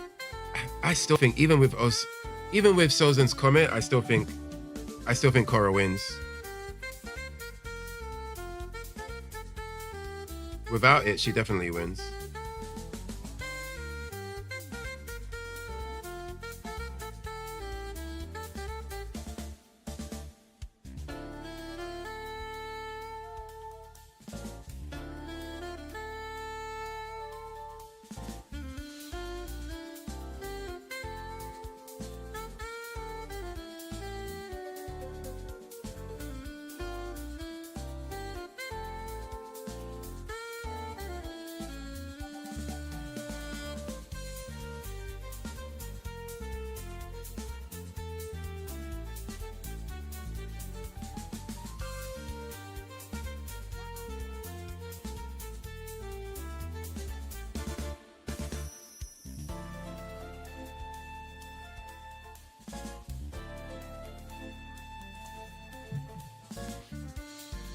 Yeah, Aang tried to defend in Stone Ball, and then Ozai Meteor Amp broke through, making Aang unlock his key point in his back. Yeah, I remember that. Considering Kuvira damn near killed Korra, as she was a basic Earthbender. Yeah, maybe you're right. Maybe you're right.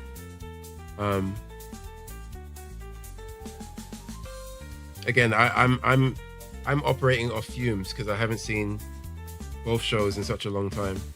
The most recent Avatar thing I ever watched was the leaked movie. You know?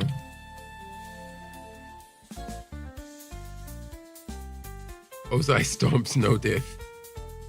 Kuvira basic earthbender. Did she not have lava bending? Of course. Can't remember. Anytime.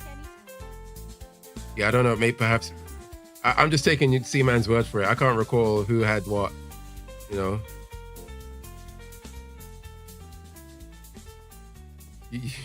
You guys have it fresh in your mind. I wish I had it fresh.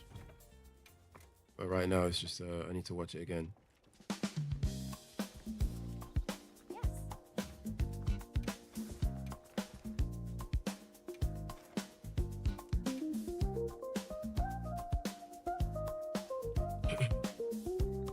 A talent you need to be born with, or was that a relative of Toph? Kuvira, I can't remember if Kuvira was. I know, the captain of the Metal Benders is Toph's granddaughter, right? Or daughter?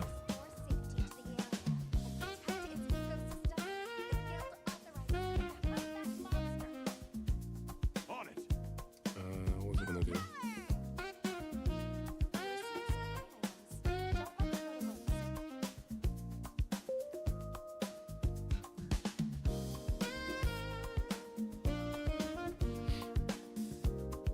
Wait, who is in the map first?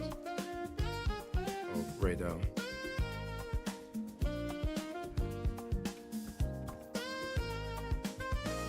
Going ahead.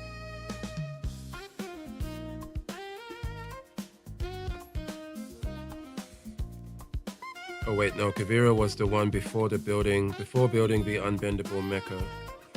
She stomped Korra hard. Metal bending. Bolin had lava. Bolin, what a trash character. Ready whenever.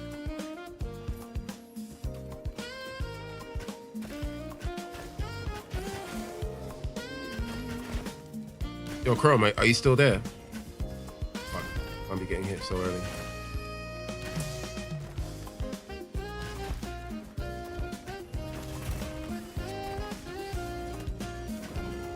Not get hit by that.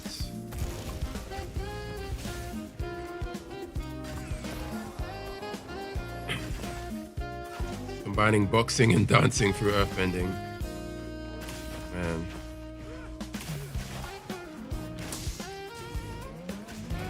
Yo, oh, I was gonna ask, bro, was the crowd at Combo Breaker as hype as it seemed on stream? Because that crowd seemed like they were juiced up. And did you watch any of the grand finals, or I'm guessing you were Tokoning the whole time, right? Getting as much time as possible. The crowd that was insane. Bro, I'm actually sweating. I need to turn on my aircon immediately. The captain was Tough Daughter. Yeah, I remember that.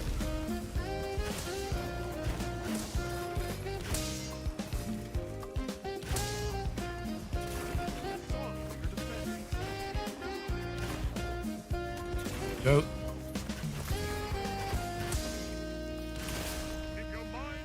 Stand here.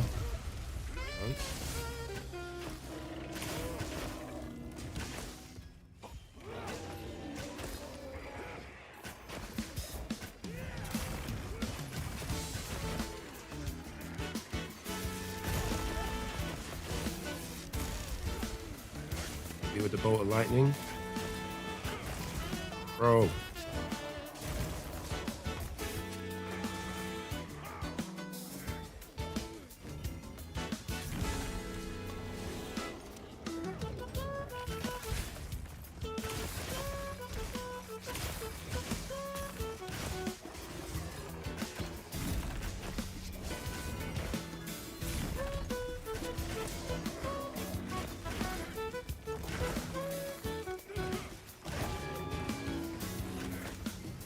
My coatings on more consistently.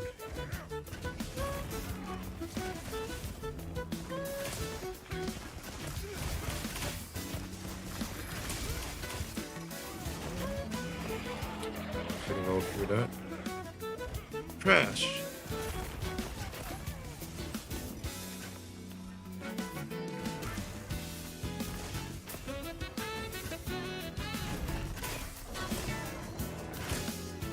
Chance. Boom. Ouch.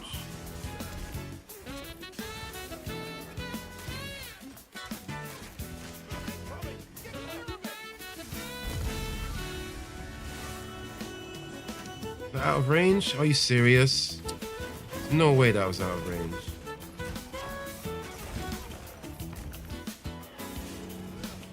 Okora was, if I recall correctly, by that time against Kavira already cut on Rava. So yeah, she kind of got stomped by many over and over.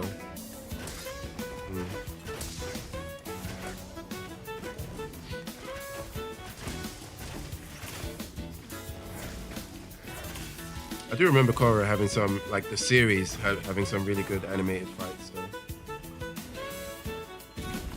And the airbending bad guy, the Zahir, right? Didn't Zahir mash her up as well? I mean, to be fair, I think Zahir would have mashed up a lot of people. Like, airbending of that level, man was flying and everything.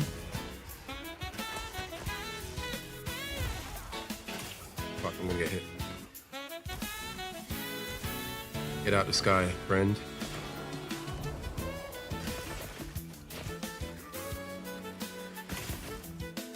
Almost killed. Zahir lived a life of an airbender before coming an airbender. What? Zahir lived I don't remember. I don't remember the lore. What's up, JJ Chen? How you doing? Oh, did I just die? I say hello to one person and I get incinerated. Yeah, I don't remember his backstory. All I remember is he got locked up. I don't remember what for. This is what happens when you don't rewatch shows. Can we go down, please?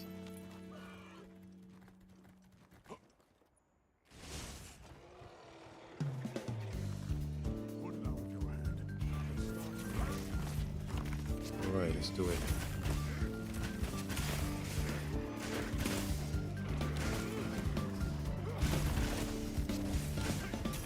Ciao.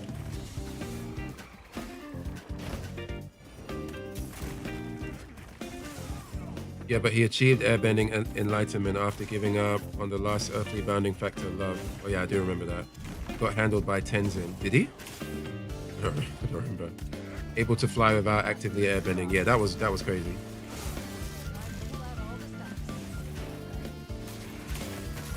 My bad, delayed wake up, was just talking. Oh, did you hear my question or you want me to ask again? Oh, and yes, the crowd was insane without question. Damn. Yeah, honestly, it sounded like probably one of the biggest and most lively crowds I've seen in a long time. Probably like top 5. And that's from me watching it through stream. Like being there was probably insane.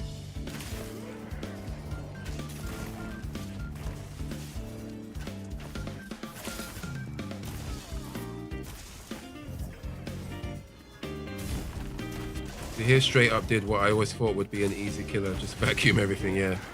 Yeah, wasn't he like vacuum the air out of you or something? Like what are you gonna do without oxygen? Your muscles can't do it, yeah. I'm glad that they explored like a higher tier crazy version of airbending. Because it always felt like airbending was kind of, in my opinion anyway, kind of trash. Especially when you've got metal bending for earth and blood bending for water and lightning for fire, and then air is like, hee, look at me, I'm fucking Pidgeotto, like a gust attack. Like, no. Let's do something about that. Let's make it a little bit more spicy at least. Out here doing level 5 sand attack.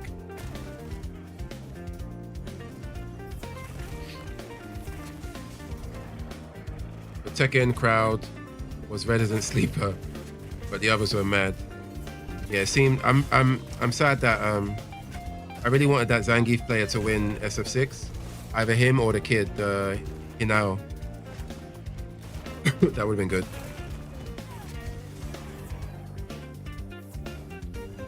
Yeah, Korra had some good villains. Airbenders knew how. I would say Korra's villains are probably better. Not probably. I think Korra's villains are clearly better than original Airbender, original series. Airbenders knew how fucked up they were. They had to nerf themselves, self-nerf. They had to hit themselves with the patch notes.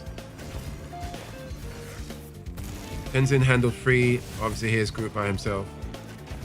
Yeah, but that was the fodder, right? That was the cannon fodder guys.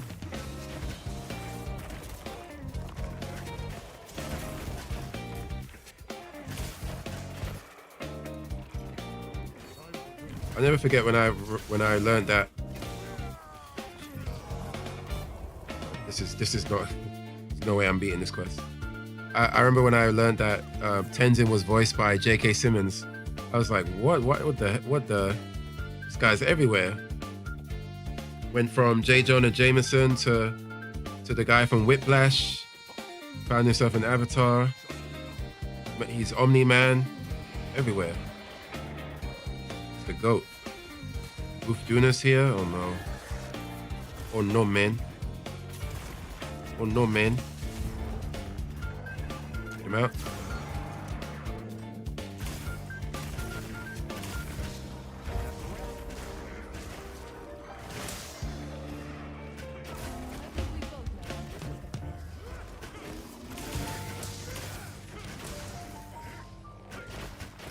Not looking good. Very bad. Very bad. What's he doing?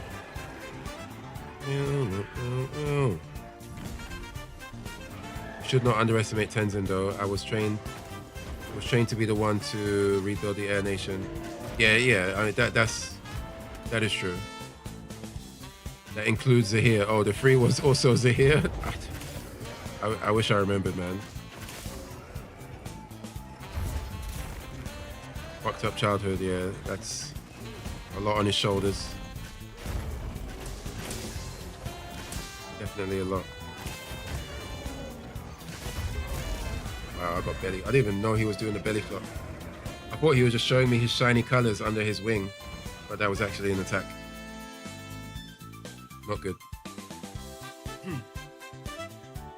The only thing he never mastered was the spiritual part of airbending. Yeah, that would have taken him to the next level, next tier. Oh yeah, one of the kids, right? They were like born with some. They were just born with it. They had the Maybelline, they had the shampoo.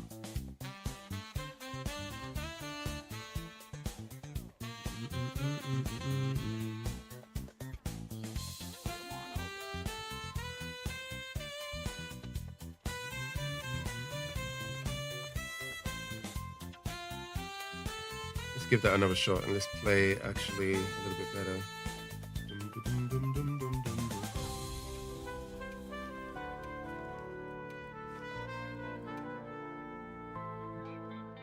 Did I eat? I didn't do that.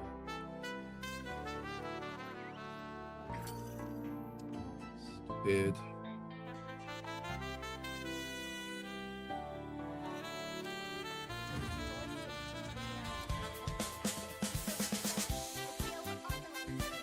Yeah, I need to eat.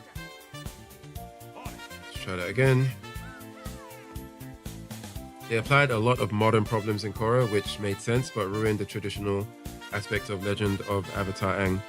You mean like just the whole concept of the Republic City and stuff? Yeah, I think my issue with Korra, I think it was a mistake to time skip so far ahead. I think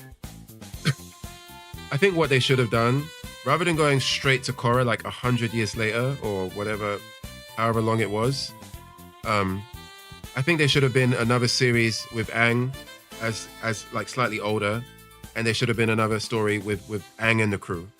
I don't think they should have jumped straight to everybody's gone except Toph and Katara and all new characters. I respect it and I understand it. I think creatively, sometimes you want to just do something completely new. You know, it's a more interesting creative challenge. But I don't want to say like it's a in hindsight thing. Even when Korra was announced, and then we learned that it was like however so long in the future, and none of the Aang characters will be there except Katara and Toph. Even back then, I was like, I don't know about this. I feel like, considering how popular this show was, we needed another outing with the main cast, I think. And we see them trying to kind of go back on that with the movie, but that's not enough either.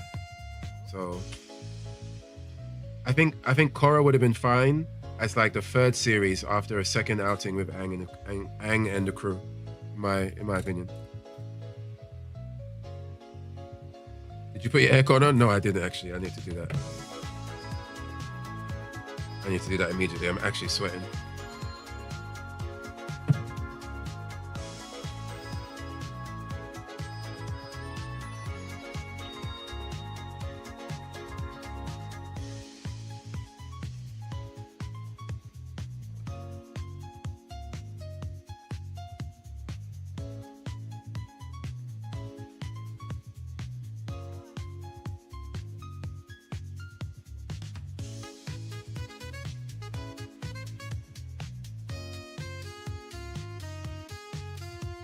Aircon activated.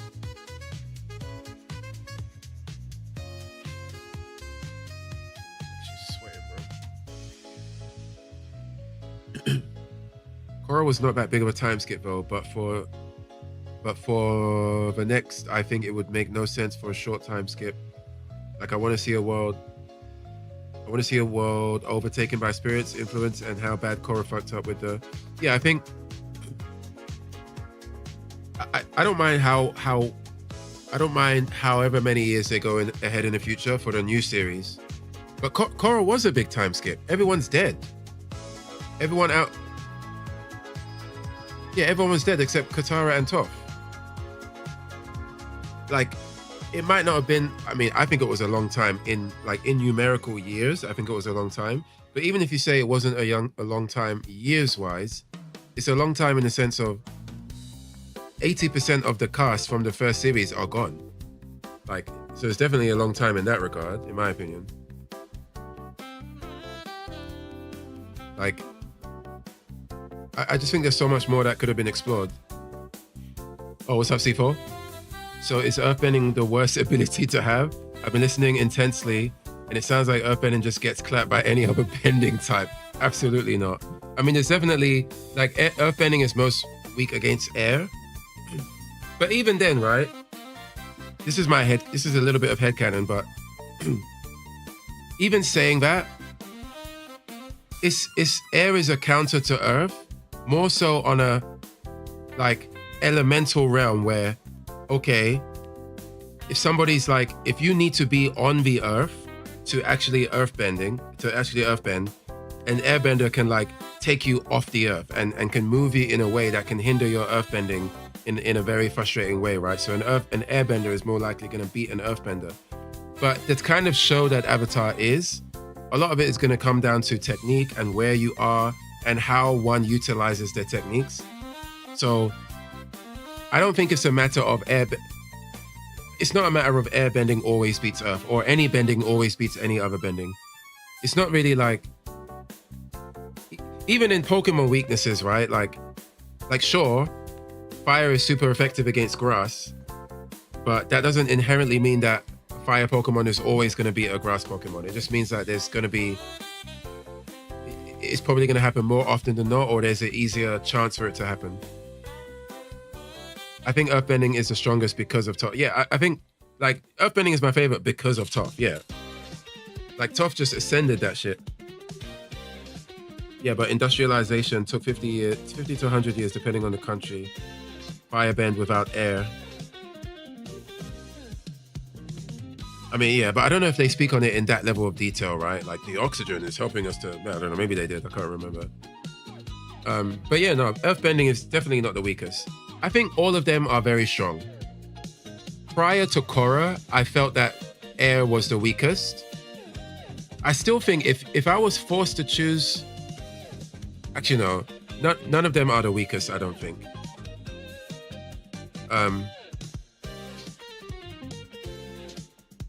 Earthbending is strong if you think about applicability.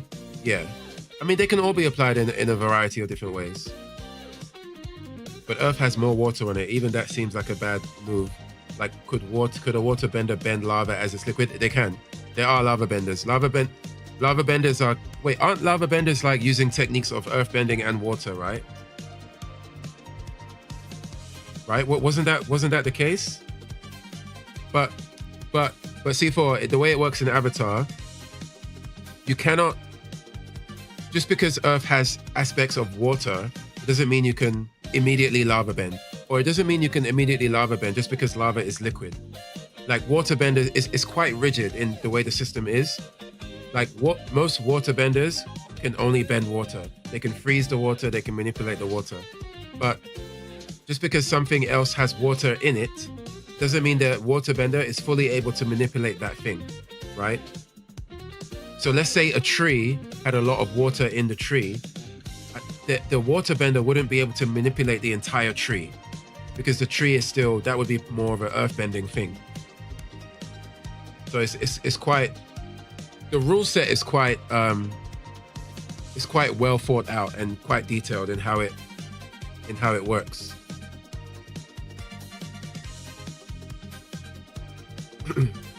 Like seeing what's 10 walls further.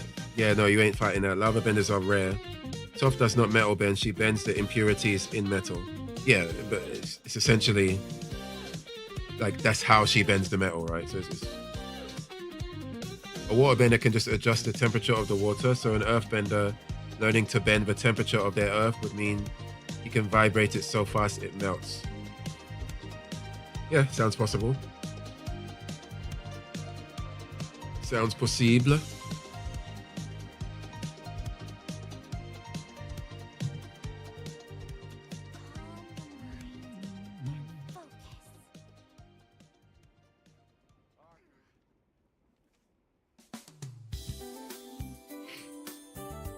But yeah, I'm trying to. I used to think airbending was the weakest, but I think they all had something quite powerful going for them.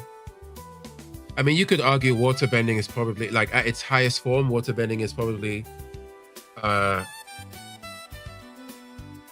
I think, like, man, I still remember when they did the bloodbending episode. Is so sick because most people, myself included, like, when you were watching Avatar and you see, you know, there's different benders, there's water bending, right?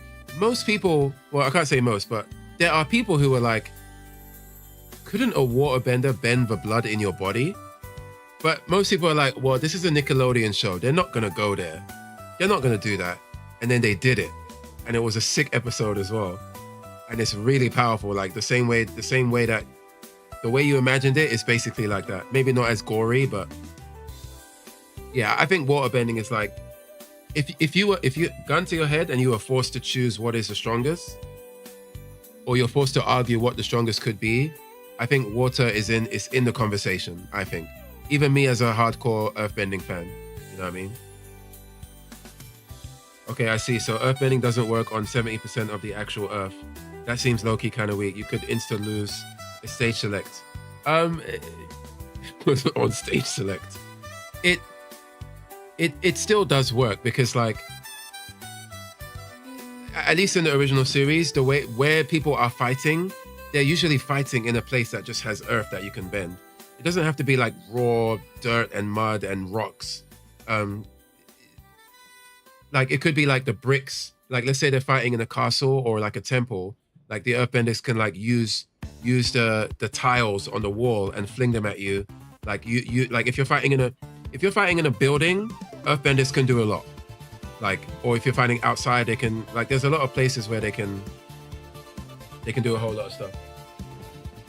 Iroh underlined it too with applying different bending styles to firebending. Hold up, imagine your blood gets turned into ice in an instant. That would be disgusting. I mean, yeah, I don't know if they, I mean, yeah, like that. There's so many things. I think because it's a Nickelodeon kids show, they held back with what bloodbending could do. And they limited it to just, we can manipulate the blood and control your body. And I think, honestly, that was clever. I think it was clever for them to do that. The moment they start saying, oh, I can freeze your blood and just ice your blood and just kill you in an instant, like, I can use my blood, bend the blood around your heart, just stop your heart. I think it's better that they kind of gave it more hard and fast rules.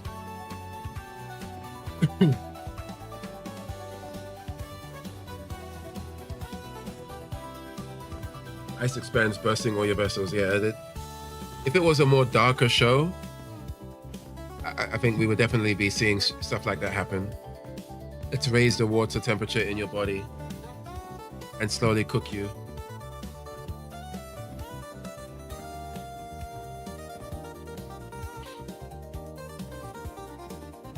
But if you were fighting Luffy on his ship at sea, you're just any man, right? Yeah. An earthbender at sea is washed.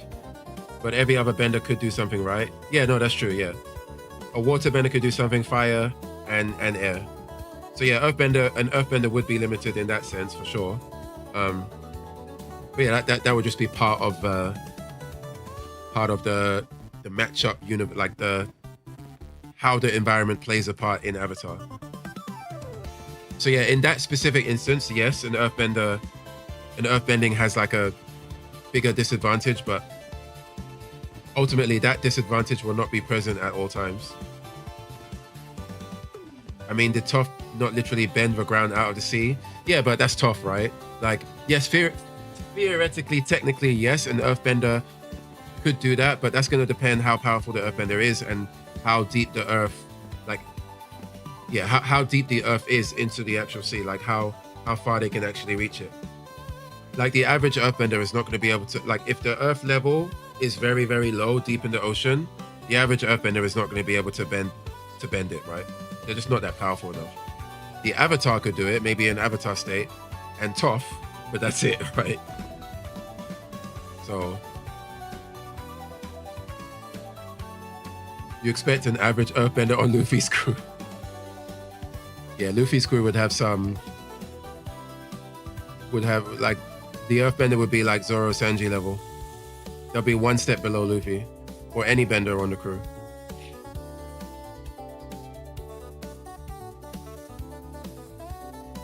What am I doing? Did I eat? I did not.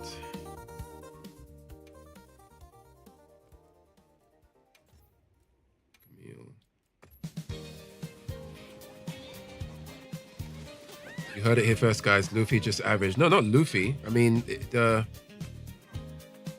his But when did I say that? Luffy's not average. Luffy's friggin' busted these days, man. Gear 5 is just silly. Gear 5 for me took a lot of the excitement away from a lot of One Piece fights. At least fights that involve Luffy. He even enters Gear 5 like so often now. It doesn't even feel like a big deal anymore. So is Earthbending just controlling like natural materials, or could he bend Earth on another planet? No, they wouldn't be able to. The planet would be the planet would be too far away. Avatar power level is not on that. It's not on that tier. It's not like Dragon Ball kind of power level. But yeah, you could control basically anything that has like, yeah, minerals and stuff in it. Technically, you would be able to bend it to a certain extent. Like when Toph learned how to metal bend, like the guys have said earlier, like she was trapped in a prison.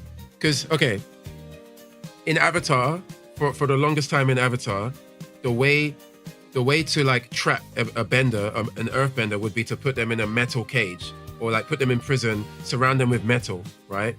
Because they were like, yeah, like metal is too processed for an earthbender to manipulate it.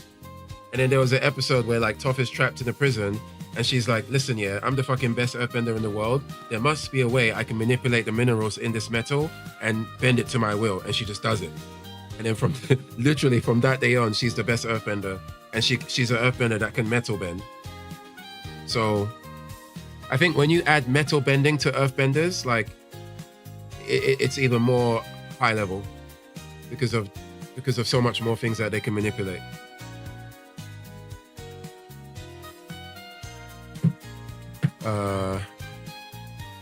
True, Goofy. I called him Goofy. Luffy enters Gear 5 very often, but that transformation is one of the best and most fitting I've seen, I can't lie. I disagree, man. I think the reason why I don't like it is because I just think it... One, I think design-wise, I don't think it looks cool. I think it's way too... We need a way to Super Saiyan Luffy to make him like on that kind of level. And I also think the power set is just very... I do agree that it's kind of like an extension of who Luffy is, and it makes sense, but I think power-wise, it's too busted. And I know that sounds stupid given that we've all watched Naruto and Bleach where the main character is busted, but like they basically gave Luffy Toon Force, which is, I don't know, I think even by Naruto and Bleach standards, Toon Force is just something that I don't think they should be messing around with. It's too silly. It's a little bit too silly. And they mix silliness with like extreme power as well. I don't know. No, she got frustrated and punched it. Seeing little dirt. Yeah, she pretty much. Gear 5 became Super Saiyan. Yeah, literally that. I missed a simple Gear 2 times. Luffy can do it. Yeah, now he's just... I mean, that was bound to happen, right? Given the genre. But I do feel like if there was any shonen that could have the... If there was any shonen that could run the risk or play around with their protagonist not being the ultimate chosen one in a multitude of different ways, it could have / should have been One Piece. But then they even did it with One Piece, you know, and to a very high degree as well. That's his power though. If Luffy was more intelligent, the show might have been done early on. I still think like look at how many ways he used his rubber powers to go to the next level of gear, right? Like, it was quite smart what he was doing. But now it's just, oh, actually your devil fruit wasn't what you thought it was. You're literally the you've eaten the fruit of the ultimate guy. Like, you're the reincarnation of the guy. Not to mention you're like special in other ways as well. Gear 5 better than OG Super Saiyan transformation? Are you talking like design wise or power wise? Design wise, absolutely not. And power wise, absolutely not. I mean, okay, base Super Saiyan, maybe you could argue. I think you could argue Gear 5 is more powerful than base Super Saiyan. But just Saiyans in general are just... There's a reason why we only compare, say, like, Superman versus Goku. That's it. Like, no, maybe Hulk. That's it. Like, everyone else, shut up. You know. Give Luffy Robin's intelligence and knowledge, he would know his devil fruit.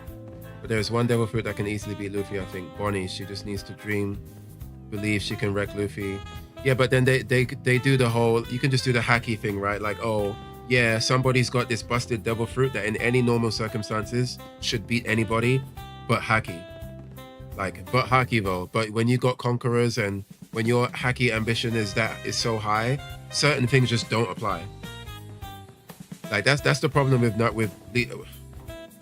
that's the problem with what's it called? One Piece. That's the problem with One Piece's power scaling. Like, Haki is just the ultimate turnpike in every conversation. Bonnie's fruit lets her become whatever she can believe and dream, envision as future. Yeah, but even Bleach touched on this too, right? With the kid that fought Kenpachi, and his power was that he can imagine anything. Like, he can imagine anything and it happens.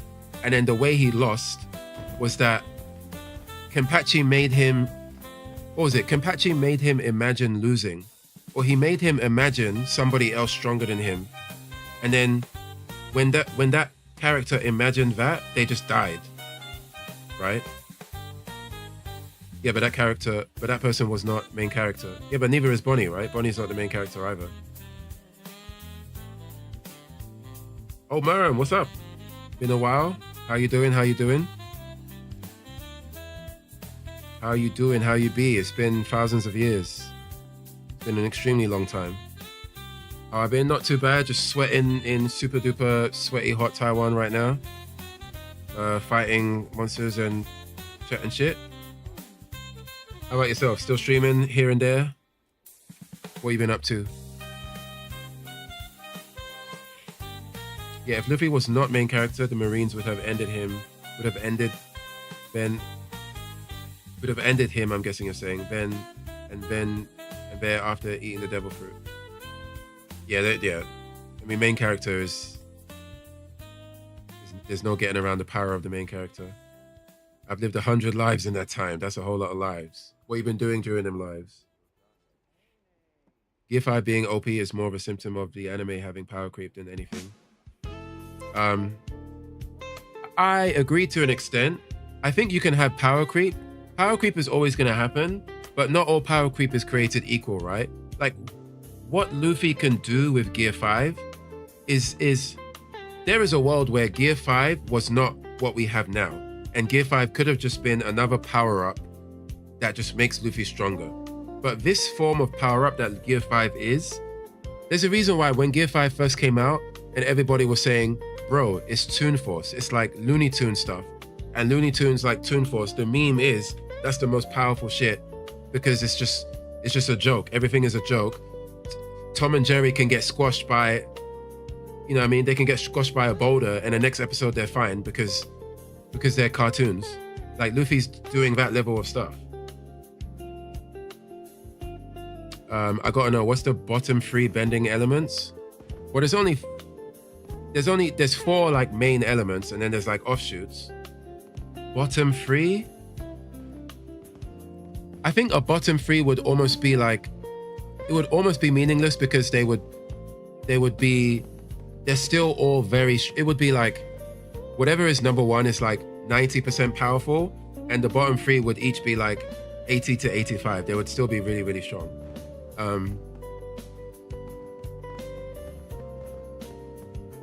Bottom three. Well, I would need to say what my number one. Okay, my personal number one, if forced, is water bending. So yeah, the bottom three would be everything else: fire, earth, and air.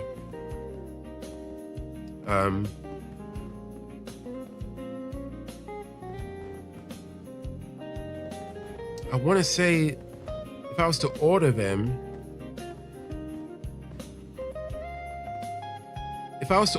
either fire or air is going in last place. I'm just not sure which one it would be. Earth, I think earth for me is third place, second or third, but it's hard. It's really, really difficult. OG Super Saiyan seems better, but what better in what sense? Like design or power? Once Wano arc concluded, everyone was basically a DBZ tier. Yeah, to some degree. I mean, Haki is unique though. Well, yeah, but Haki is not.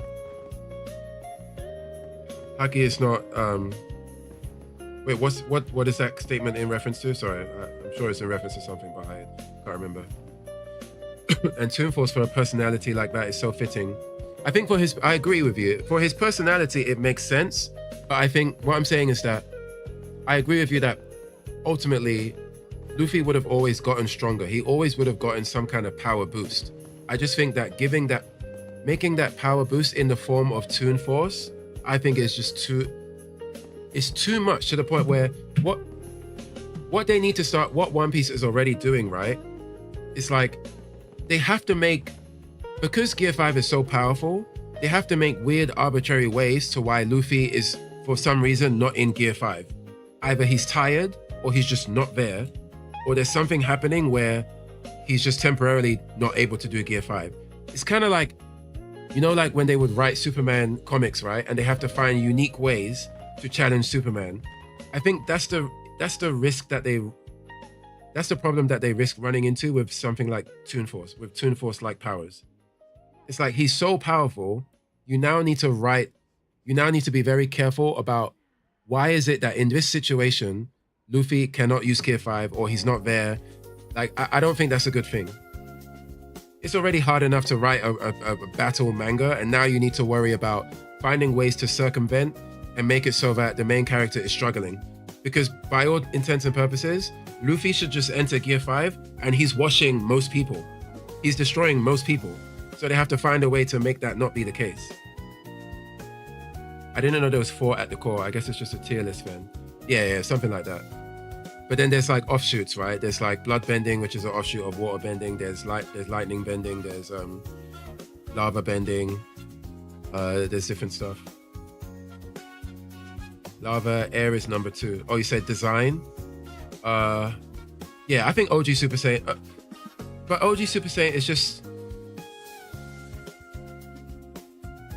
I would say OG Super Saiyan is better, not because it's like...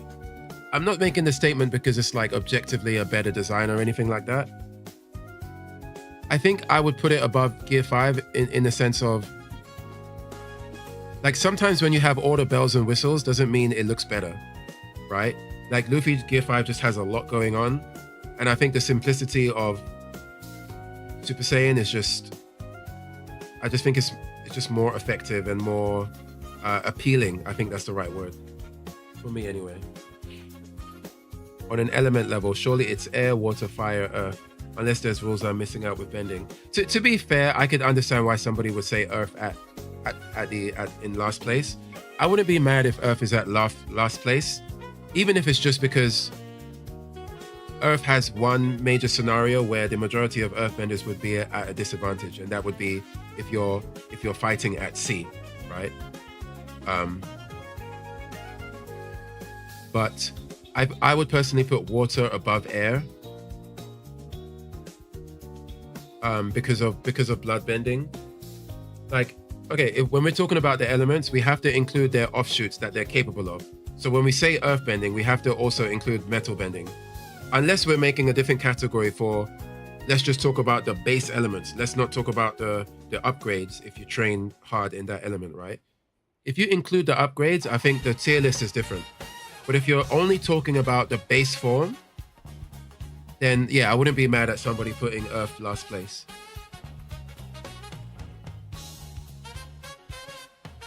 Gear 2 was the first with a drawback. You had to learn and adjust to. Then came Gear 3, no downsides. Then Gear 4 downsides and Gear 5 downside. I think they all had downside. I mean, the basic downside is that they all make him tired, and which is just the same as any like power up, right?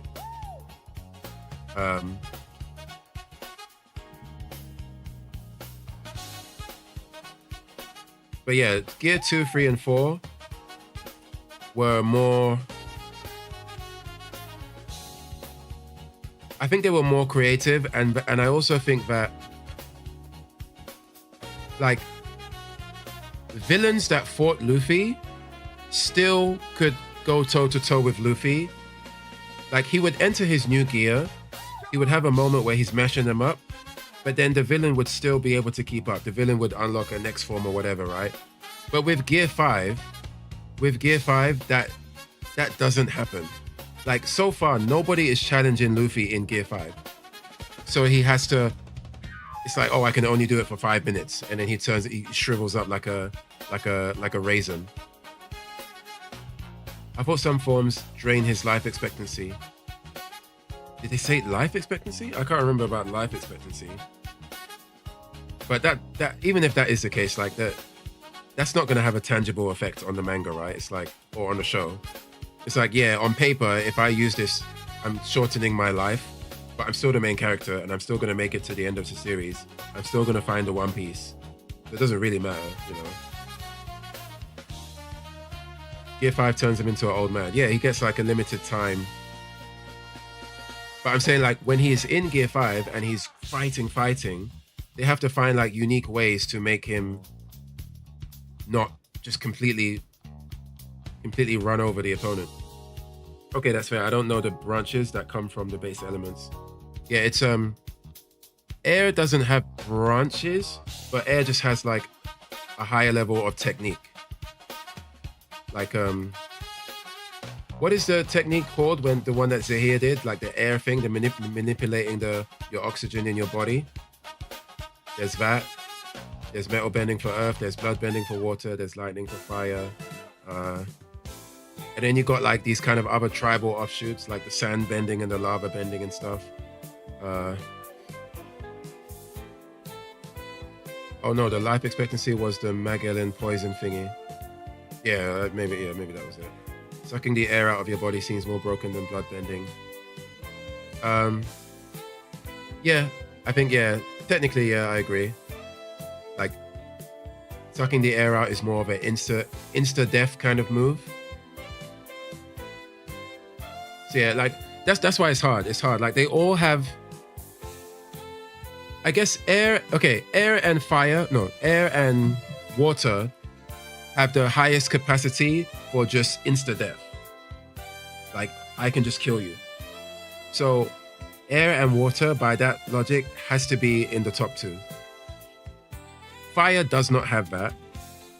Fire has a lot of destructive power with fire and lightning, but it doesn't have like an insta-death thing. Neither does earth. But I think the earth, like the earth is the most defensive, which is a big deal. And when you involve metal bending, like there's very little that other elements can do against the metal. Like water, air, and fire is not doing anything against the metal. So that's another component as well.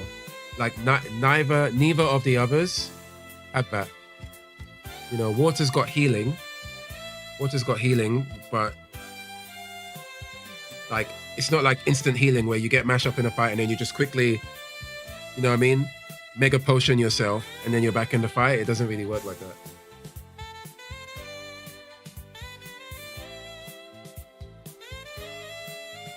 Luffy will become unstoppable with Cracker on his team. Gear 5 and have Cracker constant produce his soldiers. Oh, yeah, that was the guy. Krakow is the guy on Big Mom's crew, right? I think I can't remember. So here drained air out of the lungs of the Earth Queen, but Aang's best friend and trainer Gyatso left so many dead corpses that it might be the situation that he just drained the whole room of air. So I think airbending has the ability to end the fight before it. Yeah, yeah. Krakow was on Big Mom's crew. Yeah, the one with the cookie soldiers. Yeah, I remember. Yeah, in a perfect world, like if we're taking a bender that can maximize that element to its highest tier, it's probably air and water at the top. Because of what you just said, like because of them potentially being able to end the fight before it begins.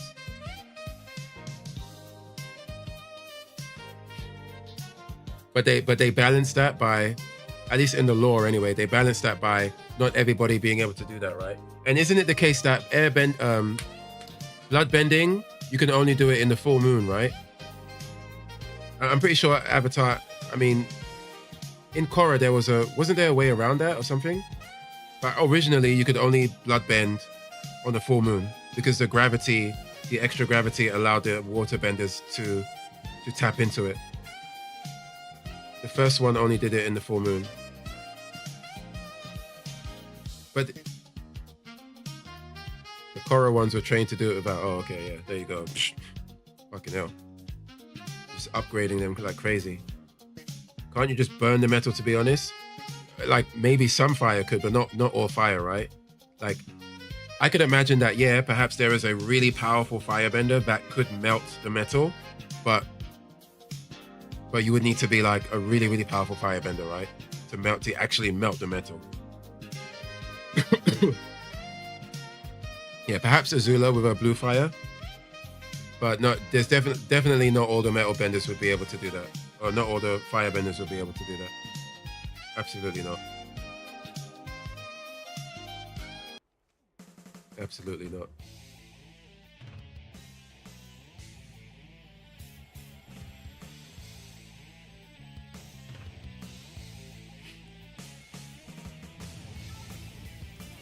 And the question would be, how long do you have to lightning bend though to melt the steel? Yeah, it's a good question, but I don't even know how. Yeah, I don't know, you know, and that's assuming the metal bender is just gonna stand there with their plate of armor over them, just getting melted, like waiting, timing it, like, oh, I wonder how long before I meet my demise, right? Like, if we're talking about a fight, then.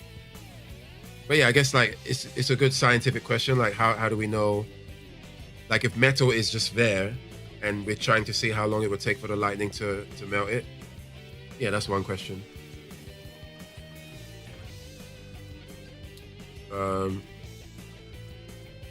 Yeah, but I don't know if blue fire immediately just means that it's gonna immediately melt the metal, right?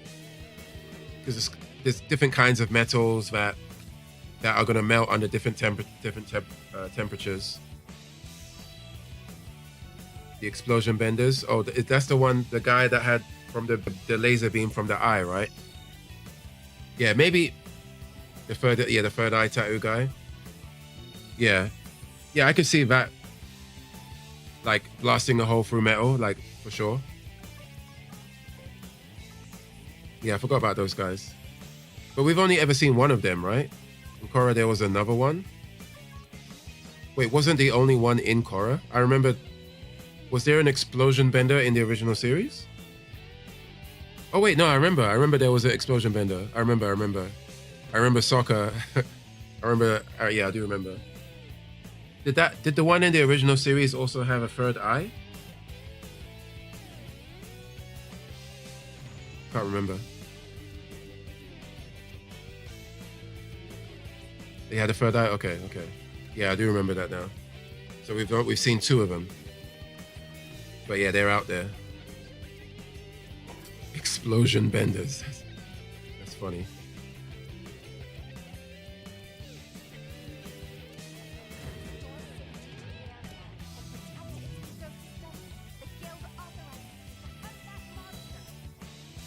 All right, let's give this another shot. The guild sent us supply items. Let's spray of condensed heat that combusted on hit. Yup. Flash him out. What do you mean?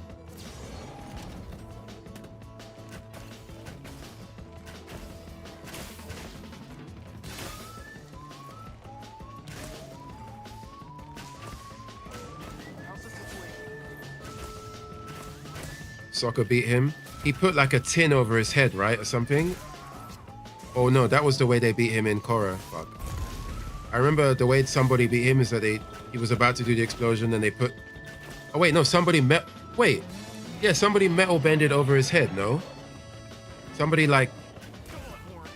was it Toph or someone? Somebody metal bended over their head and then did the blast and then he exploded himself. You need a fire source to firebend? No, it just comes out of nowhere. They generate it from their fists. The fire comes from their fists, from nothing. Water, the only ones that can come out of nowhere is air and fire. Water benders need water and earth benders need earth. But water benders usually carry like a vial of water with them. And they can do a lot with that vial of water. Like they can use it as a whip, they can turn it into ice, make it into a dagger, like an icicle dagger. They can do a lot with like a little bottle of water. I guess earthbenders don't, they don't carry rocks with them. Even if they did, it doesn't work the same way. Like they don't manipulate like the size of the earth. Like they can if it's coming from the earth, but they couldn't take a rock. They wouldn't take a rock and like increase or decrease the size of that rock. So carrying a rock wouldn't be, you could still use it and manipulate it, but it just wouldn't be as manipulatable as water. So why can't earthbenders do that? Earth is sounding EX weak, respectfully. I think it's because, it does make sense though, right? Like you can't, no, I guess there is another world where perhaps, I don't think they've ever actually explained that. I just think they wanted to ground it a bit more. Like manipulating the size of the earth, like the size of the rocks. I don't know, I just think they wanted earthbending to be a bit more rigid and just solid, like for lack of a better term. But yeah, I acknowledge that is not as flexible as the others, but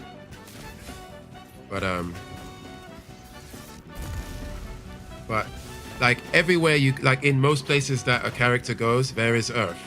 So that's why I don't think it's as much of a big deal, because there's earth everywhere. There's very few places that an earthbender cannot earthbend outside of being like somebody took a giant eagle and dangled you above water. Like then you're fucked, right? But outside of that, you have earthbenders always have access to their element, like at all times. Metal benders carried the armor, and the lava bender in Korra carried pebbles. He used as lava chakram. On the other hand, Bumi bent whole parts of the city. Oh yeah. Bumi did do that.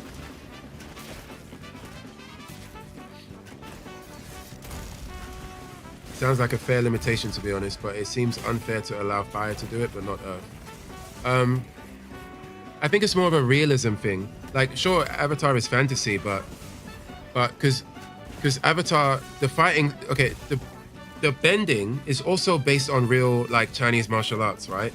So like firebending is based off of I think Shaolin, like a certain form of Shaolin, and then airbending is based on like the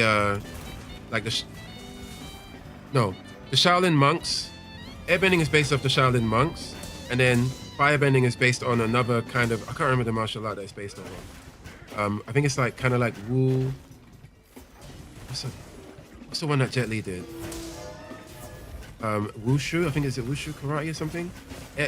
Waterbending is basically Tai Chi, and then earthbending is like, like that horse stance kung fu, where they do them kind of like wide poses and they dig their feet into the ground. It's based on that, right? So because the bending is based on some kind of real martial art, they wanted the capability of the bending to kind of reflect that. So when the earthbenders use their stances and they do the horse stance and they're stomping on the ground, they're doing that to like manipulate the earth and make it move to their will. But if they did that and then earth generated out of thin air, it wouldn't feel as real. And the realness of Avatar, like it feeling like the elements make sense with the martial art, is part of what makes it exciting. And it's part of why so many of the fight scenes in Avatar is really well put together. You know what I mean? So I think based on the elements and based on the martial art, it does make sense that fire and earth is generated from the palms or from the fist. Whereas the other two, you need the actual element, like it needs to be, you need the natural component of it. Where is the pistol office, Boomy Throat? Or where's the post office?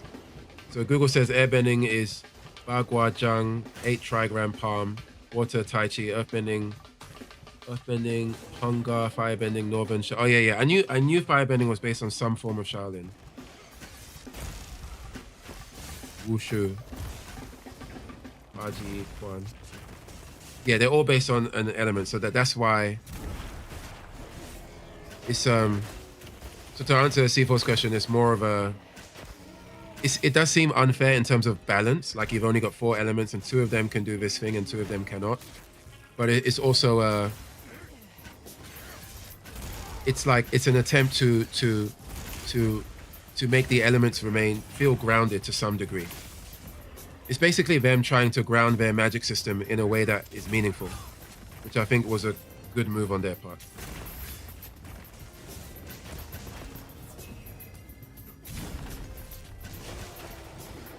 Sounds very KH levels of convoluted. That's not convoluted, man. How dare you compare it to KH convolution? Yeah, it's not convoluted. Like if you see a clip of each element, if you see a clip of each element doing their stance, like let's say you see a firebender throw a punch and you see how to like bro, every aspect of the fight is like it's based in the martial arts. So when they do it, they're not just like willy-nilly throwing punches. And ironically, when they do, they've actually explored that. Like they've explored characters that don't harness like the essence of the fighting style, and typically that makes their bending weaker. So like when you see a firebender do like the Shaolin punch and then the fire comes out, and then when you see the waterbender do the Tai Chi thing, I don't know, it all comes together in a way that makes sense. I wouldn't call it convoluted at all. It's actually, I think it's the complete opposite of convolution. And I think even though it's unbalanced in the sense of 2 of them can do it and 2 of them can't, I think that imbalance makes it more fascinating, right? It's not so different from a fighting game and having, you know, certain characters can do these things, and you know, this character can triangle dash, this character can't, this character has armor on some normals, this character doesn't. Like, sure, on paper it can lead to a world where things are not fair or balanced, but we all know that that's not always where the magic is, right? It's kind of, sometimes there's beauty in that lack of complete equity in the design. I think it also depends on the range. Like fire and earth do have massive range compared to air or water. That's true. I mean, I think, yeah, air and earth, I would say earth has probably one of the higher ranges. Fire gets a longer range when you're talking about lightning. But earth has crazy range.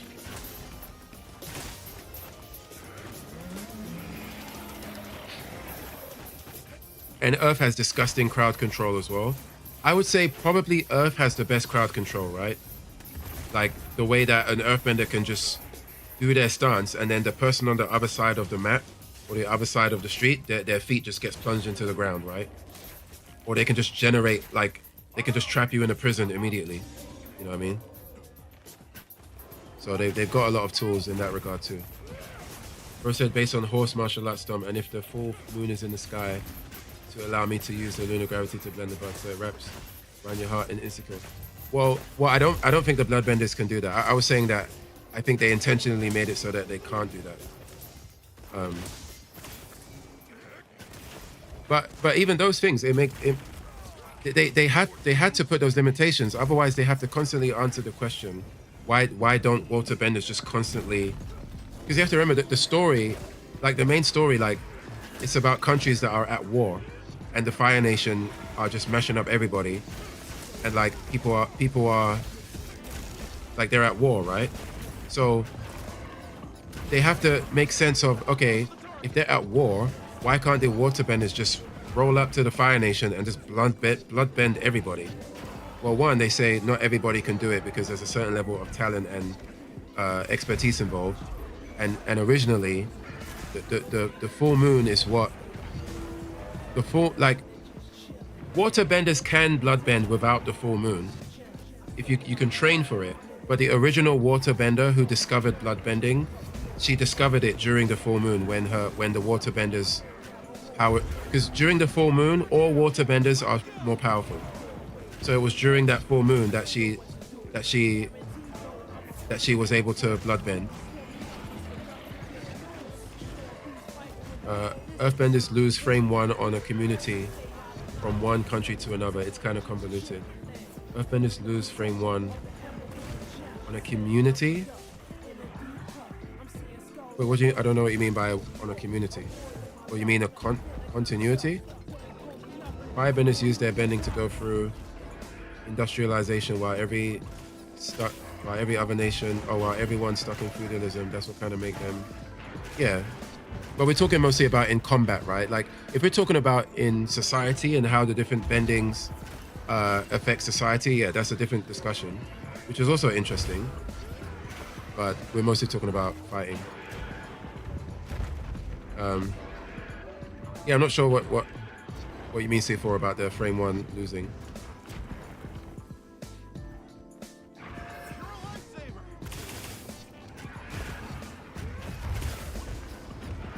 Because yeah, it's a very matchup based thing, you know.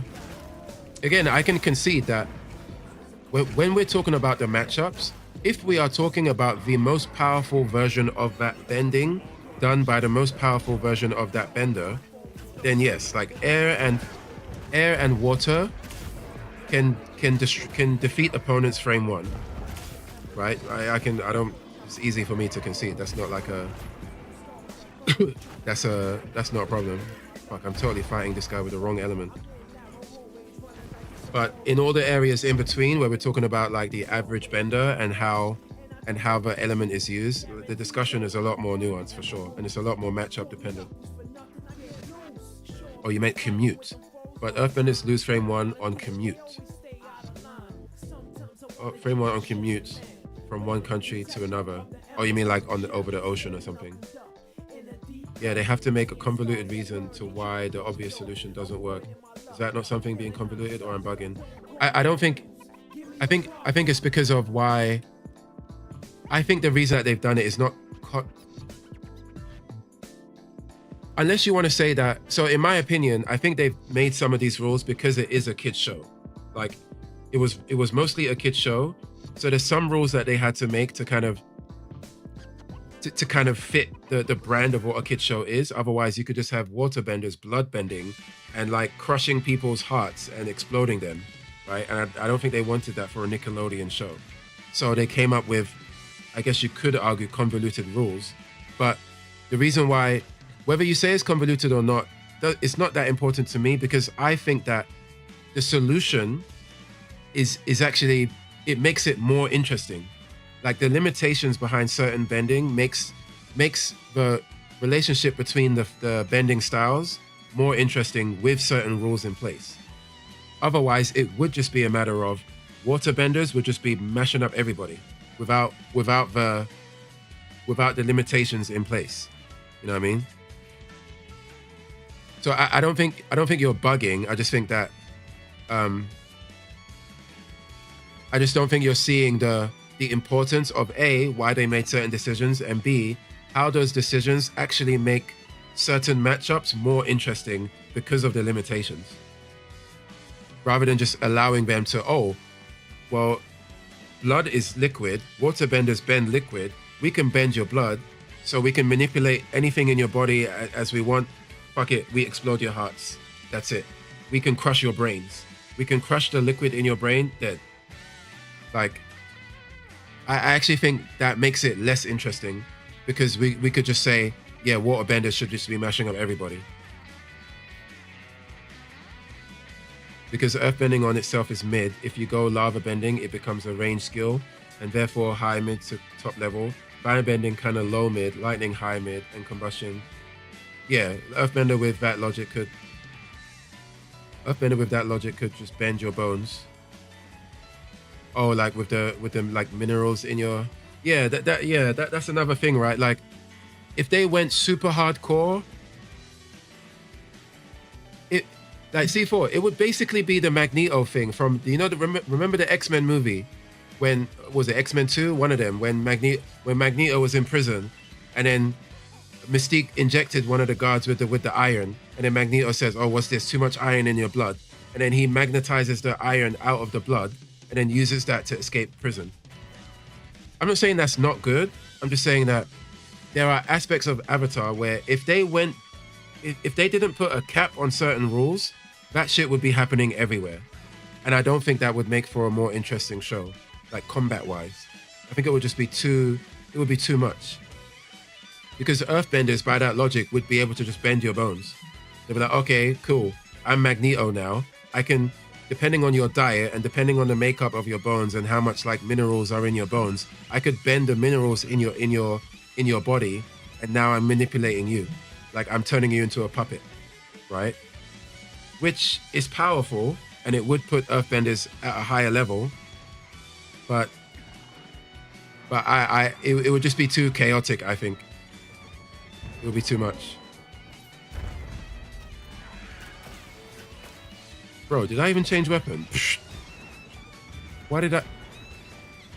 Didn't even change weapon. I went all the way back to camp and I didn't change weapon. I can't even go back to camp now, can I? Do I have Gilly?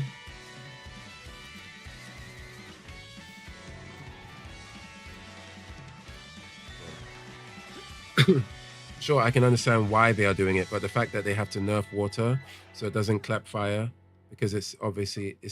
Well, water for the most part does beat fire. There is still like Pokemon style of weaknesses, right? Like yes, like two equal benders, one shoots fire, one shoots water. The water is beating the fire. They didn't do away with that.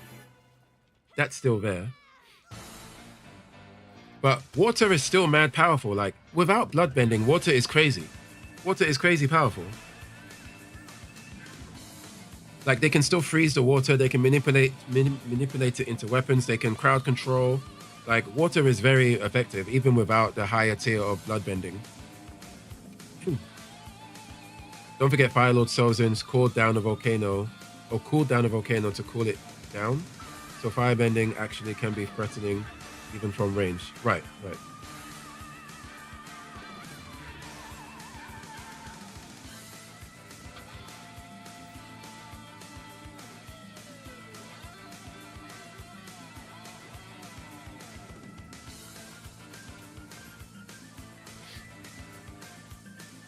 But yeah, I just think a world where all of the bendings are doing like some Magneto X-Men shit, I personally don't think that would be as conducive to an interesting discussion, because it would just boil down in that version of Avatar, it would just boil down to who can control who first. Will the airbender be able to suck the air out of you first? Will the earthbender be able to control the minerals in your body? Will the waterbender be able to control your blood? And I guess in that world, the firebenders are the most. In that version of Avatar, the firebenders are probably the weakest, because they would not have a like an instant manipulation technique that can just control the opponent. Oh hey, what's up? I don't have a lobby ID set on my thing at the moment. Sorry, probably should have that. I'm getting my ass kicked anyway. I'll type the lobby in a bit. But I'm not talking about the extreme, I'm just talking about matchups. So are you Are you what matchup? Are you talking about like the base bending power matchup? Like no blood, no air sucking out from the airbenders? Are you just talking like raw fire, raw earth, raw water, raw air? Because with that, water is not nerfed. I mean, or are you saying that why nerf water? Like why don't they let waterbenders generate water from thin air the same way air and firebenders can do that? Is that what you're talking about?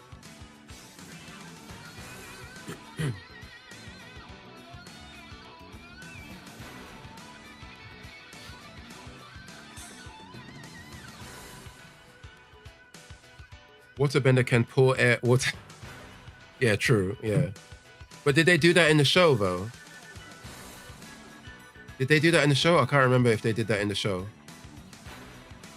But like that, if they did that in the show, that rarely happened, right? Because like Katara is always carrying her vial of water on her. But okay, but didn't they make a big deal? Isn't that like, yeah, base elements not controlling the elements in your body, just elements versus elements. Exactly what I said. Oh, okay.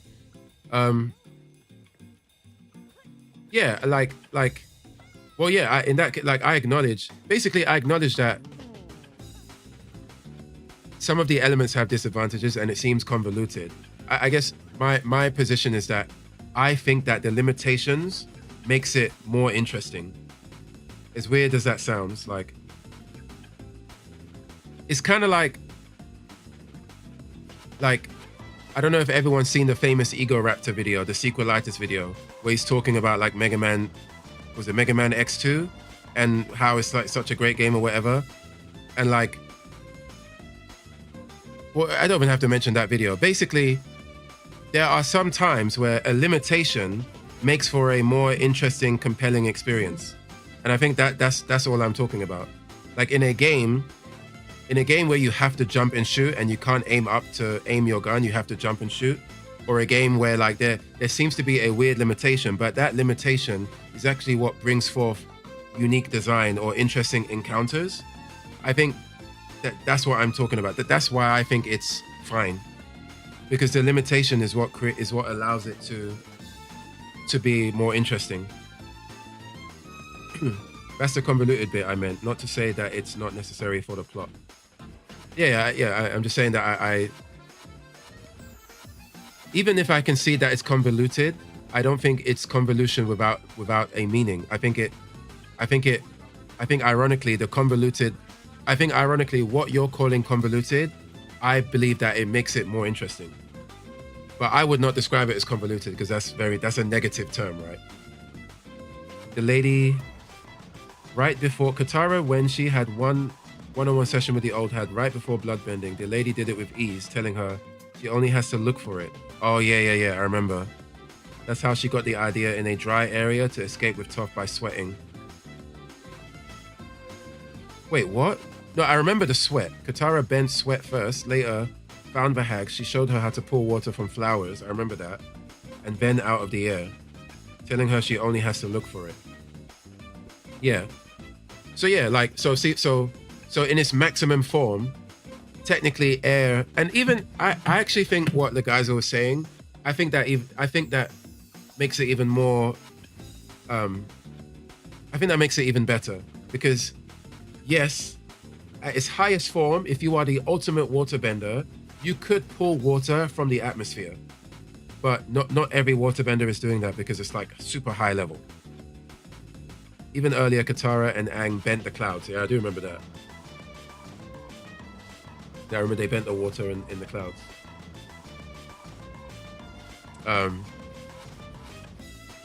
So yeah, on a technical level, what you're asking for, C4, is actually there. It's just like a waterbender could get water from thin air, but it's just a super duper rare feat. Aang did that. Yeah, I've totally forgot that he did that. Have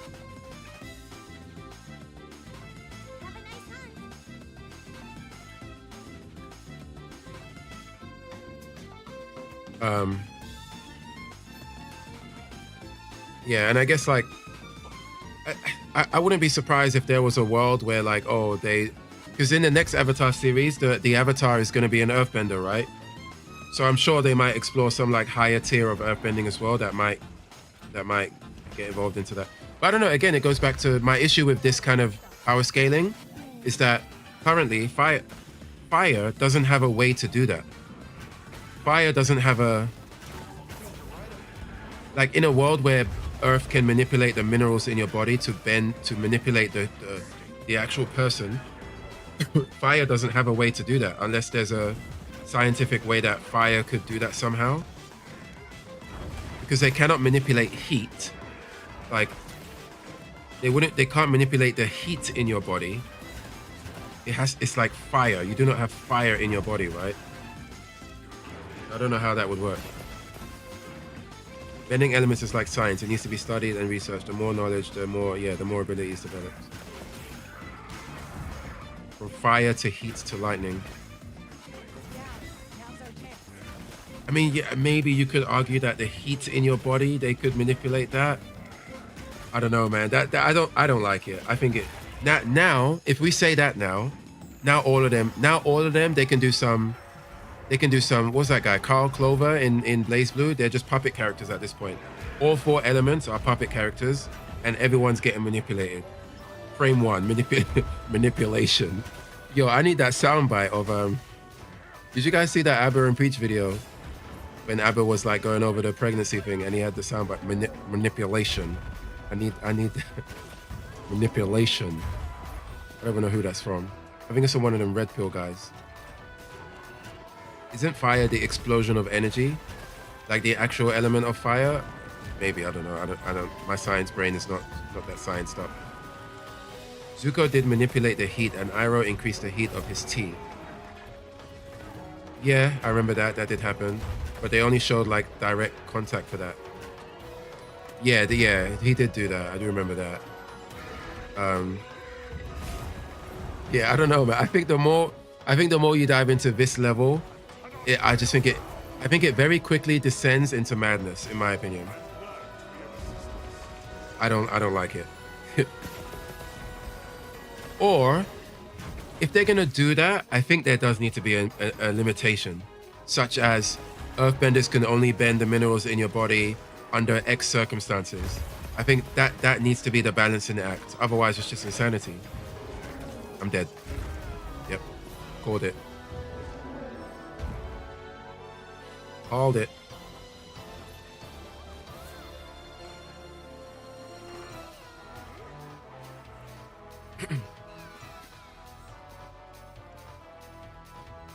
They cannot bend pure elements. Pure, but isn't that the argument? Isn't that what Toph did? The guy that said that doesn't. Oh yeah, I knew it. It's from Daniel Fugazi, right? Manipulation. It's such a clean soundbite as well. Manipulation. It's the guy with the braids, right? I think I know. Yeah, I think he's done a few debates. The Earthbenders, why they struggled with platinum. Yeah, but isn't Toph metal bending? Isn't that her bending pure elements, right? So like they would just, if they did this, it would just be a matter of either only the most talented Earthbender can do it, someone like Toph. Toph bent the dirt in the metals. No, she bent the minerals. She bent the minerals in the metal, no? She bent the minerals. She used the minerals in the metal to manipulate the metal. Not the dirt. I could have sworn she specifically talked about the minerals. Like the earthen minerals in the metal. In Korra, they go into depth. Oh, okay. So then wouldn't that mean if the metal is not dirty, that they can't bend it? Even if that's the case, Toph originally bent the minerals. So I'm sure they're still doing that to some degree, no? Because otherwise they would need to explain, or that would be a retcon where it's like, oh, Toph, hey, when you said you bent the minerals, actually you were just bending dirt in the metal. Which seems a bit of a like that's definitely a retcon at that point. Yeah, platinum and pure gold they wouldn't be able to bend. Dirty water bender, exactly. They show how she sees dirt in the metal. Oh, okay. Yeah, I guess there's more details that I've totally forgotten. Bro, what is this version of this song? What is happening?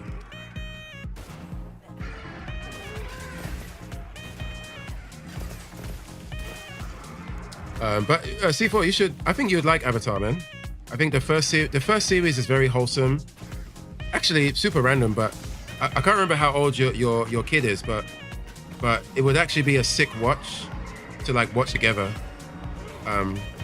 Like if she's like 6 or 7 or something. Oh my god, I just fucking did the meme. Unbelievable.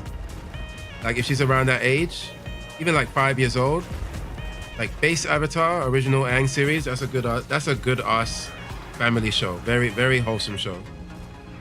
Very, very good show. If you have time, which you probably don't because you are a busy individual.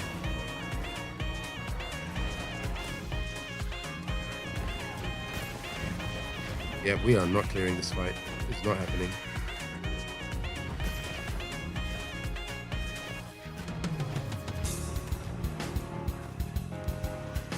Oh wow, they mixed it into Leave Alone. Dudley's second Impact track. That's an underrated track, to be honest. Korra did not feel like it was made for children. Yeah, it was definitely more for yeah, as if it was made for the people who grew up with the original. Yeah, and I respect that decision. I understand it.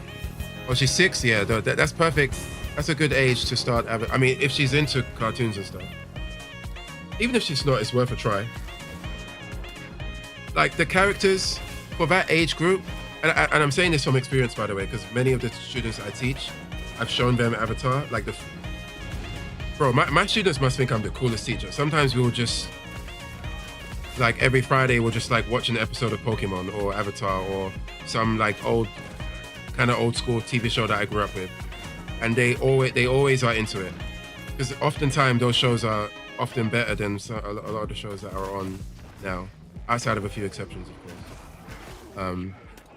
But yeah, every time I show them episode 1 of Avatar, they like it. Episode 1 of OG Pokemon.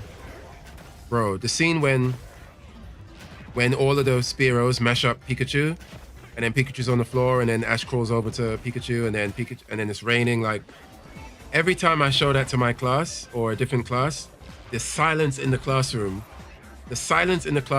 when Ash is on the floor and Pikachu is like mash up, and then Pikachu does the ultimate big thunder shock. You can hear mosquitoes flying around the room. Trust me, from long range. That's how quiet it is. Everyone's like, and none of them have seen it. Like the 5-6-year-olds that I teach, none of them have seen it. Because all the Pokemon on TV now is like the hyper new stuff, like Pokemon Next Generation X5 700, fucking Ash is dead, all kinds of stuff. I can give it a try and see if she likes it. Yeah, I think if both of you sit down, and Avatar is a good show because it's not one of them shows where you need to invest a bunch of time before you know if you like it or not. It obviously does get better, but like the first 2 episodes are enough for you to know if you're on board. Even the first episode, and they're only like 25 minutes, right? Like show the kids an episode on a day that not normal for it. If they start thinking it's that day, you successfully have loved them. Wait, I think you need to. I'll wait for you to. I don't know what Pavlov is.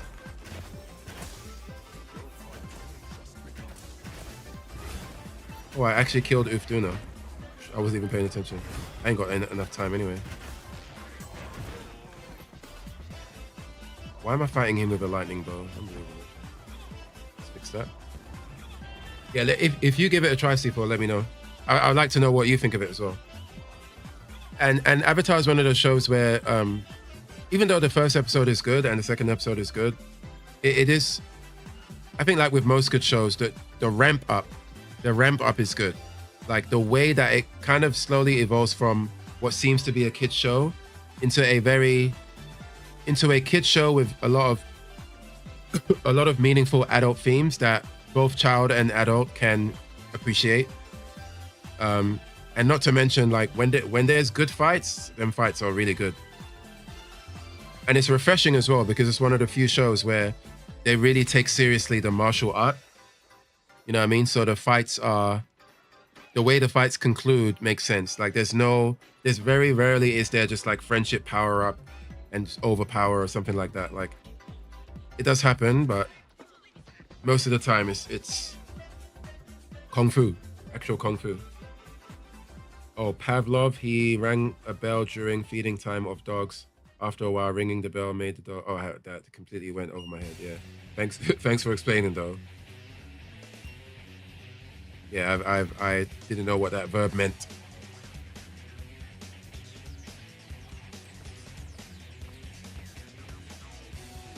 What am I doing? Wait, I didn't change weapon again because I'm a loser. I'm a loser.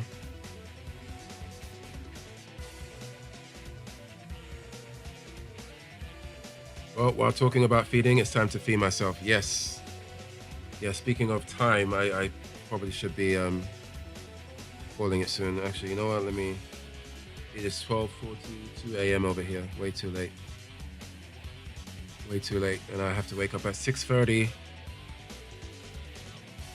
Have a nice evening. Thanks, man. Thanks for passing by. Geisel, good to hear from you again. Maybe I'll catch you on the next one, perhaps. Bro, my aircon is on and it feels like it's not doing anything, man. I think it's the heat from my the computer area. That's what's happening.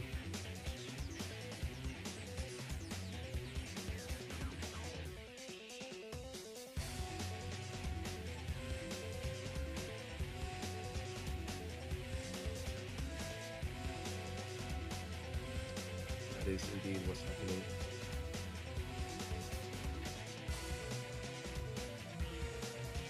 Well, it's good to know that nothing dropped. I'm actually dual streaming to Twitch and YouTube. And I didn't drop any frames, not a single frame. So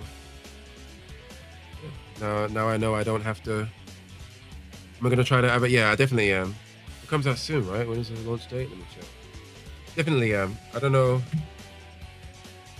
Yeah, I'll definitely try it. I don't wanna. Every person that I've seen talk about it who has played it has just said how it's very fun, and even though it's kind of has aspects where it feels a little bit flash game like, or some of the animations feel a bit too not very grounded, everyone just says that it's quite, well, most people say it's quite fun. So I'll give it a spin, and definitely I'll be playing Toph, best character.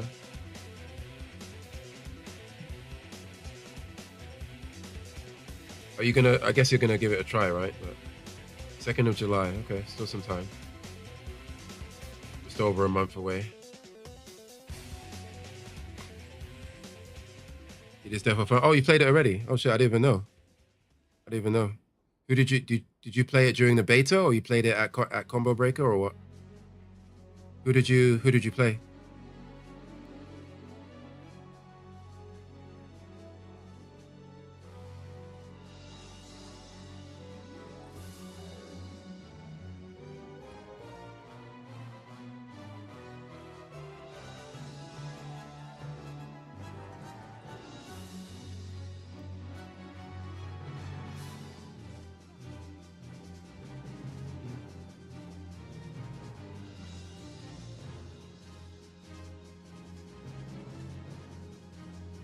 Beta, I used Fire Guy. Oh, Zuko. Okay. Yeah, I'll give it a spin. Hopefully, I enjoy it. I'm definitely playing the Avatar mode for. Speaking of Avatar, I'm gonna try out the Avatar mode for Street Fighter 6 when it comes out in a few days. Yeah, Azula looks crazy. Yeah, I think they did a good job with her. And they even added the lightning bending as well, and Aang and Zuko can redirect it. Um, for a brief moment, I thought they were not going to add her and save her for DLC or something, but yeah, it was she needed to be in base roster. That would have been a very odd decision to not have Azula in base roster. Very weird. But yeah, I'll give it a try. I am quite somewhat not excited, but I'm quite curious about the avatar mode in Street Fighter 6. I've already kind of thought of what moves I'm gonna mix and match to make my character. Knowing me, I'm gonna play in a very ethical way. Like, I know there's a bunch of combinations already out there that are just like mad broken and crazy, but I'm just gonna do an ethical. What character? Who can I make that gives me the vibe, that gives me the feeling of playing somebody like Makoto? You know. Oh, welcome back, Cyrus. I'm actually gonna end stream soon though, Cyrus, so I won't be sharing the code because I won't be here. I'm streaming for almost 6 hours, and I need to sleep soon. It's almost 1 a.m. here. Thanks for passing by though. I don't think I recognize your name, so if you do want to come back and know when I'm streaming next, be sure to hit the follow button. Hit me up. Thank you! Oh, there you go. Thanks a lot. Thanks for the follow. You heard the man. Thank you. Yeah. Anyway, I'm gonna call it. Get some rest. Take care, everybody. Stay safe. Drink water like I have not. And enjoy the rest of the afternoon. Yeah, I guess I'll chat to C4 and Chrome a bit later in the Discord. I need to hear more about combo breaker experiences. You know what I mean? Should be fun. And you two have a safe flight back as well. If C4 isn't back already. All right, that's it for me. Peace out, everybody. And until next time. Bayonara. Yeah, I said it. I said Bayonara. And what?